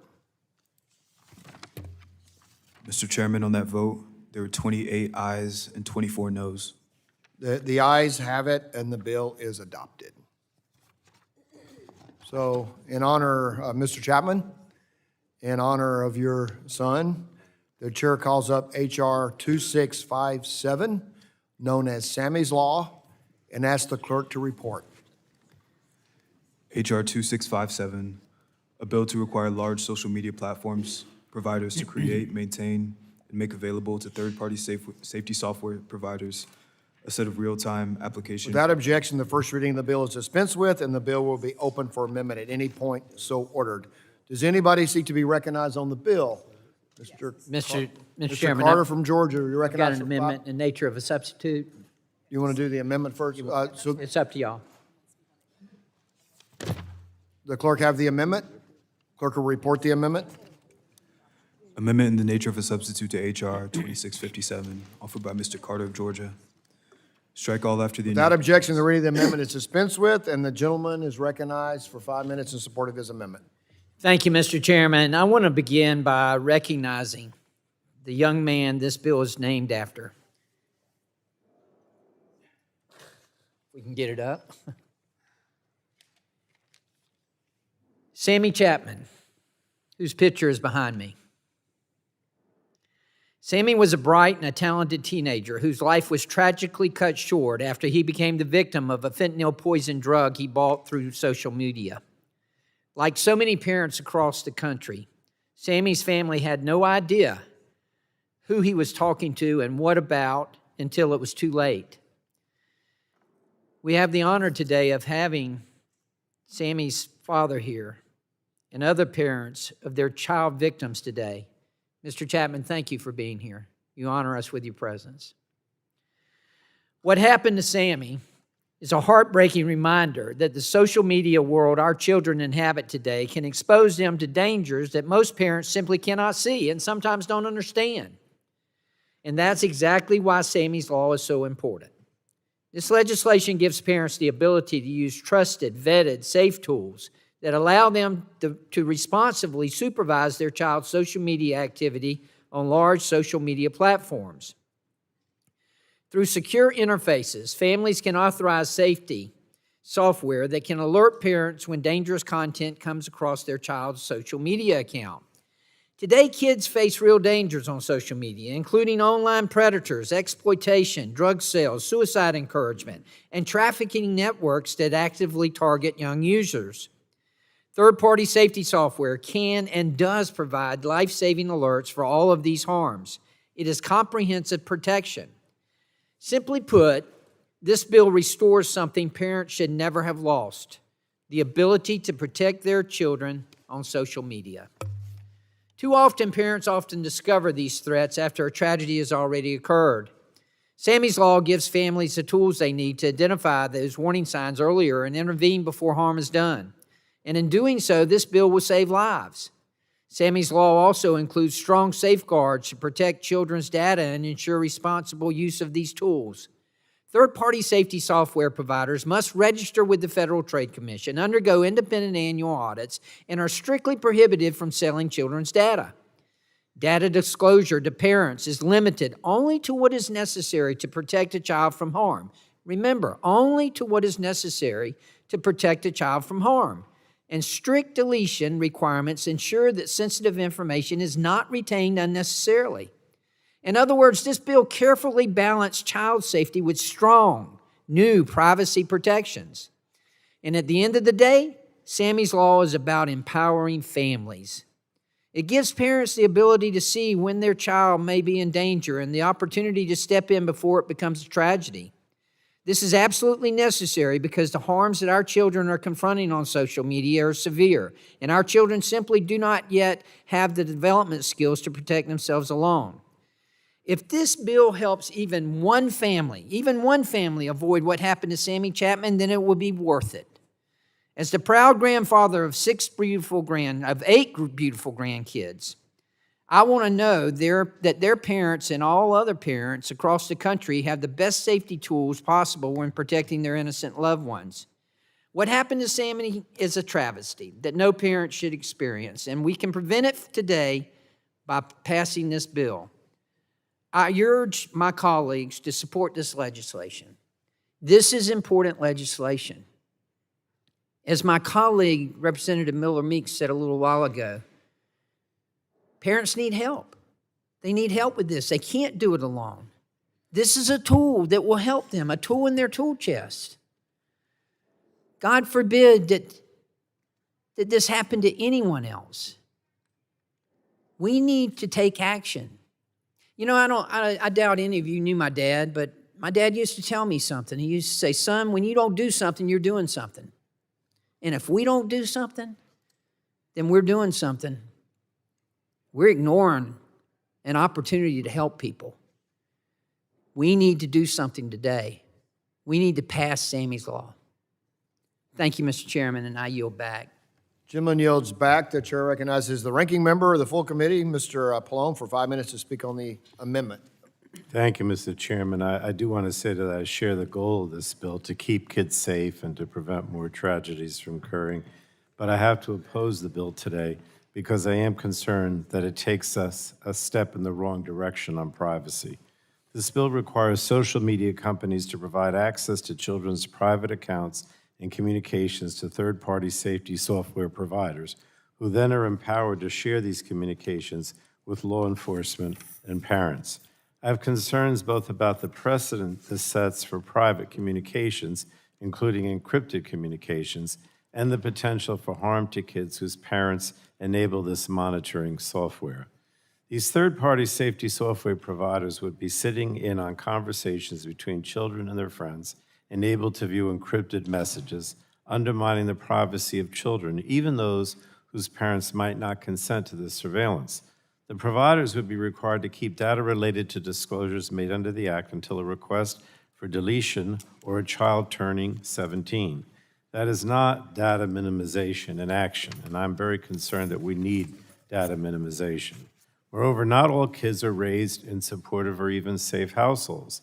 As Congress, we have a duty to keep all kids safe, and I worry that this bill risks exposing kids in bad situations to harm if their conversations are revealed to their parents. And for these reasons, I will be voting no on H.R. 2657. But despite my no vote today, I do remain committed to continuing to work on solutions to hold tech companies like Snap accountable for making their platforms a safer place for kids online. So with that, Mr. Chairman, I yield back the balance of my time. Gentleman yields back. The chair recognizes the gentlelady from Iowa for 5 minutes to speak on the bill or the amendment. Thank you, Mr. Chairman. I also want to thank Representatives Carter, Schreier, and Wasserman Schultz for their work on this important bill. Millions of children and teenagers interact with social media every single day, and many are exposed to content that can negatively affect their mental health and their well-being. And never have we seen this more clearly than we did during the pandemic when children were isolated and not in school. As parents try to navigate an ever-changing digital landscape for which their children often are more proficient than they are, they deserve practical tools that can help them keep their children safe online. The primary duty of a parent is to protect their children. Sammy's Law takes a common-sense approach by giving parents more control over their children's online experiences. The bill creates pathways for trusted third-party safety applications that can alert parents when harmful or dangerous content is shared with their child. For goodness sakes, when I grew up, you could not go buy a pornographic magazine in the store without having proof of ID or parent or some other adult gave it to you. Just as important, it ensures families have access to mental health resources when young people need additional support. At its core, this legislation is about empowering parents and providing them with options to better protect their children in today's digital environment. I appreciate the bipartisan effort behind this bill and look forward to continuing to work with my colleagues to ensure their families have tools that they need to keep their kids safe online. I now yield time to Representative Carter. Thank the lady for yielding. I want to address the concerns that the minority leader had, that he had addressed about the privacy. Actually, what Sammy's Law does is it improves children's privacy compared to the status quo. We're actually improving the status quo right now. Today, most parents who are deeply concerned about the dangers of social media, and they should be, and they're following the common sense advice of the experts like the American Psychological Association. They attempt to provide responsible supervision of social media use, but as has been pointed out in this hearing, they need help. They can't do it alone. And without comprehensive access to safety software, many parents resort to invasive methods like manually reviewing their child's phone. Safety software instead provides targeted alerts, key phrases, key words, only when serious risks are detected, such as suicide, exploitation, or trafficking. So to address the concerns about the privacy, we are actually improving the privacy. And I yield back to the lady from Iowa. Thank you. I would just say that my first grandchild was born this weekend. And even though I supported this bill before, I want this child's parents to have the tools they need to protect that precious little baby. Thank you, and I yield back.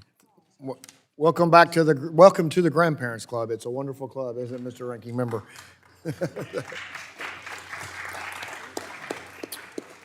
The gentleman from Massachusetts is recognized for 5 minutes. Thank you, Chairman, and congratulations to the gentlelady. I want to express that I think the gentleman from Georgia is making some really reasonable points here, and that, frankly, as a parent of 3 children, I would probably avail myself of these tools because I understand the intent here. Let me put forward, though, 2 considerations that are keeping me from voting yes on this. The first is that we have to recognize the pattern that when we build skeleton keys into the backs of technology, those skeleton keys do get abused by bad actors. We have seen this pattern over the course of 20 years here. They get abused by law enforcement at various levels in ways that are that undermine due process and civil rights. That's not academic. Unfortunately, we're seeing that right now with this federal government. They get abused by overzealous attorneys general in pursuit of ideological causes. They get abused by unsupportive parents or spouses or significant others. including parents of the children that your children is interacting with. Because remember, there's 2 degrees of association here that the privacy can be revealed. And I think we have to really acknowledge that these skeleton keys are going to be abused by bad actors and that those long tail effects have real consequences. The second consideration, though, to me is more fundamental, which is I worry about the premise that we are accepting here. It feels like we are accepting a premise that big tech has created a surveillance economy at the expense of our children. And so the way to counteract that is to give parents the tools to also surveil their children and to have a sort of cat and mouse game of who can surveil more effectively. Well, you know what? Parents are going to lose that because they don't have 100,000 software engineers and consultant addiction specialists like Mark Zuckerberg does. Parents are trying to work a job and keep their kids healthy and figure out the day in, day out life. They can't be tech experts keeping up to date with all the latest software applications. What we actually need to do is here in Congress, where we do have the power, is hold these social media corporations accountable directly with a duty of care, with age limits, and of course, with liability, so that when they violate the trust that parents are putting in them when their kids download these apps, they can be sued for it. That is the way I think that we empower parents against their surveillance economy. I yield back, Chair. Gentleman yields back. Is there further discussion? Mr. Palmer from Alabama is recognized for 5 minutes. I thank the chairman. I move to strike the last word. I rise to speak on the amendment. This is serious stuff, and I realize that there are serious discussions about privacy, but we have got to realize that the parents have to know what's going on with their children. And I think that is of paramount importance here. I think what Representative Carter is trying to do is empower the parents, give them the tools that they need to be able to intervene before it's too late. And with that, I'll yield time to Representative Carter. I thank the gentleman for yielding. I just wanted to respond, if I could, to my friend from Massachusetts, and he made some good points. There is a risk here of abuse. You know, I don't know if y'all knew it or not, I'm a pharmacist, and one of the things that, it's news to everybody. That's an inside joke, folks. Anyway, no, seriously, one of the things that we did when I was a consultant pharmacist in a long-term care facility, you always considered, does the risk outweigh the benefit? In this case, it does not. The benefit outweighs the risk. This is a benefit. Yes, there are risks. And to the gentleman's other point about duty of care and about making it stronger, I'm sure we can make it stronger. But let's not let perfect get in the way of very good. This is a good bill. This is a good step in the right direction. Yeah, we need to do more, and we will do more. And the gentleman is absolutely right when he says that we're not going to be able to out compete the platforms. They've got addiction experts. He's absolutely right. But that doesn't mean we can't try. That doesn't mean we don't do everything we can to give parents a fighting chance. And this gives parents a fighting chance. And I'll yield back to the gentleman from Alabama. I yield. Gentleman yields back. The gentlelady from Washington, Dr. Schreier, is recognized for 5 minutes to speak on the amendment. Thank you, Mr. Chairman.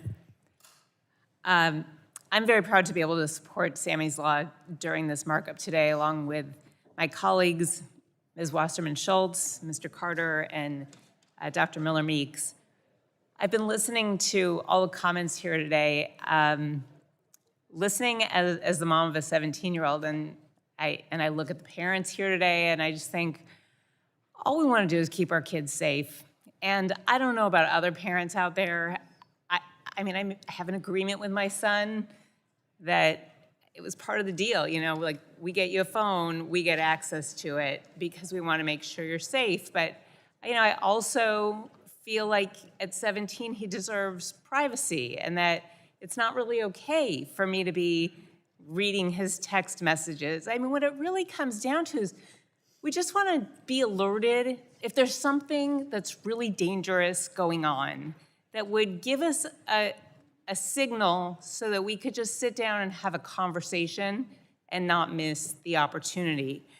And this doesn't let social media companies off the hook. It has nothing to do with that. This is just giving parents another tool. These third-party platforms, they're already out there. Parents already use them. This just makes it so that if there's something really dangerous coming up, that all of these social media platforms, all the major ones, have to participate and let these kind of watchdog parent-supporting platforms have access to that so that parents have more reassurance. It's a bipartisan bill. We've worked on this for years, and I'm really happy to see it moving forward with lots of support today. It just ensures that parents have another tool to keep their kids safe online while still preserving their privacy. And I know about the parents who are here in the room today. Thank you, Mr. Chapman, for being here. They've lost their kids to fentanyl poisoning and suicide and harassment online, bullying, and these are things that are caused by the platforms and then the people, many adults, that kids encounter online. And so I just want to thank all the parents here for your advocacy. This bill is named after, as you know, 16-year-old Sammy Chapman, who unknowingly bought a fentanyl-laced pill on Snapchat, and that pill killed him. And he is far from the only one. And that is why this law is so necessary. It would ensure that third-party safety apps can just alert parents when their child's experiencing or at clear risk to experience harm. There are very specific categories: suicide, depression, eating disorders, violence, sexual abuse, trafficking. These safety apps are watchdogs that alert parents when there's a real and imminent risk of harm to their child. They share only the most necessary information so that the parents can understand what the danger might be. And this doesn't help parents track their kids' every move or thought online. It just helps them know what's going on so they can keep their kids out of true and life-threatening harm. Many social media companies, as I mentioned, already provide access to these apps, but notably Snapchat does not. Sammy's law would ensure that all major social media companies provide access so that bad actors can't skirt these important protections. I really, truly believe that Sammy's law will save lives. Keeping kids safe online is a tall task for any parent these days, and Sammy's law will make that task just a little easier and will keep kids safer. I want to thank my colleagues again who I've partnered with on this bill, and I want to thank you for your hard work and collaboration, and I urge my colleagues to support this bill, support parents, and keep kids safe, and I yield back. The gentlelady yields back. The gentlelady from New York is recognized for 5 minutes to speak on the amendment. Thank you. I'd like to also kind of speak a little bit to some of the concerns that the gentleman from Massachusetts had raised earlier as well. In this bill, I've seen a couple of aspects here that I think are points of concern. One, this idea of making available third-party safety software by tech creators or by tech companies to manage children's online interactions, content, and account settings. These, from what we are seeing, these third-party softwares are very likely to be powered by AI. And I have massive concerns about the absolute explosion and unregulated expansion of AI jurisdiction around personal and sensitive information, and particularly around AI's collection of data around children. From what I also see, there's state preemption included in the bill, which I think also raises some other concerns that we've had around this issue, and the privacy piece as well in terms of abuse of some of the most sensitive information about some of our most vulnerable Americans and American children. And so I just wanted to raise some of those aspects of this in this debate. And with that, I yield back. Gentlelady yields back. Is there further discussion on the Republican side? The gentlelady from Virginia, Ms. McClellan, you're recognized for 5 minutes to speak on the amendment. Thank you, Mr. Chairman. You know, This one is a hard one for me because I understand what we're trying to do. And again, as a parent, I agree with the concept. But I have some very real concerns about, as the gentleman from Massachusetts had said, we're basically creating a surveillance state on our children. And the more entities or hands, virtual hands, that touch data, the more likely it is to be stolen. And I don't think the cybersecurity safeguards in this bill are strong enough. And one of the things we haven't talked about yet that we need to do to keep our kids safe is how images and data about our children is being stolen and manipulated to create deepfakes that include using them in AI-generated pornography. And to surveil all of our children's social media interactions or digital interactions to flag something that is dangerous, remember, they're looking at every single interaction. And if somebody hacks that or gets a hold of that, and the cybersecurity safeguards fail, you are giving more people a touch point. Basically, you are saying, you want to find kid online data? Here's your target. Go hack this site, and you will have access to a plethora of private data, images, or whatever, of kids.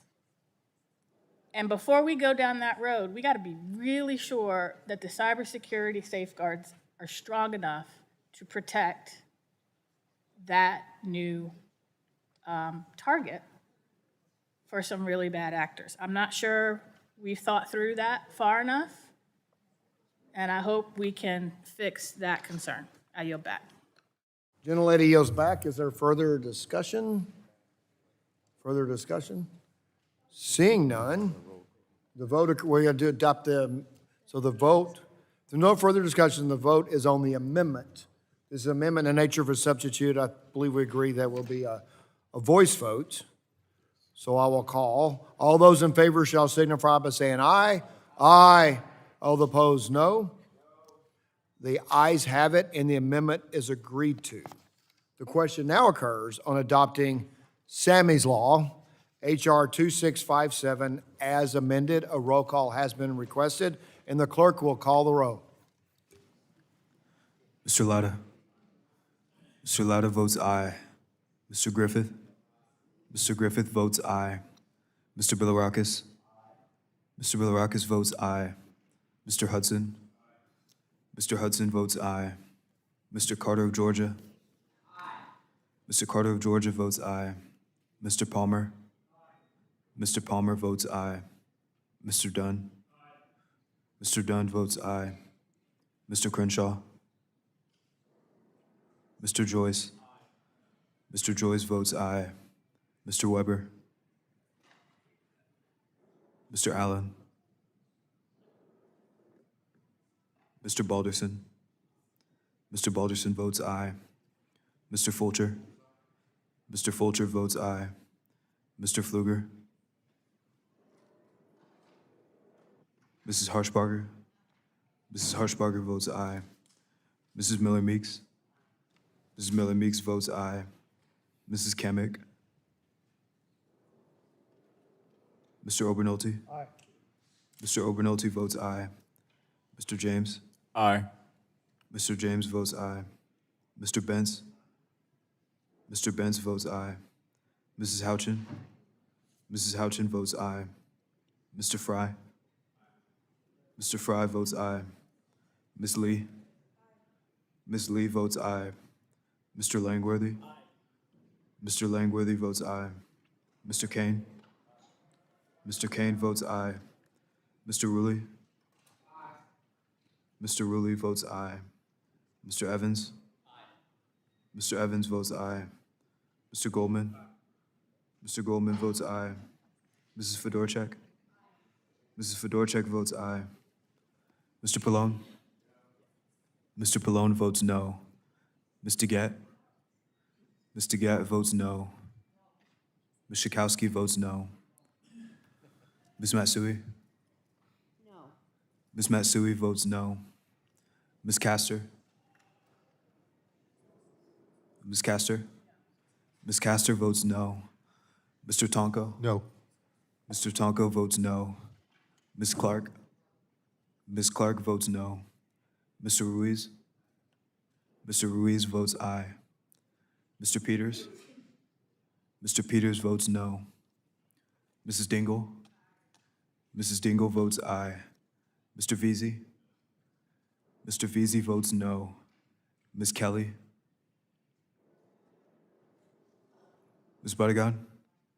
Ms. Barragan votes aye. Mr. Soto? Mr. Soto votes aye. Ms. Schreier? Ms. Schreier votes aye. Ms. Trahan? Ms. Trahan votes aye. Ms. Fletcher?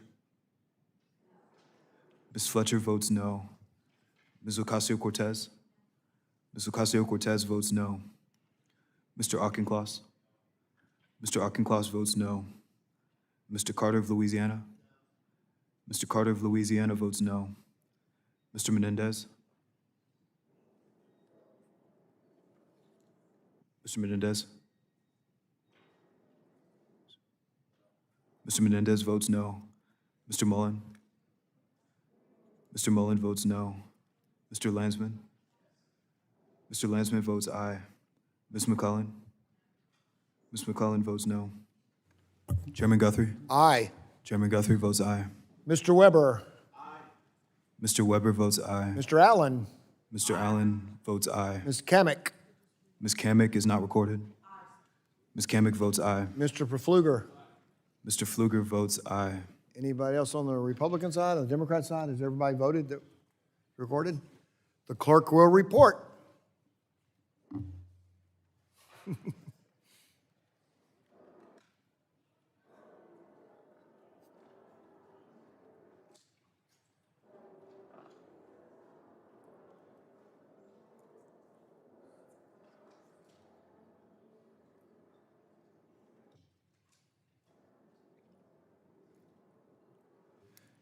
Mr. Chairman, on that vote, there were 36 ayes and 16 noes.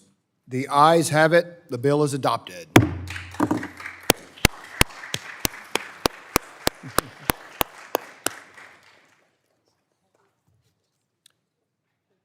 The chair calls up H.R. 3149 and asks the clerk to report. H.R. 3149, a bill to safeguard children by providing parents with clear and accurate information about the apps downloaded. Without objection, the first reading of the bill is dispensed with, and the bill will be open for a minute at any point so ordered. Does anyone seem to be recognized on the bill? If there's no discussion on the bill, what purpose does the gentleman from Michigan seek recognition? Mr. Chairman, I seek recognition to speak on behalf of my bill. We have an amendment at the desk. Okay. So the amendment in the nature of substitute from Mr. James. I'll hit the names first. I have an amendment today in the nature of substitute. I'm grateful to my colleague. Well, he has to report the amendment, I'm sorry. All right. You got an amendment to report? Amendment in the nature of a substitute to H.R. 3149. Without objection, the reading of the amendment is dispensed with, and the gentleman from Michigan is recognized to speak for 5 minutes in support of the amendment. I'm grateful to my colleague, Mr. Obernolte, for working on this bill with me. This amendment represents a narrow and practical update to the App Store Accountability Act, while at the same time maintaining the core spirit of the bill. My number one goal has always been to empower parents and protect children online. This is what parents want, and this is what my bill will do. As I said earlier, kids cannot consent, and any company that exposes them to addictive or adult material should be held accountable.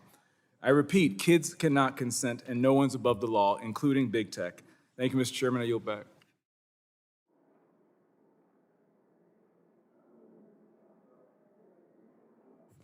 Yield.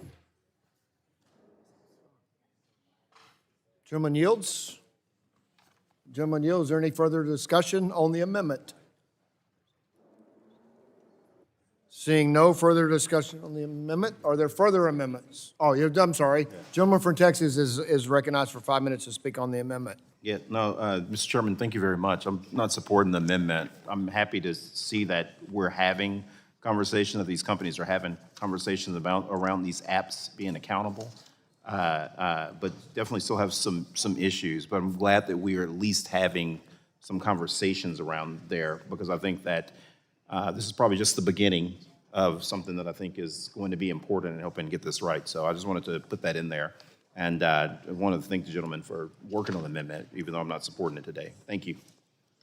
Gentleman yields back. Is there a gentleman from California seeking recognition to speak on the amendment? Thank you, Mr. Gentleman's Chairman. recognized for 5 minutes to speak on the amendment. Thank you, Mr. Chairman. This bill, H.R. 3149, takes some very meaningful steps in giving parents visibility and control over the content that their children consume through mobile applications and app stores. And I'd like to thank my colleague, Representative James, and the committee staff for working with me on improving the bill. I think we've made a lot of meaningful progress here. This is something that this work product is something that's very implementable now, and although I think it still needs a little bit more work moving forward, it's really come a long ways, and I'd urge everyone to support it and give parents the tools that they need to oversee the content that their kids are consuming online. I yield back. Gentleman yields back. Are there any speaking on the amendment nature of substitute? I will recognize myself to speak on the amendment, and I will yield to Mr. James from Michigan. Thank you, Mr. Chairman. I appreciate that. Just so we're clear and we're laying the battlefield, the App Store Accountability Act holds big tech companies to the same standard as local corner stores. It protects the next generation by empowering parents and making clear that when it comes to safeguarding children, no one gets a free pass. How many studies, how many congressional hearings do we need to know the status quo is broken? How many heartbreaking stories need to hear from parents? So many of us on this committee are parents ourselves. We see with our own eyes the threat that big tech poses to children every single day. Our nation's children deserve better, and we will act right now. Big tech is exploiting our laws as they continue to rake in billions of dollars in profit at the expense of our nation's children. Social media is not only addictive service for children, but is also harmful to their mental acuity and overall health. Statistician Edward Tufte said, there are only two industries that call their customers users: illegal drugs and software. As a father of 3 school-aged boys, the warning signs of social media's impact on kids are abundantly clear to me and to all parents. The App Store Accountability Act is the appropriate response to ensure that children are not accessing restricted material through online app stores, and it gives parents real control over what their kids can download. I'm grateful for the positive feedback that I've received from so many over so long about this App Store Accountability Act. I'm especially appreciative of Chair Bilirakis and Rep. Houchin for co-sponsoring the bill, and as Mr. Obernolte mentioned, he has been working closely with us to make it stronger. Just as brick and mortar stores are held responsible for selling age-restricted materials like tobacco and alcohol to minors, the App Store Accountability Act will hold digital app stores accountable for providing adult or age-restricted materials to minors as well. It's simple. Kids cannot consent, and any company that exposes them to addictive or adult material should be held accountable. I repeat, kids cannot consent. We would never allow a bank or a car dealership to enter into binding agreements with 13 or 14-year-olds. Why are we allowing billion-dollar tech companies to do exactly the same thing? No one is above the law, especially big tech. I hope my colleagues on both sides of the aisle will join the more than 4,500 parents and over 150 organizations across the country who've expressed their support for this App Store Accountability Act. And with that, Mr. Chairman, thank you for yielding, and I yield back. Thank you. The gentleman yields back to me, and I will yield back. Is there further discussion on the amendment? Are there other amendments to the bill? The gentleman from Massachusetts, what purpose do you seek recognition? I do not seek recognition. When it's appropriate, I have an amendment at the desk. Do you have an amendment at the desk? Yes. Okay. So gentleman from Massachusetts, what amendment would you like to identify? 031. Clerk will report. Amendment to the amendment in the nature of a substitute to H.R. 3149, offered by Mr. Auchincloss of Massachusetts. Without objection, the reading of the amendment is dispensed with, and the gentleman from Massachusetts is recognized for 5 minutes in support of the amendment. Thank you, Chair. This amendment would strike the text of the App Store Accountability Act and replace it with my bipartisan bill, the Parents Over Platforms Act. Now, age assurance and verification is an important and necessary part of the kids' online safety conversation. It's the legal and technical infrastructure for so much of what we want to do, and it's overdue. But the App Store Accountability Act is regrettably not the path forward on this issue, and I urge my colleagues to oppose the bill and support my amendment. The App Store Accountability Act falls short in a number of areas. First, it requires verification mechanisms that are too burdensome for users and create unnecessary data privacy risks, including biometric or government ID standards. Second, the bill is over-inclusive with regard to the types of applications required to receive an age signal from the App Store. So it would require every app, regardless of its content or purpose, including weather apps, calculator apps, to receive age signals from app stores and require parental consent for minors to download it. It would restrict minors from downloading apps for news, the weather, educational purpose, and other lower risk categories. It basically creates a morass where parents and children, every time they download an app, every time they update that app, are doing invasive age verification procedures that creates this scattershot compliance fatigue that actually ends up serving the purposes of the big tech companies because parents just throw up their hands. The bill, though, is also under-inclusive with regard to the types of app stores covered. It leaves out third-party app stores as well as app stores for virtual reality and gaming platforms. Now, that's very convenient. As I said, this is a Meta markup. Very convenient for Meta, which has pointed to its future as the metaverse. Of course, they want to exempt virtual reality and gaming platforms because they don't want parents to know what's going on in there. Zuckerberg has already said that he wants to see kids have AI friends in the metaverse. Lastly, and most importantly, this bill is just unconstitutional. In ruling against the Texas's version of the App Store Accountability Act, a judge noted that it would severely restrict access to a, quote, vast universe of speech protected by the First Amendment. As my colleague from Massachusetts said, laws that get struck down by the courts don't protect anybody. Now, my amendment, the Bipartisan Parents Over Platforms Act, is the better approach. Its age assurance requirements are less burdensome for users and parents, and it poses far less privacy risks than the App Store Accountability Act. The way it works is, if you're a parent, you buy a phone for your child, you add your child's phone to the family account, you set your child's birthday, and that's it. Set and forget. Thereafter, every time your child downloads an app, if it is an app that creates either an age-gated or age-differentiated experience, that app is liable for actually providing that age-gated or age-differentiated experience. If it's a gambling app, for example, and you're under 18, you can't access it. If it's a social media app and you're under 13, or hopefully someday under 16, can't access it. But the parents don't have to play keep up with the tech companies. They set that birthday one time, and the age assurance signal in a privacy protective manner is sent up through the firmware layer to the App Store thereafter. It also properly scopes the definitions of both app stores and covered applications to address those over-inclusive and under-inclusive problems that I mentioned earlier, so there's no loopholes for virtual reality and gaming that would benefit Meta. Finally, and unlike the App Store Accountability Act, my bill will survive strict scrutiny. It's a constitutional path forward on age verification so that we're not sitting here spinning our wheels in Congress just to have the courts strike it down. It does not restrict minors' access to the vast universe of speech by, for example, preventing them from accessing weather apps and news apps. I urge my colleagues to support this amendment to oppose the App Store Accountability Act, and I would ask the chairman for his commitment to continue working on these issues as we've discussed.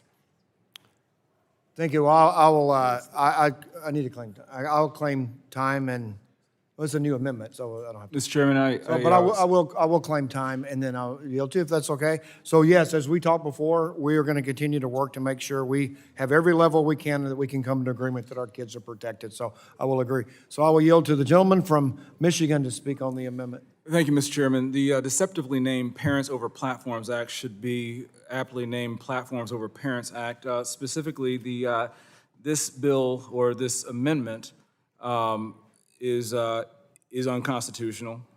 It only regulates apps that offer an age-differentiated experience.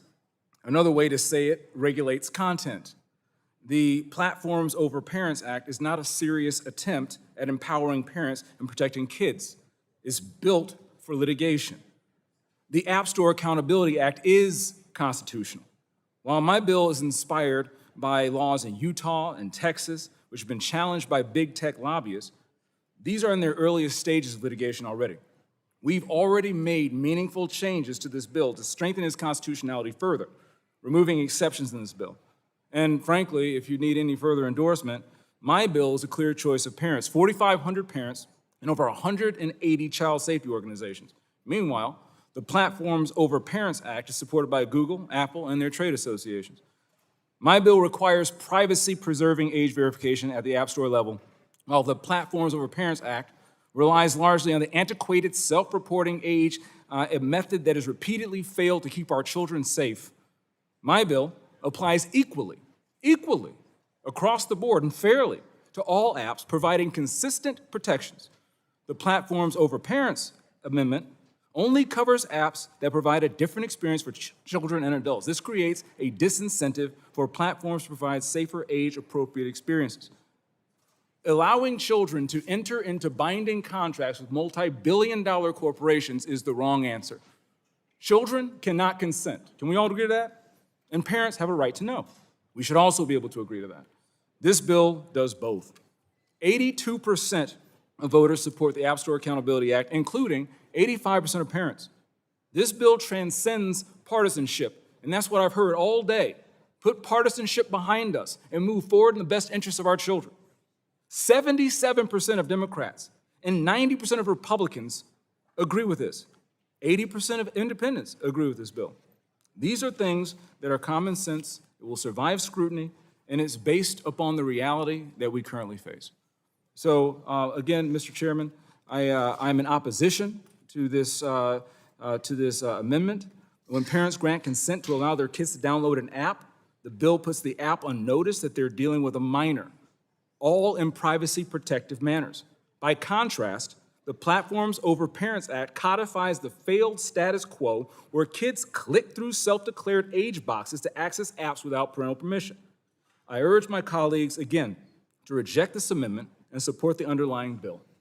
So it's my time, and I can guarantee everybody in here that big tech, however you want to define it, is opposed to your bill. I can tell you that because we've all heard from them. So I will yield back, and is there further discussion? Gentleman from California is recognized for 5 minutes. Thank you, Speak on Mr. the Chairman. amendment. I yield some time to Congressman Auchincloss.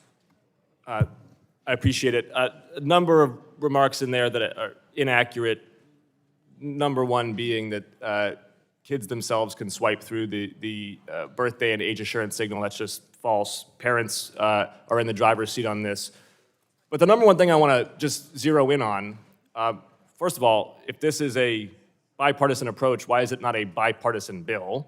It's a partisan bill, whereas my alternative is a bipartisan approach. But secondly, would the gentleman from Michigan care to comment about why his bill includes weather apps for intrusive age verification procedures, but exempts virtual reality? Does the gentleman not think that virtual reality apps might pose a risk to youth online and should in fact be subject to age signals? Or does he trust that the Mark Zuckerberg metaverse is going to be a place where kids can thrive without any parental oversight?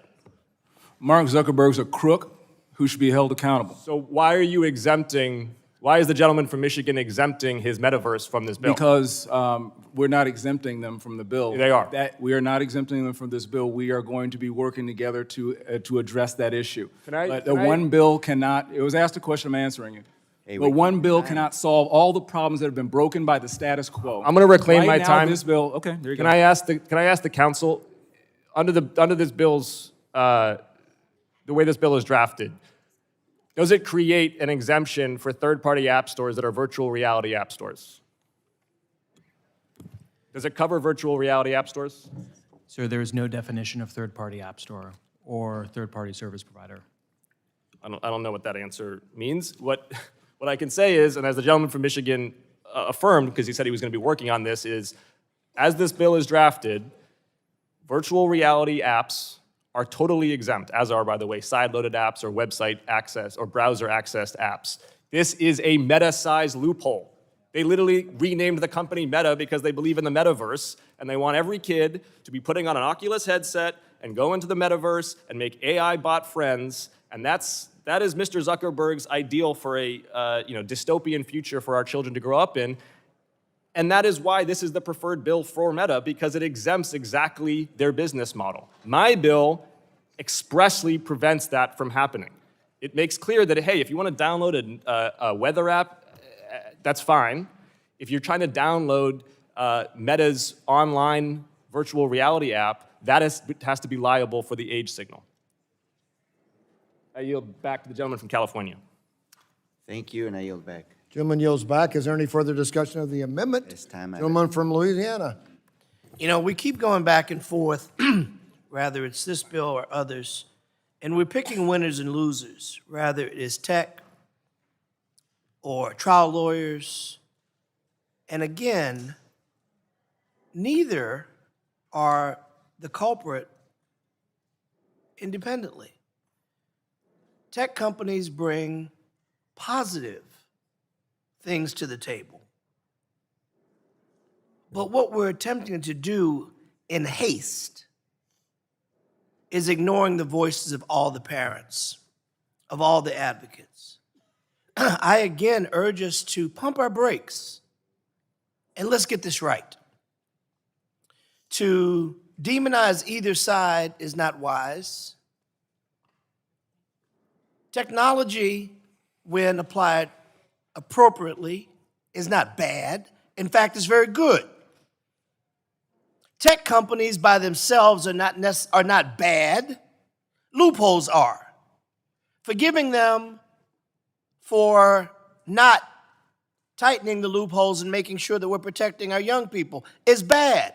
Moving hastily through these measures without carefully exploring all of the ramifications, or as we say in these bodies, unintended consequences.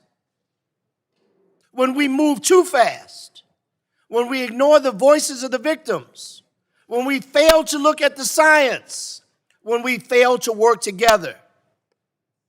We clump everything together, the good, the bad, the ugly, and we move it forward for the sake of doing something. That's not smart. We need to be working with tech. We need to be working with advocates. We need to be working, Democrats and Republicans, together to not come up with a fast solution that fails, but a solid solution that encompasses all of the risk. Again, I ask my colleagues, pump the brakes, and let's do this right.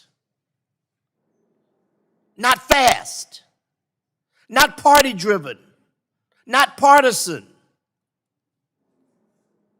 but right, inclusive, and secure. I yield. Gentleman yields back. Is there further discussion? Seeing none, the vote occurs on the amendment. A roll call has been requested, and the clerk will call the roll. Mr. Latta? Mr. Latta votes no. Mr. Griffith? Mr. Bilirakis? Mr. Hudson? Mr. Carter of Georgia? Mr. Carter of Georgia votes no. Mr. Palmer? Mr. Dunn? Mr. Dunn votes no. Mr. Crenshaw? Mr. Joyce? Mr. Joyce votes no. Mr. Weber? Mr. Weber votes no. Mr. Allen? Mr. Balderson? Mr. Balderson votes no. Mr. Fulcher? Mr. Fulcher votes no. Mr. Pfluger? Mrs. Harshbarger? Mrs. Harshbarger votes no. Mrs. Miller-Meeks? Mrs. Miller-Meeks votes no. Mrs. Kamick? Mr. Obernolte? Mr. Obernolte votes no. Mr. James? Mr. James votes no. Mr. Benz? Mr. Benz votes no. Mrs. Houchin? Mr. Fry? Ms. Lee? Ms. Lee votes no. Mr. Langworthy? Mr. Kane? Mr. Kane votes no. Mr. Rulli? Mr. Rulli votes no. Mr. Evans? Mr. Evans votes no. Mr. Goldman? Mr. Goldman? Mr. Goldman votes no. Mrs. Fedorchak? Mrs. Fedorchak votes no. Mr. Pallone? Mr. Pallone votes aye. Mr. Gett? Mr. Gett votes aye. Ms. Schakowsky? Aye. Ms. Schakowsky votes aye. Ms. Matsui? Aye. Ms. Matsui votes aye. Ms. Castor? Mr. Tonko? Aye. Mr. Tonko votes aye. Ms. Clark? Aye. Ms. Clark votes aye. Mr. Ruiz? Mr. Ruiz votes aye. Mr. Peters?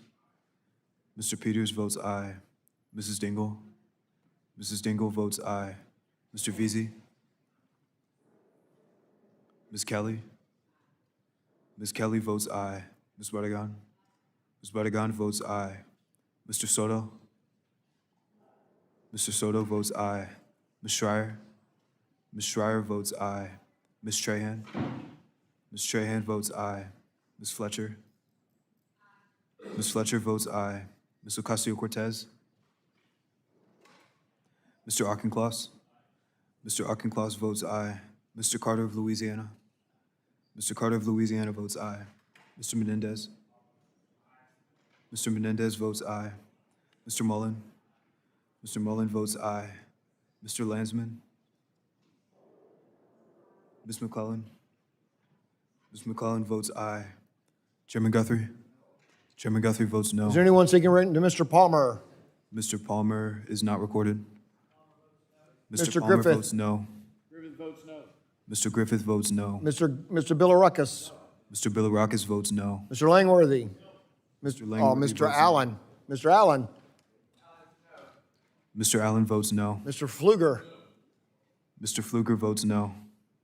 Is there any, Ms. Castor? Mr. Veazey? Mr. Veazey is not recorded. Mr. Veazey votes aye. Ms. Kamick? Mrs. Kamick votes no. Ms. Castor? Ms. Castor votes aye. Mr. Landsman? Mr. Landsman is not recorded. Mr. Landsman votes aye. Is anyone seeking the clerk a report?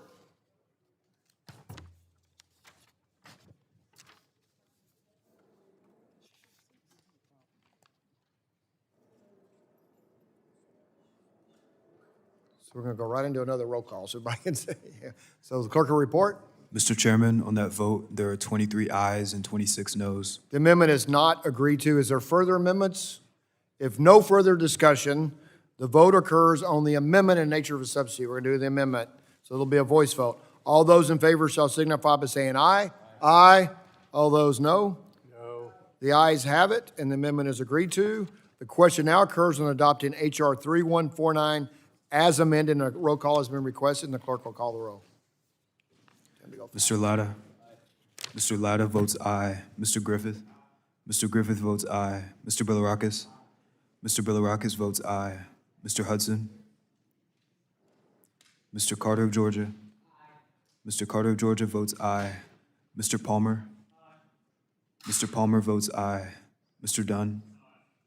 Mr. Dunn votes aye. Mr. Crenshaw? Mr. Joyce? Mr. Joyce votes aye. Mr. Weber? Mr. Weber votes aye. Mr. Allen? Mr. Allen votes aye. Mr. Balderson? Mr. Balderson votes aye. Mr. Fulcher? Mr. Fulcher votes aye. Mr. Pfluger? Mrs. Harshbarger? Mrs. Harshbarger votes aye. Mrs. Miller-Meeks? Mrs. Miller-Meeks votes aye. Mrs. Kamick? Mrs. Kamick votes aye. Mr. Obernolte? Mr. Obernolte votes aye. Mr. James? Mr. James votes aye. Mr. Bentz? Mr. Bentz votes aye. Mrs. Houchin? Mr. Fry? Ms. Lee? Ms. Lee votes aye. Mr. Langworthy? Mr. Kane? Mr. Kane votes aye. Mr. Rulli? Mr. Rulli votes aye. Mr. Evans? Mr. Evans votes aye. Mr. Goldman? Mr. Goldman votes aye. Mrs. Fedorchak? Mrs. Fedorchak votes aye. Mr. Pallone? Mr. Pallone votes no. Ms. DeGette? Ms. DeGette? Ms. DeGette votes no. Ms. Schakowsky? Ms. Schakowsky votes no. Ms. Matsui? Ms. Matsui votes no. Ms. Castor? Ms. Castor votes no. Mr. Tonko? No. Mr. Tonko votes no. Ms. Clark? Ms. Clark votes no. Mr. Ruiz? Mr. Ruiz votes no. Mr. Peters? Mr. Peters votes no. Mrs. Dingell? Mrs. Dingell votes no. Mr. Veazey? Ms. Kelly? Ms. Kelly votes no. Ms. Barragan? Ms. Barragan votes no. Mr. Soto? Mr. Soto votes no. Ms. Schreier? Ms. Schreier votes no. Ms. Trahan? Ms. Trahan votes no. Ms. Fletcher? Ms. Fletcher votes no. Ms. Ocasio-Cortez? Ms. Ocasio-Cortez votes no. Mr. Auchincloss? Mr. Auchincloss votes no. Mr. Carter of Louisiana? Mr. Carter of Louisiana votes no. Mr. Menendez? Mr. Menendez?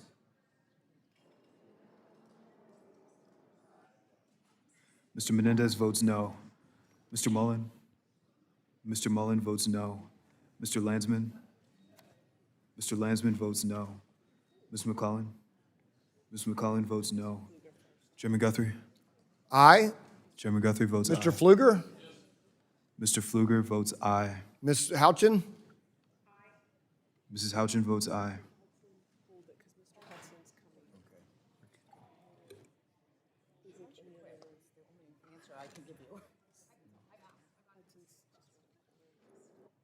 Okay.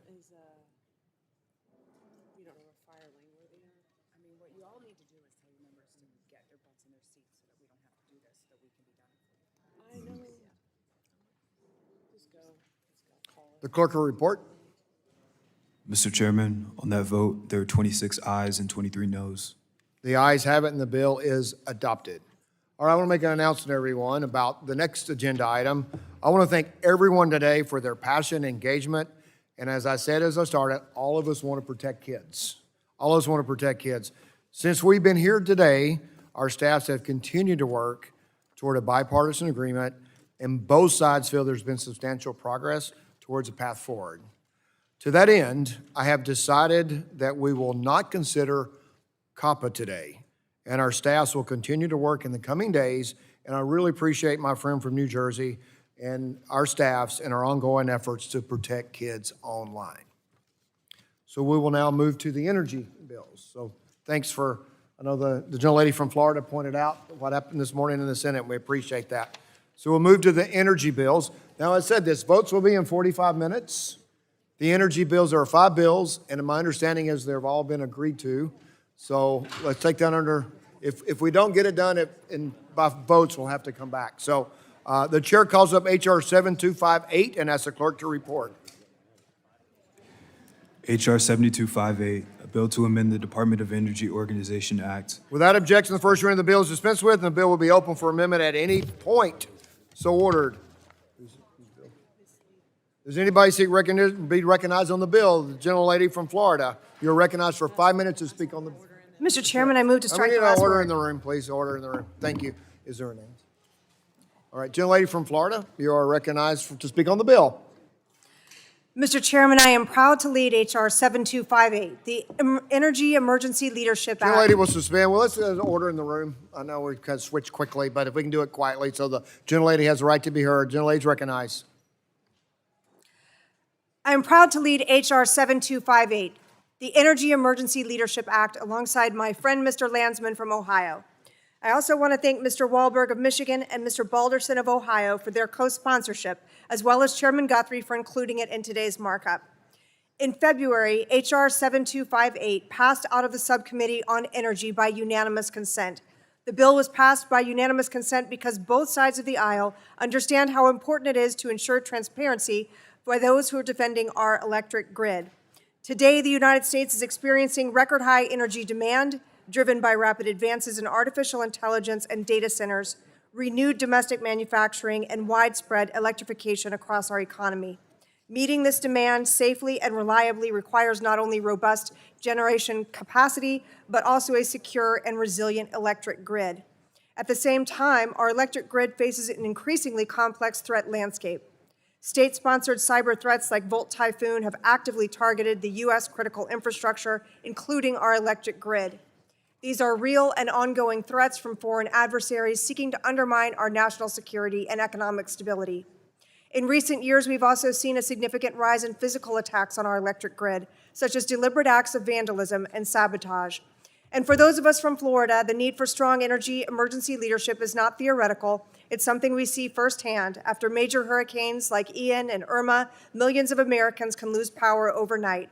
Rapid coordination between federal government, utilities, and state emergency officials becomes essential to restoring electricity and protecting public safety. That is why H.R. 7258, the Energy Emergency Leadership Act, is so important. This legislation strengthens accountability within the Department of Energy by ensuring that the department's energy emergency and cybersecurity responsibilities are led by a Senate-confirmed Assistant Secretary.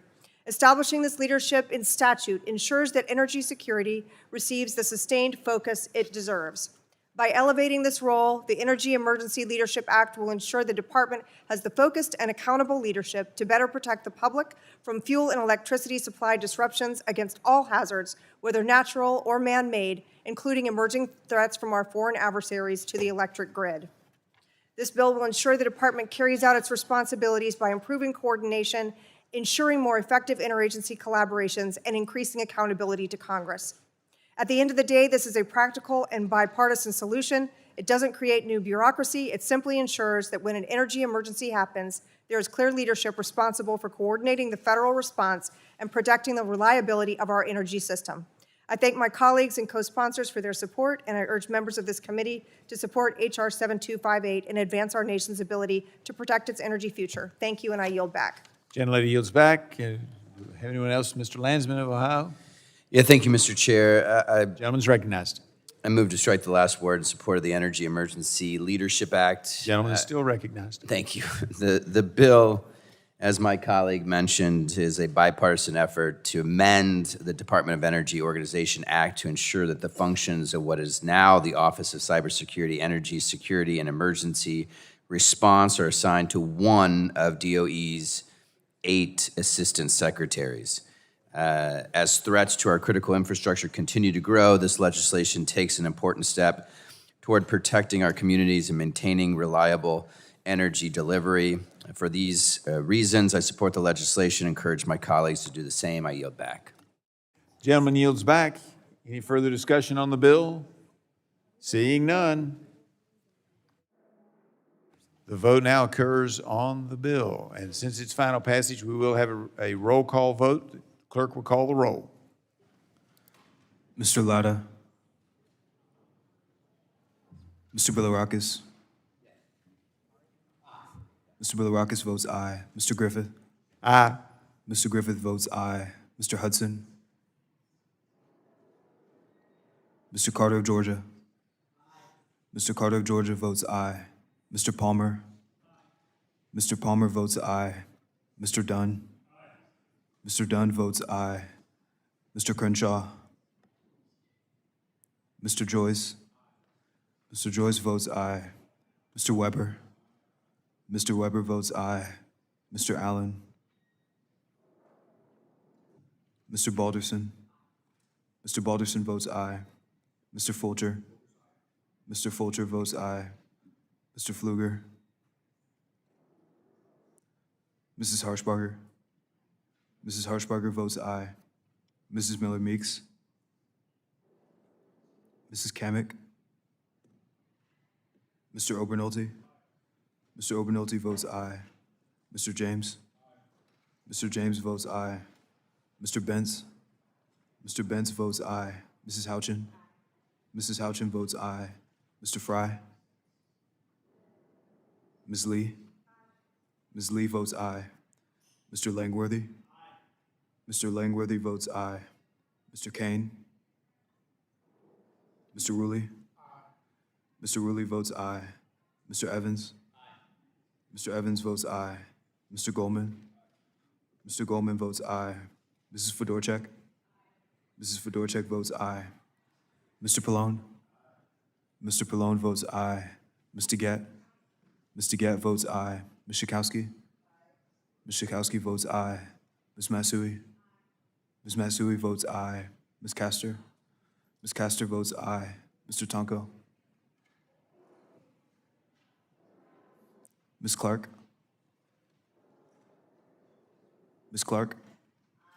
Ms. Clark votes aye. Mr. Ruiz? Mr. Ruiz votes aye. Mr. Peters? Mr. Peters votes aye. Mrs. Dingell? Mrs. Dingell votes aye. Mr. Veazey? Mr. Veazey votes aye. Ms. Kelly? Ms. Kelly votes aye. Ms. Barragan? Ms. Barragan votes aye. Mr. Soto? Mr. Soto votes aye. Ms. Schreier? Ms. Schreier votes aye. Ms. Trahan?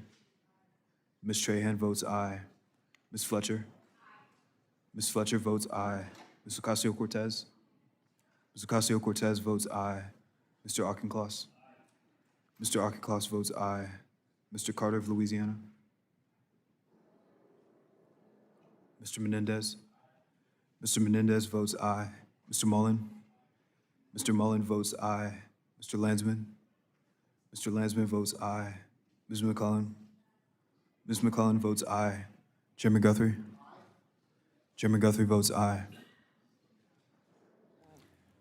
All right, who is unrecorded? Mr. Hudson? Mr. Hudson votes aye. Mr. Latta? Mr. Latta votes aye. Ms. Miller-Meeks? Ms. Miller-Meeks votes aye. Mr. Allen? Mr. Allen votes aye. Ms. Kamick? Ms. Kamick votes aye. Mr. Tonko? Mr. Tonko is not recorded. Mr. Tonko votes aye. Anybody else that I've missed? Mr. Carter? Mr. Carter of Louisiana is not recorded. Mr. Carter of Louisiana votes aye. All right. Seeing nobody else, the clerk will report the roll.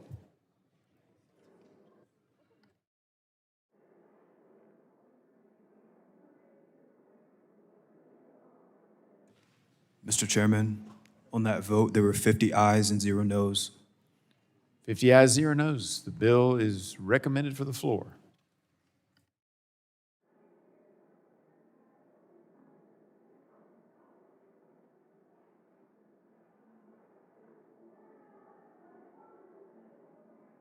Chair calls up H.R. 7266 and asks the clerk to report. H.R. 7266, a bill to amend the Infrastructure Investment and Jobs Act to reauthorize the rural and municipality. Without objection, the first reading of the bill is dispensed with, and the bill will be open for amendment at any time. So ordered.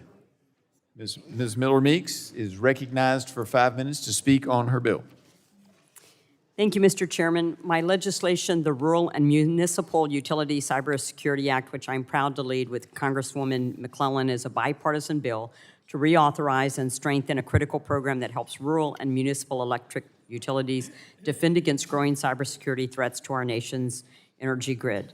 As cyber attacks on critical infrastructure become more sophisticated and frequent, this bill ensures rural electric cooperatives, public power, and other small utilities have access to advanced cybersecurity tools, technical assistance, and grant funding to protect, detect, respond to, and recover from cyber threats.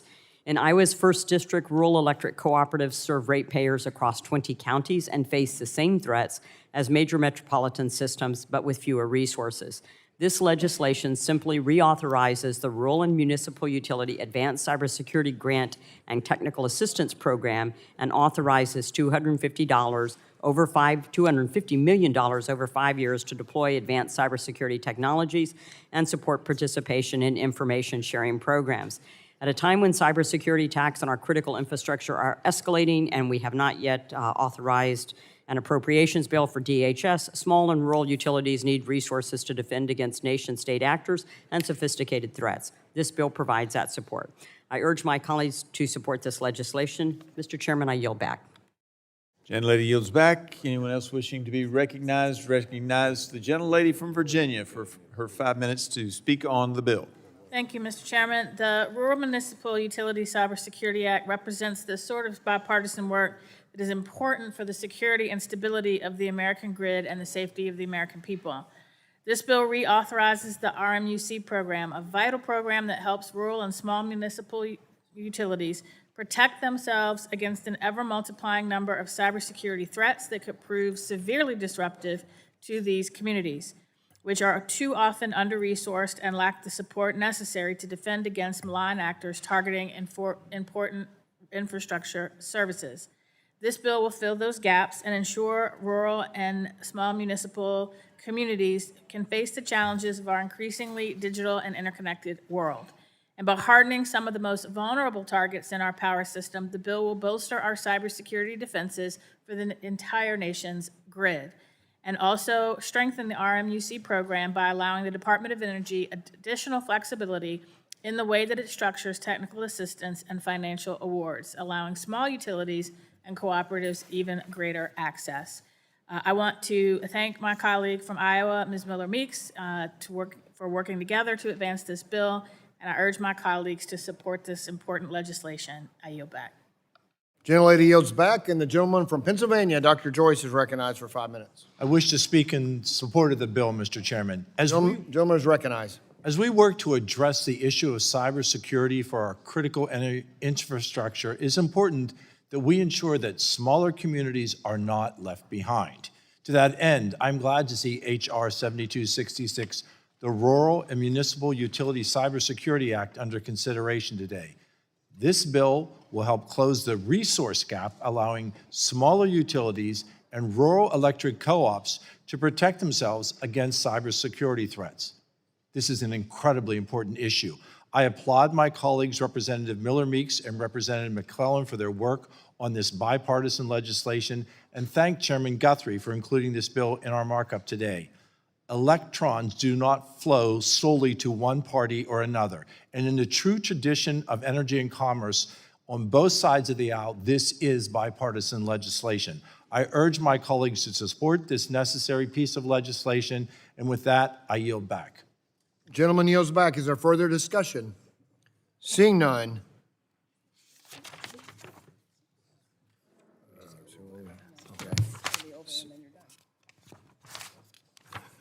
The question now occurs on adopting 7266. Was amended, right?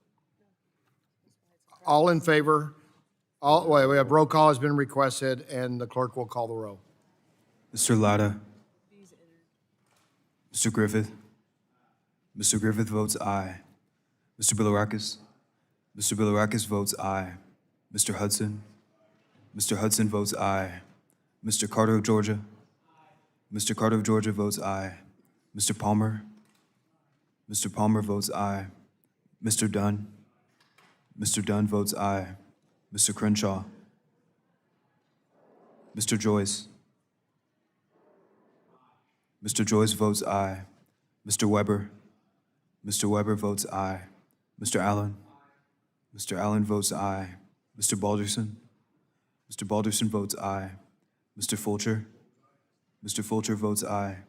Mr. Pfluger. Mrs. Harshbarger. Mrs. Harshbarger votes aye. Mrs. Miller-Meeks. Mrs. Kamick.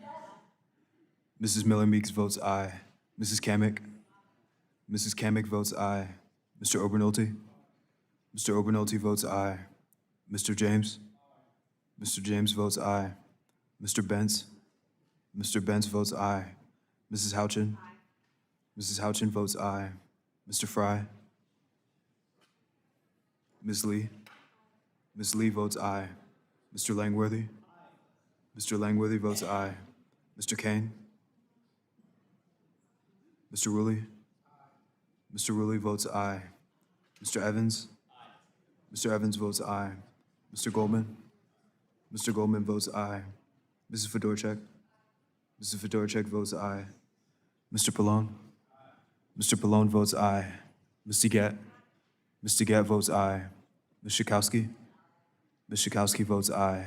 Ms. Matsui. Ms. Matsui votes aye. Ms. Castor? Ms. Castor votes aye. Mr. Tonko? Mr. Tonko votes aye. Ms. Clark? Mr. Ruiz? Mr. Ruiz votes aye. Mr. Peters? Mrs. Dingell? Mrs. Dingell votes aye. Mr. Veazey? Mr. Veazey votes aye. Ms. Kelly? Ms. Barragan?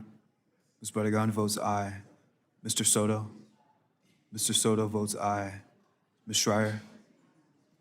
Ms. Schreier votes aye. Ms. Strahan? Ms. Strahan votes aye. Ms. Fletcher?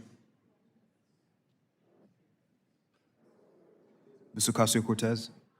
Ms. Ocasio-Cortez votes aye. Mr. Auchincloss? Mr. Auchincloss votes aye. Mr. Carter of Louisiana? Mr. Carter of Louisiana votes aye. Mr. Menendez? Mr. Menendez votes aye. Mr. Mullen? Mr. Mullen votes aye. Mr. Landsman?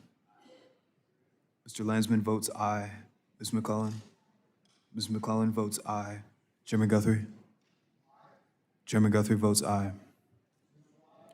Mr. Latta is not recorded. Mr. Latta votes aye. Mr. Kane? Mr. Kane votes aye. Ms. Clark? Ms. Clark is not recorded. Ms. Clark votes aye. Anyone else seeking to call the roll, enter the roll? Seeing none, the clerk will report.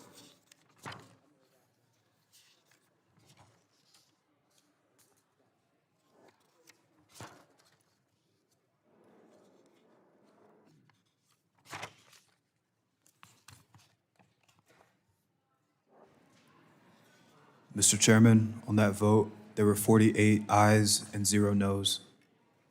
The bill, I have not called the bill. How's Ms. Fletcher recorded? Mrs. Just in Fletcher time. is not recorded. Mrs. Fletcher votes aye. So clerk will report. Mr. Chairman, on that vote, there were 49 ayes and 0 noes. The bill is adopted. So what, 72, this one. So the chair calls up 7257 and asks the clerk to report. HR 7257, a bill to amend the energy policy and Without objection, the first reading of the bill is dispensed with, and the bill will be open for amendment at any point, so ordered. Does anybody speak to recognize on the bill? Mr. Latta, what purpose, the gentleman from Ohio seek recognition? Mr. Speaker, or Mr. Chairman, I move to speak on support of HR 7257. You're recognized for 5 minutes to speak on the bill. Well, thank you very much, Mr. Chairman. The Secure Grid Act, which I've sponsored with my good friend, the gentlelady from California's 7th District. State energy security plans, or SEPs, formalized through amendments to the Energy Policy and Conservation Act in 2021, ensure states are methodically accounting for potential threats and vulnerabilities in their respective energy networks. These plans allow states to work with DOE and private sector partners to put processes in place for threat mitigation, as well as response efforts in the event of disruption to energy supplies. While the initial exercise of SEP program have meaningfully assisted states in securing energy systems, there is room for improvement to enhance their visibility and to consider disparate threats facing the sector. HR 7257 improves the state energy security planning process by taking a more holistic approach to the potential threats and solutions for more resilient critical infrastructure. Throughout the 119th Congress, this committee has held several hearings with experts and administration officials to examine the state of our nation's energy systems. We know that everyday lives of Americans and businesses are wholly reliant on a secure, reliable, and affordable energy system.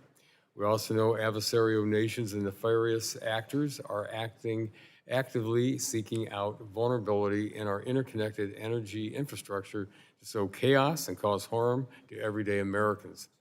Given the decisive action taken by the Trump administration to address security threats in Iran, the need for cohesive SEPs is even more necessary. Strong SEPs require proactive information sharing on threat analysis, constant vigilance, and clear visibility into the widening threat landscape.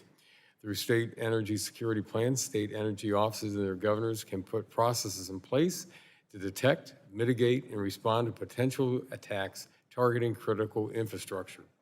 This legislation would advance that approach by ensuring states consider the security and resilience of local distribution systems, as well as incorporating the expertise of grid component manufacturers and suppliers.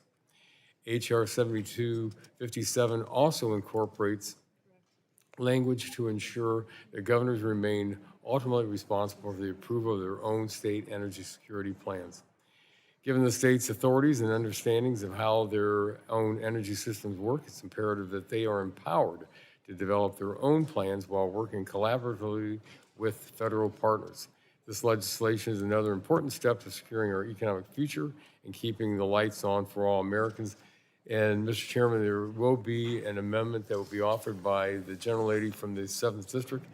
And in the interest of time, I am just going to ask my colleagues to support that amendment. And I yield back. The gentleman yields back. The gentlelady from California, our purpose to seek recognition. Yes, Mr. Chairman, I have an amendment at the desk. The clerk will report. Identify the amendment's nature of a substitute. It's labeled FC_MA_HR 7257_01. The clerk will report. Amendment to HR 7257. Without objection, the reading of the amendment is dispensed with, and the gentlelady from California is recognized for 5 minutes in support of the amendment. Thank you, Mr. Chairman. This amendment makes minor but important changes, strengthening DOE's Technical Assistance Program, clarifying the expiration provision, and requiring GAO to evaluate the effectiveness of the program before the next reauthorization. Some of the most devastating wildfires in California's history have been sparked by aging or unsecured power infrastructure, including the Eaton Fire in Los Angeles. At the same time, prolonged heat waves can stretch the California grid to the limit. Droughts can also reduce hydropower generation across the West, further straining our grid. And winter storms bring torrential rains that can flood substations and take out power lines.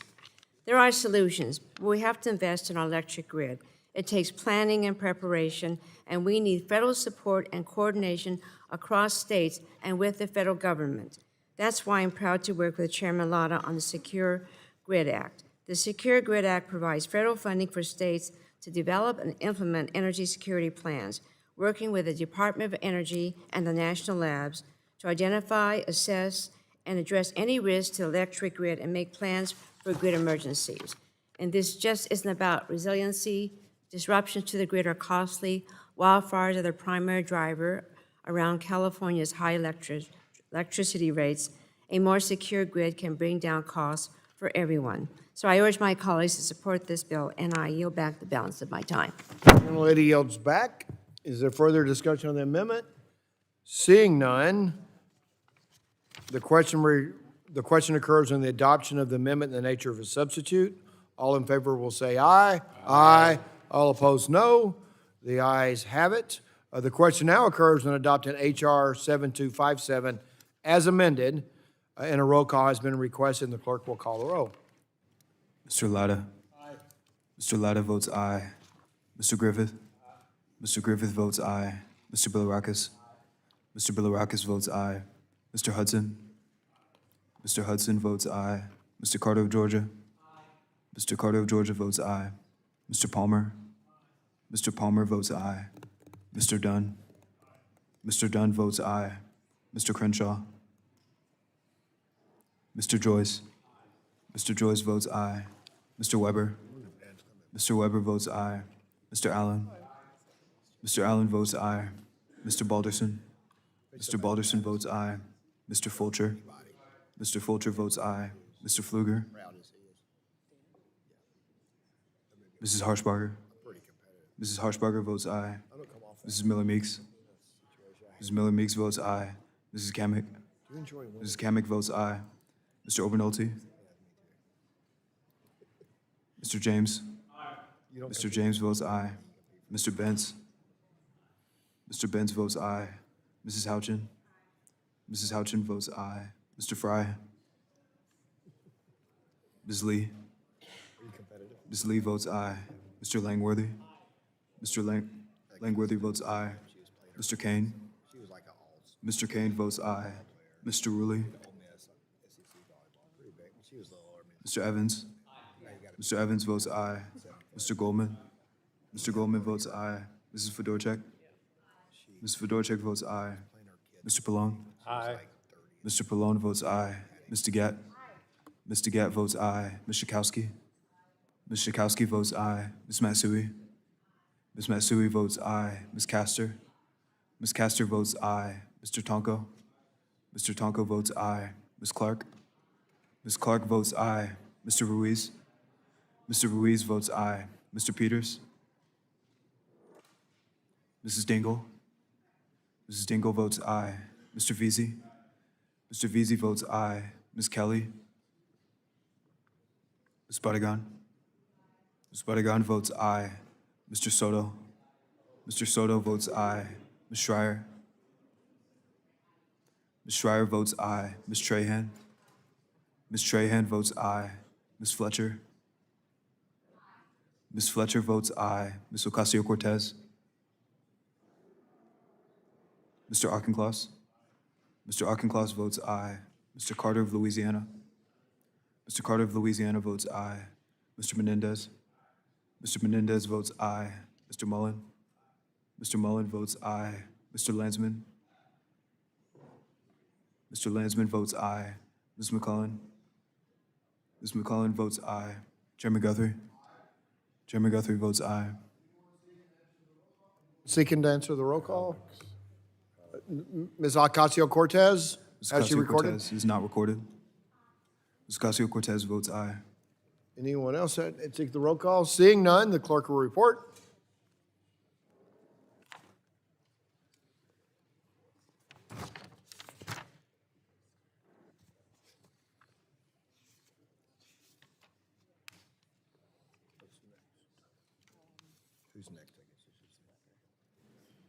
Mr. Chairman, on that vote, there were 47 ayes and 0 noes.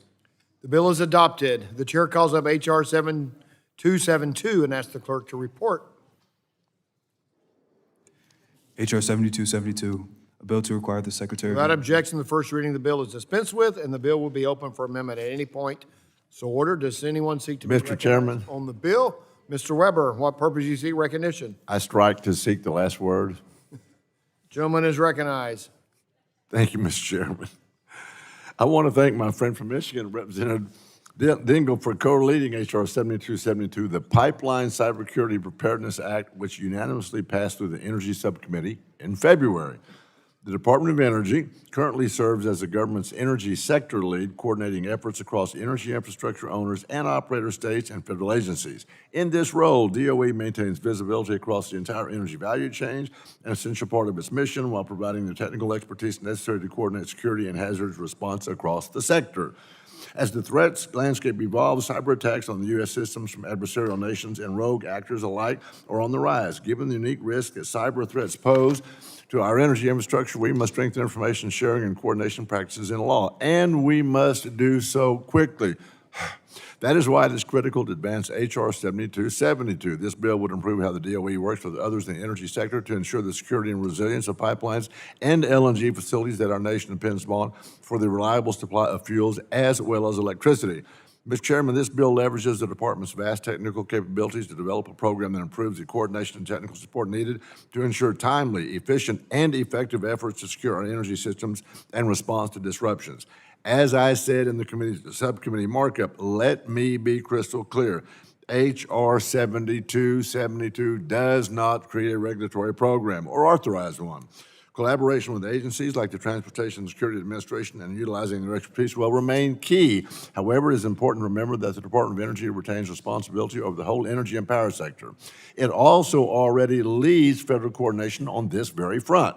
For any American watching this today, an attack on our infrastructure is not merely a hypothetical scenario, and the impacts would not be isolated. An attack on a pipeline in Texas can be felt in Virginia at the gas pump. We experienced this firsthand when many gas stations along the eastern seaboard quite literally ran out of fuel in the aftermath of the Colonial Pipeline cyber attack. In the wake of a cyber attack, Mr. Chairman, we need a direct, cohesive, whole-of-government response to cut through the chaos, and there's no better entity to lead that effort than the DOE. With that, Mr. Chair, I urge my colleagues to vote for it, and I yield back.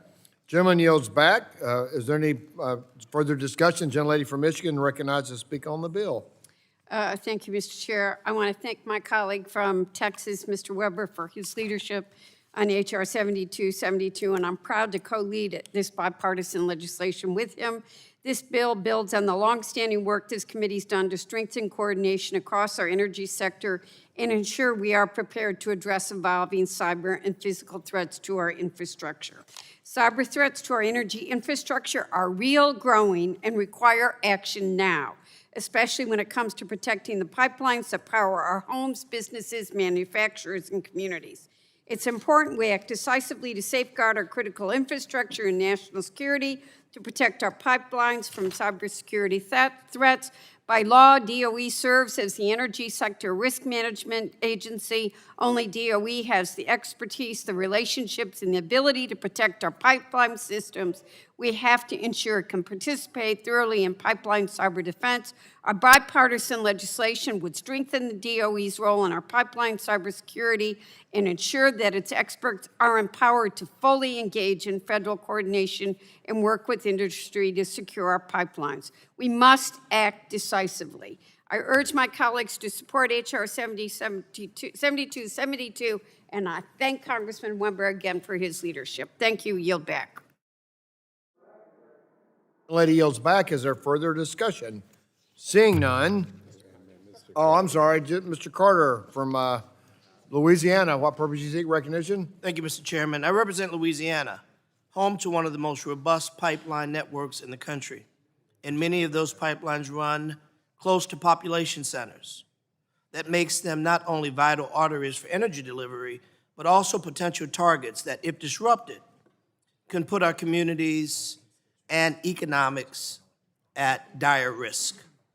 The 2021 Colonial Pipeline cyber attack demonstrated how a single incident can have a ripple effect across the entire community, disrupting supply, spiking prices, and instilling fear. Imagine the consequences if such an attack were to hit a major line in Louisiana. Our state's refineries, our petrochemical industry, and the families who live and work alongside this infrastructure would feel the impact immediately. That's why efforts like this bill, the Pipeline Cybersecurity Act, are so important. America must improve coordination and information sharing across government and state entities, which in turn will make us better prepared to defend ourselves against the ever-evolving cyber attack tactics.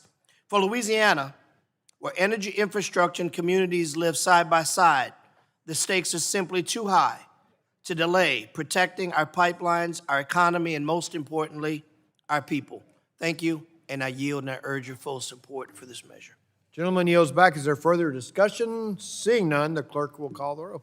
The question now occurs on adopting 7272. The clerk will call the roll. Mr. Latta. Mr. Latta votes aye. Mr. Griffith. Mr. Griffith votes aye. Mr. Bilirakis. Mr. Bilirakis votes aye. Mr. Hudson.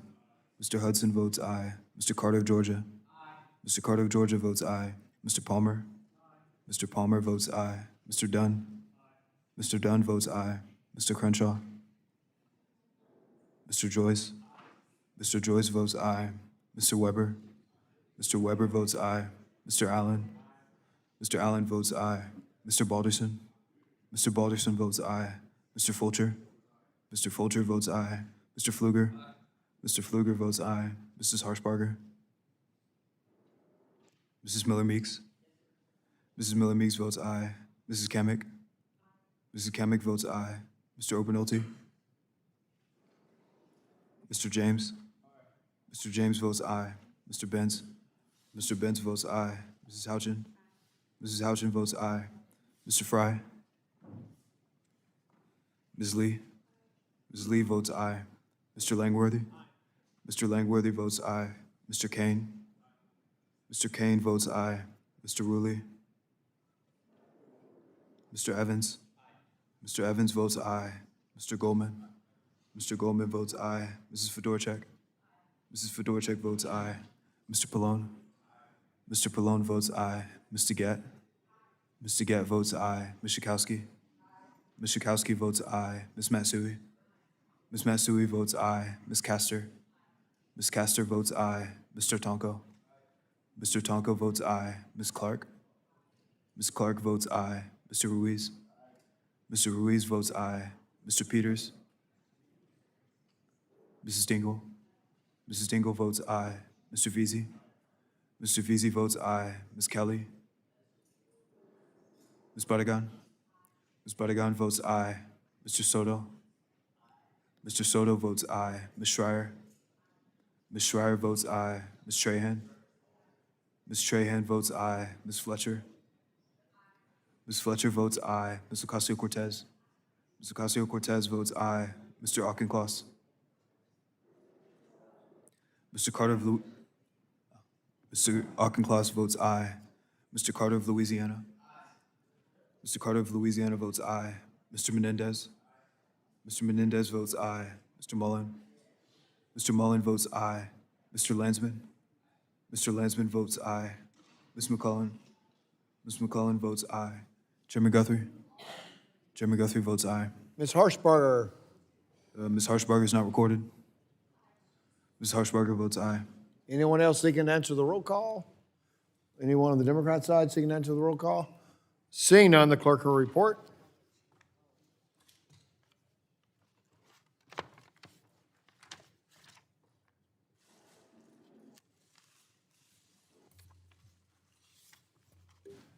Mr. Chairman, on that vote, there were 48 ayes and 0 noes. The bill is adopted. The chair calls up H.R. 7305 and asks the clerk to report. This will be our final bill. H.R. 7305. Without objection, the first reading of the bill is dispensed with, and the bill will be open for a point at any point. Does anyone seek to be recognized on the bill?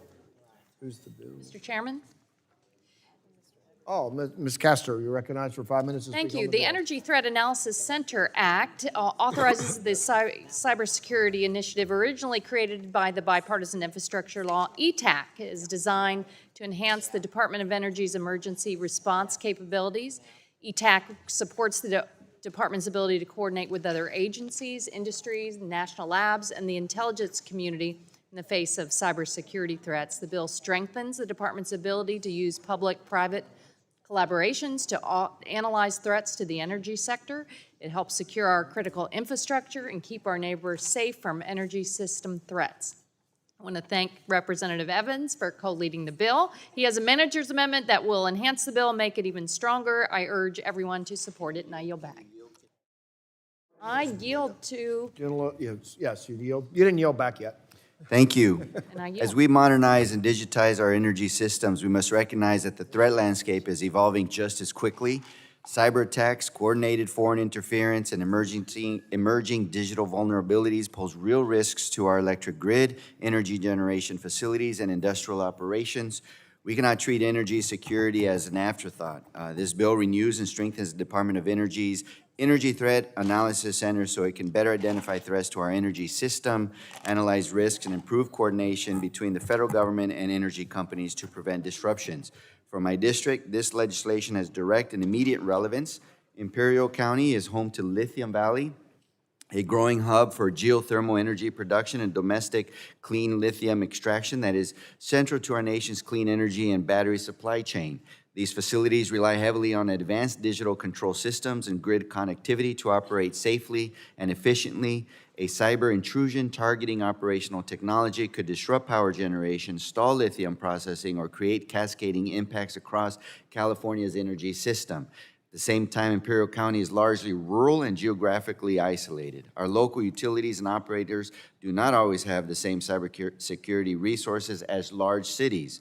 The Energy Threat Analysis Center ensures that actionable threat intelligence flows quickly to communities like mine, not just to major urban hubs. That is why I support this bill, and I yield back to Congresswoman Castor.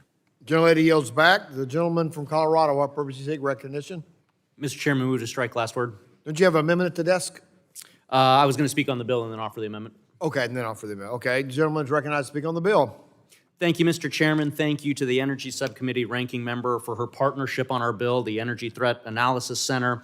ETAC plays an essential role in safeguarding critical infrastructure that ensures economic growth and national security. It brings together the Department of Energy, national labs, and private sector utilities, and it provides the early threat detection and coordinated analysis of threats to our energy generation and transmission networks. Colorado's own National Lab of the Rockies, formerly NREL for my Coloradans, hosts ETAC and is leading the way in this vital work which protects our infrastructure's reliability, security, and ultimately affordability.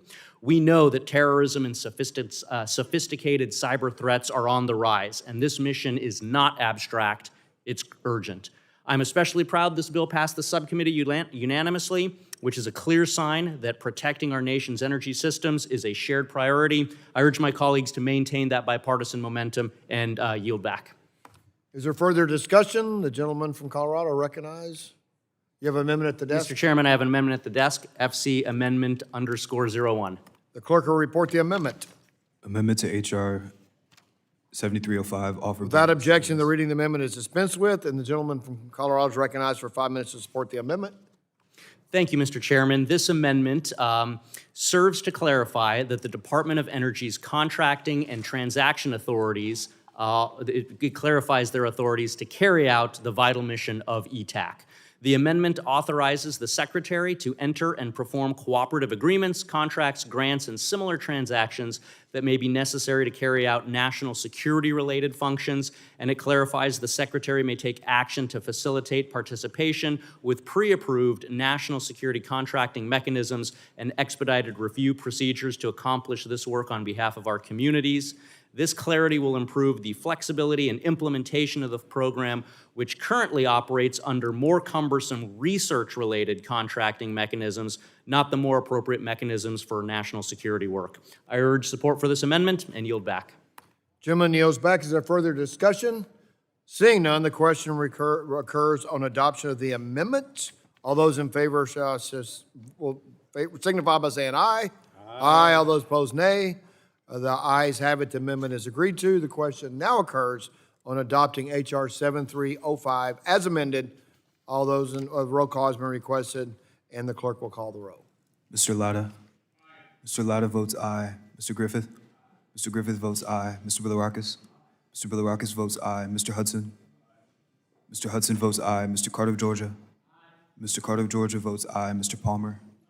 Mr. Palmer votes aye. Mr. Dunn? Mr. Dunn? Mr. Dunn votes aye. Mr. Crenshaw? Mr. Joyce? Mr. Joyce votes aye. Mr. Weber? Mr. Weber votes aye. Mr. Allen? Mr. Allen votes aye. Mr. Balderson? Mr. Balderson votes aye. Mr. Fulcher? Mr. Fulcher votes aye. Mr. Pfluger? Mr. Pfluger votes aye. Mrs. Harshbarger? Mrs. Harshbarger votes aye. Mrs. Miller-Meeks? Mrs. Miller-Meeks votes aye. Mrs. Kamick? Mrs. Kamick votes aye. Mr. Obernolte? Mr. James? Mr. James votes aye. Mr. Bentz? Mr. Bentz votes aye. Mrs. Houchin? Mrs. Houchin votes aye. Mr. Fry? Ms. Lee? Ms. Lee votes aye. Mr. Langworthy? Mr. Langworthy votes aye. Mr. Kane? Mr. Kane votes aye. Mr. Rulli? Mr. Evans? Mr. Evans votes aye. Mr. Goldman? Mr. Goldman votes aye. Mrs. Fedorchak? Mrs. Fedorchak votes aye. Mr. Pallone? Mr. Pallone votes aye. Mr. Gett? Mr. Gett votes aye. Ms. Schakowsky? Ms. Schakowsky votes aye. Ms. Matsui? Ms. Matsui votes aye. Ms. Castor? Ms. Castor votes aye. Mr. Tonko? Mr. Tonko votes aye. Ms. Clark? Ms. Clark votes aye. Mr. Ruiz? Mr. Ruiz votes aye. Mr. Peters? Mrs. Dingell? Mrs. Dingell votes aye. Mr. Veazey? Mr. Veazey votes aye. Ms. Kelly? Ms. Barragan? Mr. Soto? Mr. Soto votes aye. Ms. Schreier? Ms. Schreier votes aye. Ms. Trahan? Ms. Trahan votes aye. Ms. Fletcher? Ms. Fletcher votes aye. Ms. Ocasio-Cortez? Ms. Ocasio-Cortez? Mr. Ocasio-Cortez votes aye. Mr. Auchincloss? Mr. Auchincloss votes aye. Mr. Carter of Louisiana? Mr. Carter of Louisiana votes aye. Mr. Menendez? Mr. Menendez votes aye. Mr. Mullen? Mr. Mullen votes aye. Mr. Landsman? Mr. Landsman votes aye. Ms. McClellan? Ms. McClellan votes aye. Chairman Guthrie? Chairman Guthrie votes aye. Anyone seeking recognition for the vote? Oh, God, no, we're going to do right after the, anyone for the vote? Seeing none, the clerk will report.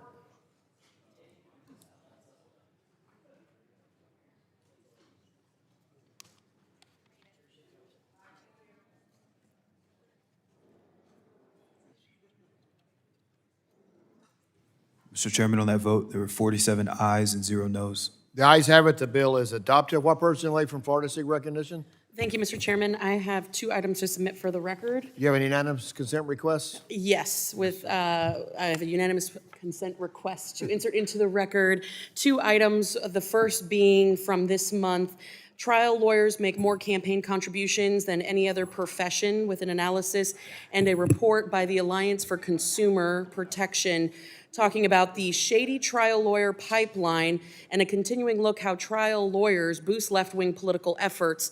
And of the Democrat members today who attempted to gut our kids' online safety bill, 6 figures worth of campaign contributions are the average of what each accept, with several members accepting over $500,000 from the trial attorneys in the last 4 years. And so I think it's important, Mr. Chairman, that parents deserve to know who is going to bat for them and who is going to bat for the trial attorneys. So with that, I submit these for the record.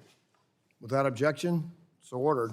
Thank you. Without objection, staff is authorized to make technical and conforming changes to the legislation approved by the committee today. So ordered. Without objection, the committee stands adjourned.